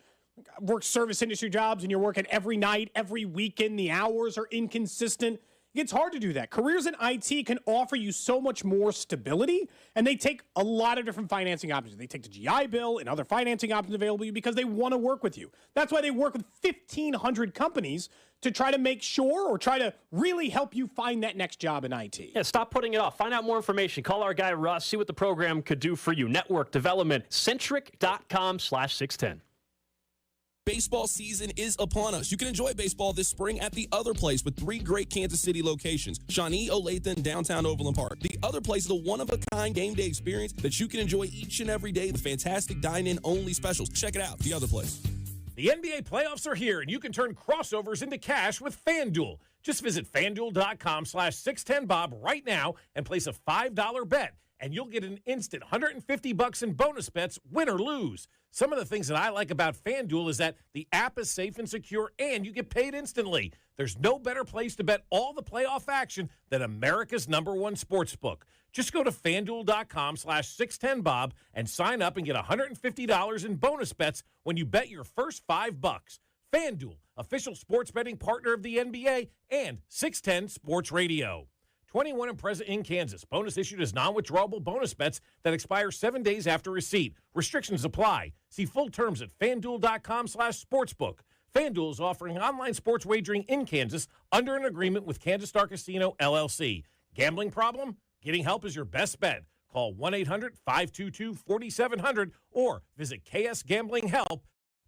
Wesley Financial Group is not a law firm. This story is called The Ugly Truth About Timeshare. If you think you've done your family a favor by buying a timeshare, you need my help. Hello, I'm Chuck McDowell, CEO and founder of Wesley Financial Group. 10 years ago, I started helping folks cancel their timeshare. And in the process, started what's now called the timeshare cancellation industry. Timeshare is the only thing that you can buy that you can't tell me how much it's going to cost or when it's going to end. When you buy a timeshare, you give them a blank check to fill out any amount they want for annual maintenance and assessment fees. The crazy thing is, this never ends. Even when you die, your family's now going to be stuck with this burden. Stop the insanity today. Call my office now. If we take you as a client, I guarantee we'll cancel your timeshare or you'll pay nothing. Call for your free information kit. 800-981-4455. That's 800-981-4455. 800-981-4455. Wendy's $3 breakfast deal is a bacon or sausage egg croissant plus small seasoned potatoes for $3. It's the breakfast don't miss. So if you did miss Wendy's breakfast, don't imagine fresh cracked eggs, sizzling sausage, crispy bacon, and block out those hot, buttery, flaky croissants. Croissants don't really make a sound, but if they did, For a breakfast that don't miss, Wendy's is that breakfast. Choose wisely. Choose Wendy's $3 breakfast deal. Limited time only at participating U.S. Wendy's. Select a request $3 breakfast deal to obtain discount. Not valid for a la carte or combo orders. Whether you own a local business or a global one, you're always looking for ways to position your operation to create opportunities and move on them faster. With Bank of America, you get access to experts, award-winning insights, and business solutions so powerful, you'll make every move matter. Locally and globally. Visit bankofamerica.com/banking for business to learn more. What would you like the power to do? Copyright 2023 Bank of America, N.A. Kansas City Steak Company, another AmericanEagle.com success story. Started in 1932 as a family-owned butcher shop, today they're a leading distributor of superior all-American steaks delivered right to your door, ready for the grill and your taste buds. When it came to their website, an average site wouldn't do. They chose AmericanEagle.com to take their website to the next level. With a dramatic increase in competition and a softening market demand, they had two challenges: improve their brand presence and message and produce a positive return. AmericanEagle.com got to work and executed usability studies and detailed audits of site experience, digital assets, and marketing. The result? An integrated digital marketing and customer experience plan, organic traffic increase of 20%, and a long-term roadmap for success. If you love great steaks, go to kansascitysteaks.com for website design, development, and online solutions that bring efficiency and results. Visit AmericanEagle.com. If you need a results-driven website, call the team at AmericanEagle.com at 877-WEBNOW1. That's 877-WEBNOW1. With your choice of select sandwich, nugs, fries, and a drink, Wendy's $5 Biggie Bag is your go-to. Your nugget wingman. Your hot and crispy fry co-pilot. Just like us. We're like the bag boys. What? Bag boys, what you gonna do? What you gonna do when we bring your food? For a deal you can count on, bet on Biggie and choose wisely. Choose Wendy's. Bag boys, bag boys. U.S. price and participation may vary. Includes choice of double-stacked JBC or crispy chicken sandwich with 4-piece nugs, junior fry, and small soft drink. Third-party delivery pricing may be higher. At Lowe's, we're always bringing pros more ways to save on the brand trust. Right now, buy a DeWalt 20-volt Power Max 2-pack battery for $199. Get a select DeWalt Bear Tool free with savings starting at $139. Plus, you'll always save big on job lot quantities when buying select building supplies in bulk. Because Lowe's knows savings, Lowe's knows pros. Selection varies by location while supplies last. Lowe's reserves the right to limit quantities. Discount taken at time of purchase. Battery and charger not included with free items. Valid 5-3. Like any good agent, we're here for the open house, for the closing, for handing over keys. But because we're realtors, we're here for so much more. Agents who are realtors volunteer at nearly 3 times the national average. We're working to broaden access to credit, increase affordable housing supply, and ensure fair housing for all. And realtors are bound by a code of ethics. We're here for it all. Realtors are members of the National Association of Realtors. That's who we are. Guys, fellas, men, are you Roman ready for the weekend? Right now, generic Viagra, aka Sildenafil, is just $4 per dose at Roman. Just complete a free online visit with a U.S. licensed healthcare professional. If medication is appropriate, Roman sends what you need in discreet packaging with 2-day shipping. Generic Viagra from $4 at Roman. Go to ro.co/Viagra. Do it today and get 20% off your entire first order. That's ro.co/Viagra. The 610 Sports Radio phone line is brought to you by Onder Law Injury Lawyers. Visit getjim.com. Chiefs coverage on 610 Sports is brought to you by Park & Go. Book parkandgo.com. Getting ready to go on vacation can be stressful. Lucky for us, there's Park & Go. Easy online reservation, free instant shuttles, luggage assistance, and all spots are covered. Reserve your spot today at bookparkandgo.com. The best deals in airport parking. Park & Go, family owned and operated. Hey, it's Pink. You know they love 2 things, the NFL Draft and beer. So on Friday, April 28th, we'll be doing an NFL Draft special live from Cinder Block Brewery in North Kansas City starting at 7 o'clock. The Character Concerns podcast crew will be following the 2nd and 3rd rounds of the draft, taking a look back at the Chiefs' first-round pick, plus enjoying some of the best craft beer in Kansas City. Come hang out with us Friday, April 28th, starting at 7 at Cinder Block Brewery for live NFL Draft coverage on your official broadcast partner of the Chiefs, 610 Sports Radio. What's trending? All right, let's check in on the hot topics trending today. Number 1 on what's trending, big news in the NFL today. Multiple reports suggest that Washington Commanders owner Dan Snyder has agreed to sell the Commanders for $6 billion to a group led by D.C. native and also Philadelphia 76ers co-owner Josh Harris. The group also includes Magic Johnson. It'd be the highest price ever paid for a sports team. We know the Broncos sold, 8 months ago or whatever it was, for like $4.6 billion. Deal's not final yet, but Albert Breer reporting that sources telling him that a deal is very close. Nothing final yet, but this is on the 1 yard line. It's So been gonna working happen, that way man. for years. Good. And look, good for DC sports fans. This guy has been a disaster as their owner. They've been dealing with him embarrassing their franchise, their city, for 24 years. And now they finally might be done with it, and they can move forward. Doesn't mean they're going to suddenly start winning championships, but you can at least feel like you have a competent owner that doesn't embarrass you and make terrible financial decisions, terrible workplace environment, screwing people out of money, all the above. Yeah, just literally all of it. Next up on What's Trending, the Royals not in action today. They got a day off. They'll be at home starting tomorrow against the Atlanta Braves. So they did make one move today. Dylan Coleman has been optioned to AAA. As you heard from J.J. Piccolo, the way you send down anybody during the regular season applies to the beginning of the year, too. So if they were to send down Dylan Coleman before the 15-day mark, they wouldn't have been able to recall anyone anyway. So they wait out the 15 days, couldn't get through his problems. They're going to send him down to AAA, see if they can't work through some of the issues he's had here in the early going. They'll make a corresponding moves. At this point, I'd be surprised if it's not Stamont. That is the most logical answer to that problem. But we'll see. The Royals can make that move and will likely make that move early tomorrow afternoon from a public-facing perspective. Right, Royals back home today, but they're off tomorrow. The Braves series, part of a 6-game homestand out at Kauffman Stadium. Next up on What's Trending, for the second time, Patrick Mahomes has been named one of Time Magazine's 100 most influential people. This time, of course, 2023.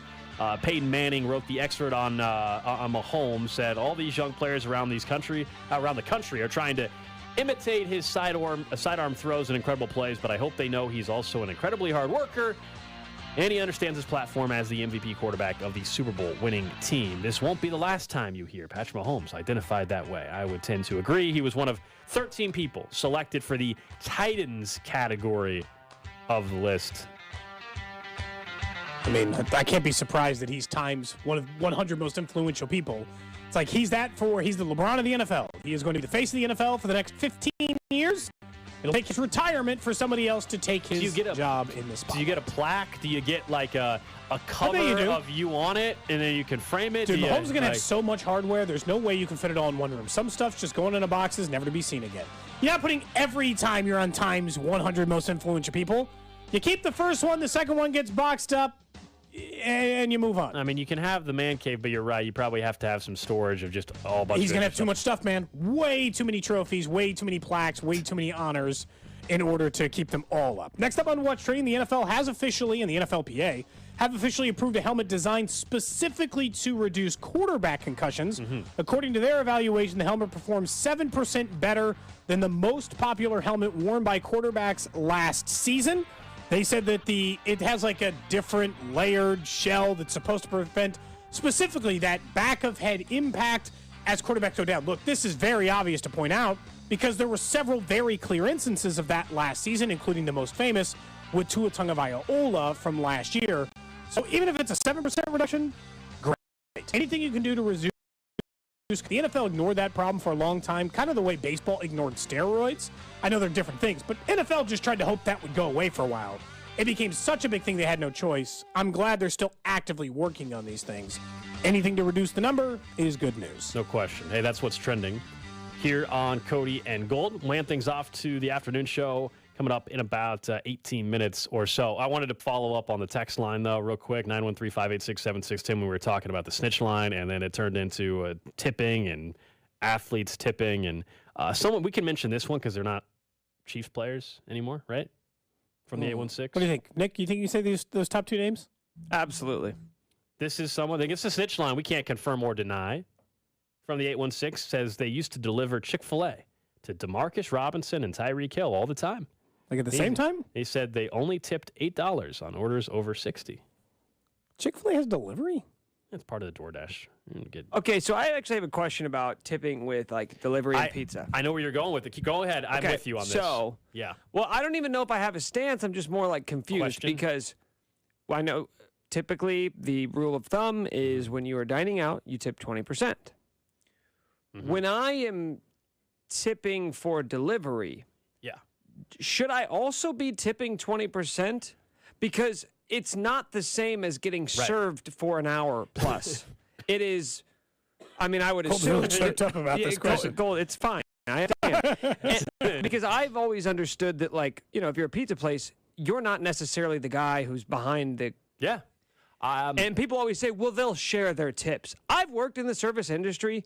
It doesn't happen that often. Like, like when you tip a bartender, they're not always tipping back of house staff members. So we've talked about this on the show with carryout stuff as well. Like, I think it's weird. So when you are at a restaurant, you're getting weighted on. It's 20, whatever your tip is, right? 20, 25%. But if I am getting something delivered, I don't think necessarily it should be the same 25%. Let's say I'm getting DoorDash and the bill to DoorDash is $100. I don't think that the 20%, it's not the same as if I was sitting down in the restaurant. No, I don't believe that's the same thing. I also think if I do 20% across the board unless it's for a drink. Like, I haven't adopted the 20% at like a coffee shop model. I'm $1 per drink or item I get like at a bar, right? Okay, so then why would that not apply to delivery? I don't know. I just felt like in the food service, I never made the adjustment on that. So if I do carry out food, I still my tip question 20%. was always if it's a pizza place, and if I order one pizza, that delivery guy who's running around, he goes in, he gets the pizza, comes and he puts it in my hands. Okay, I'll tip you $5 for that pizza. But since you had to carry a second pizza, I now have to give you 10 because you had to carry a second pizza from your car to the doorstep. That doesn't seem right. The only time that I get honestly confused is on the carry-out stuff. I tip out on So both. if I carry out something and it's $107, let's say you get food for the entire family, and it's let's just make it easy on everybody. It's $100. The same as the $100 that I'm in the restaurant. I don't believe me getting out of my car and grabbing the food should be the exact same tip as a 1.5 hour restaurant experience where someone's waiting on I me. give 20% either way, but I think specifically for the delivery is where you should just still tip that same percentage. What about because carryout is the only argument I'll make because like the delivery, they're still providing you a service. They're letting you keep your fat ass at home, sit on the couch, not doing anything. They have to drive over to your house. That's not. They got to pay for their gas. You're they gotta changing come all it, though. the way You're over moving to the your place. goalposts. No, We're not not saying don't tip at all. Yeah, nobody's saying I'm not saying, to tip. why do I still tip 20% for delivery? It's not because would you not acknowledge, Cody, that there is a significant difference in a waiter at a restaurant waiting my table for an hour or more than a delivery driver carrying a pizza from the store to his car to my doorstep. I would say, like, the experience is different, but they are still offering you a similar level of service. Because at the restaurant, you don't have to go anywhere. You're already there. They're taking care of you at the table. If you had to go get your drink at the restaurant, it would seem a little bit silly. That server's also making $2 an hour. That delivery driver's making minimum wage. No, this DoorDash guy says his base pays $2 to $4 an hour. Okay, so DoorDash complicates things. Like, DoorDash to me is different than, like, calling Pizza Hut and having them bring a pizza to my house. Oh, man, so now you're adding a whole nother level. Do you not agree? Like, that to me is like they're both delivery drivers. Do you not agree? Like, they're literally getting paid more. I think. So what about I don't Sonic? know What if I go to Sonic? Ooh, that one's tough because how much do I pay a hard to Sonic tip there. driver or a Sonic person? So Sonic, I'll get it. Let's say I'm getting, I'll get sometimes mozzarella sticks or whatever and a cherry Are lime. they on the roller skates? Does that change your number? No, they don't do that. They don't do it anymore. Let's say you get mozzarella sticks and a let's just call it the most stereotypical Sonic thing, a cherry limeade. Okay, limeade, yeah, sure. You get that, and your total is, let's just call it $8.55. And once you put your card in, it'll give you an option, 15, 20, or other amount, and I will do 20% on that. Are you telling me that I need to be doing more? But if it was $40, you just paid tip 20%. You're fine. But if it was $40, would you still feel like you're I'm amazed? spending $40 at Sonic. I mean, if you're like family of four, right? Everyone's in the car together. Sonic's a little bit different because they're actually still bringing the food out to your car. You sound very so here's my absolutely. and I think it should be. Getting out of your car is different than someone bringing the food to your car. I mean, getting out of the car to deliver the pizza to your house. I'm less concerned about the delivery. I'm task talking about carry out here than I am. I want to know how much these people are being compensated because you go to other countries, like they don't do it like this, where a server or a bartender is making like $2 or $3 an hour and working for tips. Everybody makes a base pay. So why don't we just do it like that? If you're not making minimum wage, you get tipped 20%. If you are making minimum wage, I'm tipping you less. Right, but we have no way of knowing that. How am I supposed to know that? They don't wear a badge that says... Sonic is getting paid minimum wage. Any restaurant like Pizza Hut, Domino's, they're getting paid minimum wage. I would assume DoorDash is a little bit different. Someone says the tip must be earned. So here's my thing. To me, I don't know. Everybody operates differently. Like They're earned in different ways. Yeah, well, I would also say, like, you have to be, I mean, there has to be a major problem for me not to tip 20% at a restaurant. Like, if I'm in a restaurant. Like, I mean, there has to be a disaster. It had to go bad. There has to be a disaster that happened for you not to get 20% at a restaurant. I mean, not only did, like, there has to be, terrible service. Oh, you know what I just now we have to get to this. Okay, go ahead. Do you tip Chipotle? No. Wow, for all they do for you. Hold on, honestly, what would I tip Chipotle for? Okay, let me ask honest question. I'm going to answer your question with another question. What would you do without them? What would you do without them? Can you explain to me how I get out of my car, I buy my Chipotle, I order it, I pay at the where am I supposed to tip? When you pay. Yeah, when you pay. Oh, get the hell out of here. Nick, do you tip? They're always giving you this double meat. Oh, no, never. You're a monster. They're giving you free I don't go stuff. there very often. No, I tip like once a month. when you get your haircut, what do you tip? 20%. I do 20%. I do 25 or 30% on a haircut. So you tip. You're a better tipper on a haircut. Yep. No, that's pretty standard. That's very personal. It's also something I only do once a month or every 3 weeks. Just depends. I can tell you the exact percentage. It depends. If I know definitely 25% though on a haircut. Sometimes 30. It just depends. I guess I'm tipping 25% on my haircut as well. Yeah. You just had to do math. I wasn't sure exactly I wanted the exact percentage.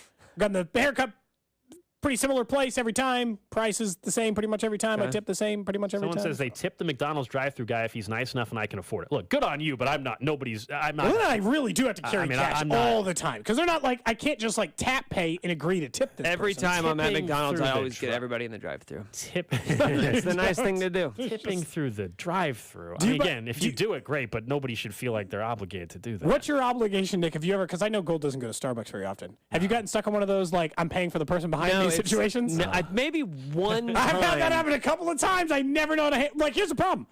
The last time it happened, mine was like $8, and they're like, "Hey, the person ahead of you paid." I'm like, "Great." They're like, "Do you want to pay for the person behind you?" It's like, "Yeah, what do we owe?" And it was like 37. I was like, "I do not. Have a nice day." Hell no! My order was $30 less than this. Wow. I'm not responsible for this. Yeah. I tipped the drive-through person. And I'm like, good luck. That person can take. I don't care. They're like, it's a 20-car streak. Kick rocks. $37? No way. We're not doing this. Someone says, if you don't tip a reasonable amount on DoorDash, I'm simply not delivering your order. Dash drivers can decline orders. Waiters can't decline tables. That is true. If you're a DoorDash driver, you can see ahead of time. Like, you know what you're about to make on that trip. And that's fine. Decline it. Someone eventually will pick up the order. But, like, that's messed up if you're having someone deliver $30 worth of food. And if you're tipping $1, yeah, you're an a-hole. I get that. Why would anyone deliver it? I don't think it needs to be always 20, Wait, 25%. how often do you guys use DoorDash? I told you I've never used it. It's once a month. Not maybe. once. It's like once a month. And if I'm once a month, or if I'm sick, like when we were in Phoenix at the Super Bowl, and when you guys were out doing stuff, but I literally couldn't move. I DoorDash like medicine and it's to me. I don't think I've used it since football season. It would like all of a sudden I would look up and like when the Chiefs were playing on Sunday night, and it'd be 6 o'clock. I'm like, oh crap, I don't have time to make dinner. DoorDash. Someone says, I worked at Barley's Brew House. If a table paid with a card, the card service fee came out of their paycheck. Such BS is why I never reported their tips when they checked out. Oh, look, I'll just be honest with you. Every server underreports their tips. Yeah? Yes. Nick, come on. Yeah. Every server or bartender ever. Wait, I don't underreports their when I cash worked tips. I didn't have to report tips. That's just not true. What do you mean? That's just not accurate. What do you were mean committing fraud like the rest of us. Everyone. Oh, you mean report it to like the government? Yes. Oh, I didn't report that at all. Yeah, cash tips. I didn't report. I've never reported a dime I've made in tips. Yeah, I understand that. That Come makes at me, IRS. What are you going to do to me? Audit you. Oh. I got 7 years. How long ago did you stop bartending? Oh, it was over 7 years ago. You're good. Sayonara, suckers! And Cody also just provided us more audio of why he cannot run for school board. Why? As well. Publicly admitting the tax fraud. You're out. You're done. Small tax fraud. You're done, Light tax. man. Light tax fraud. Who amongst us hasn't? We got the text line fired up. We'll let the afternoon show deal with that. We're back at it tomorrow here on Cody and Gold. She serves them whiskey and wine. The sailors say, Brandy, you're a fine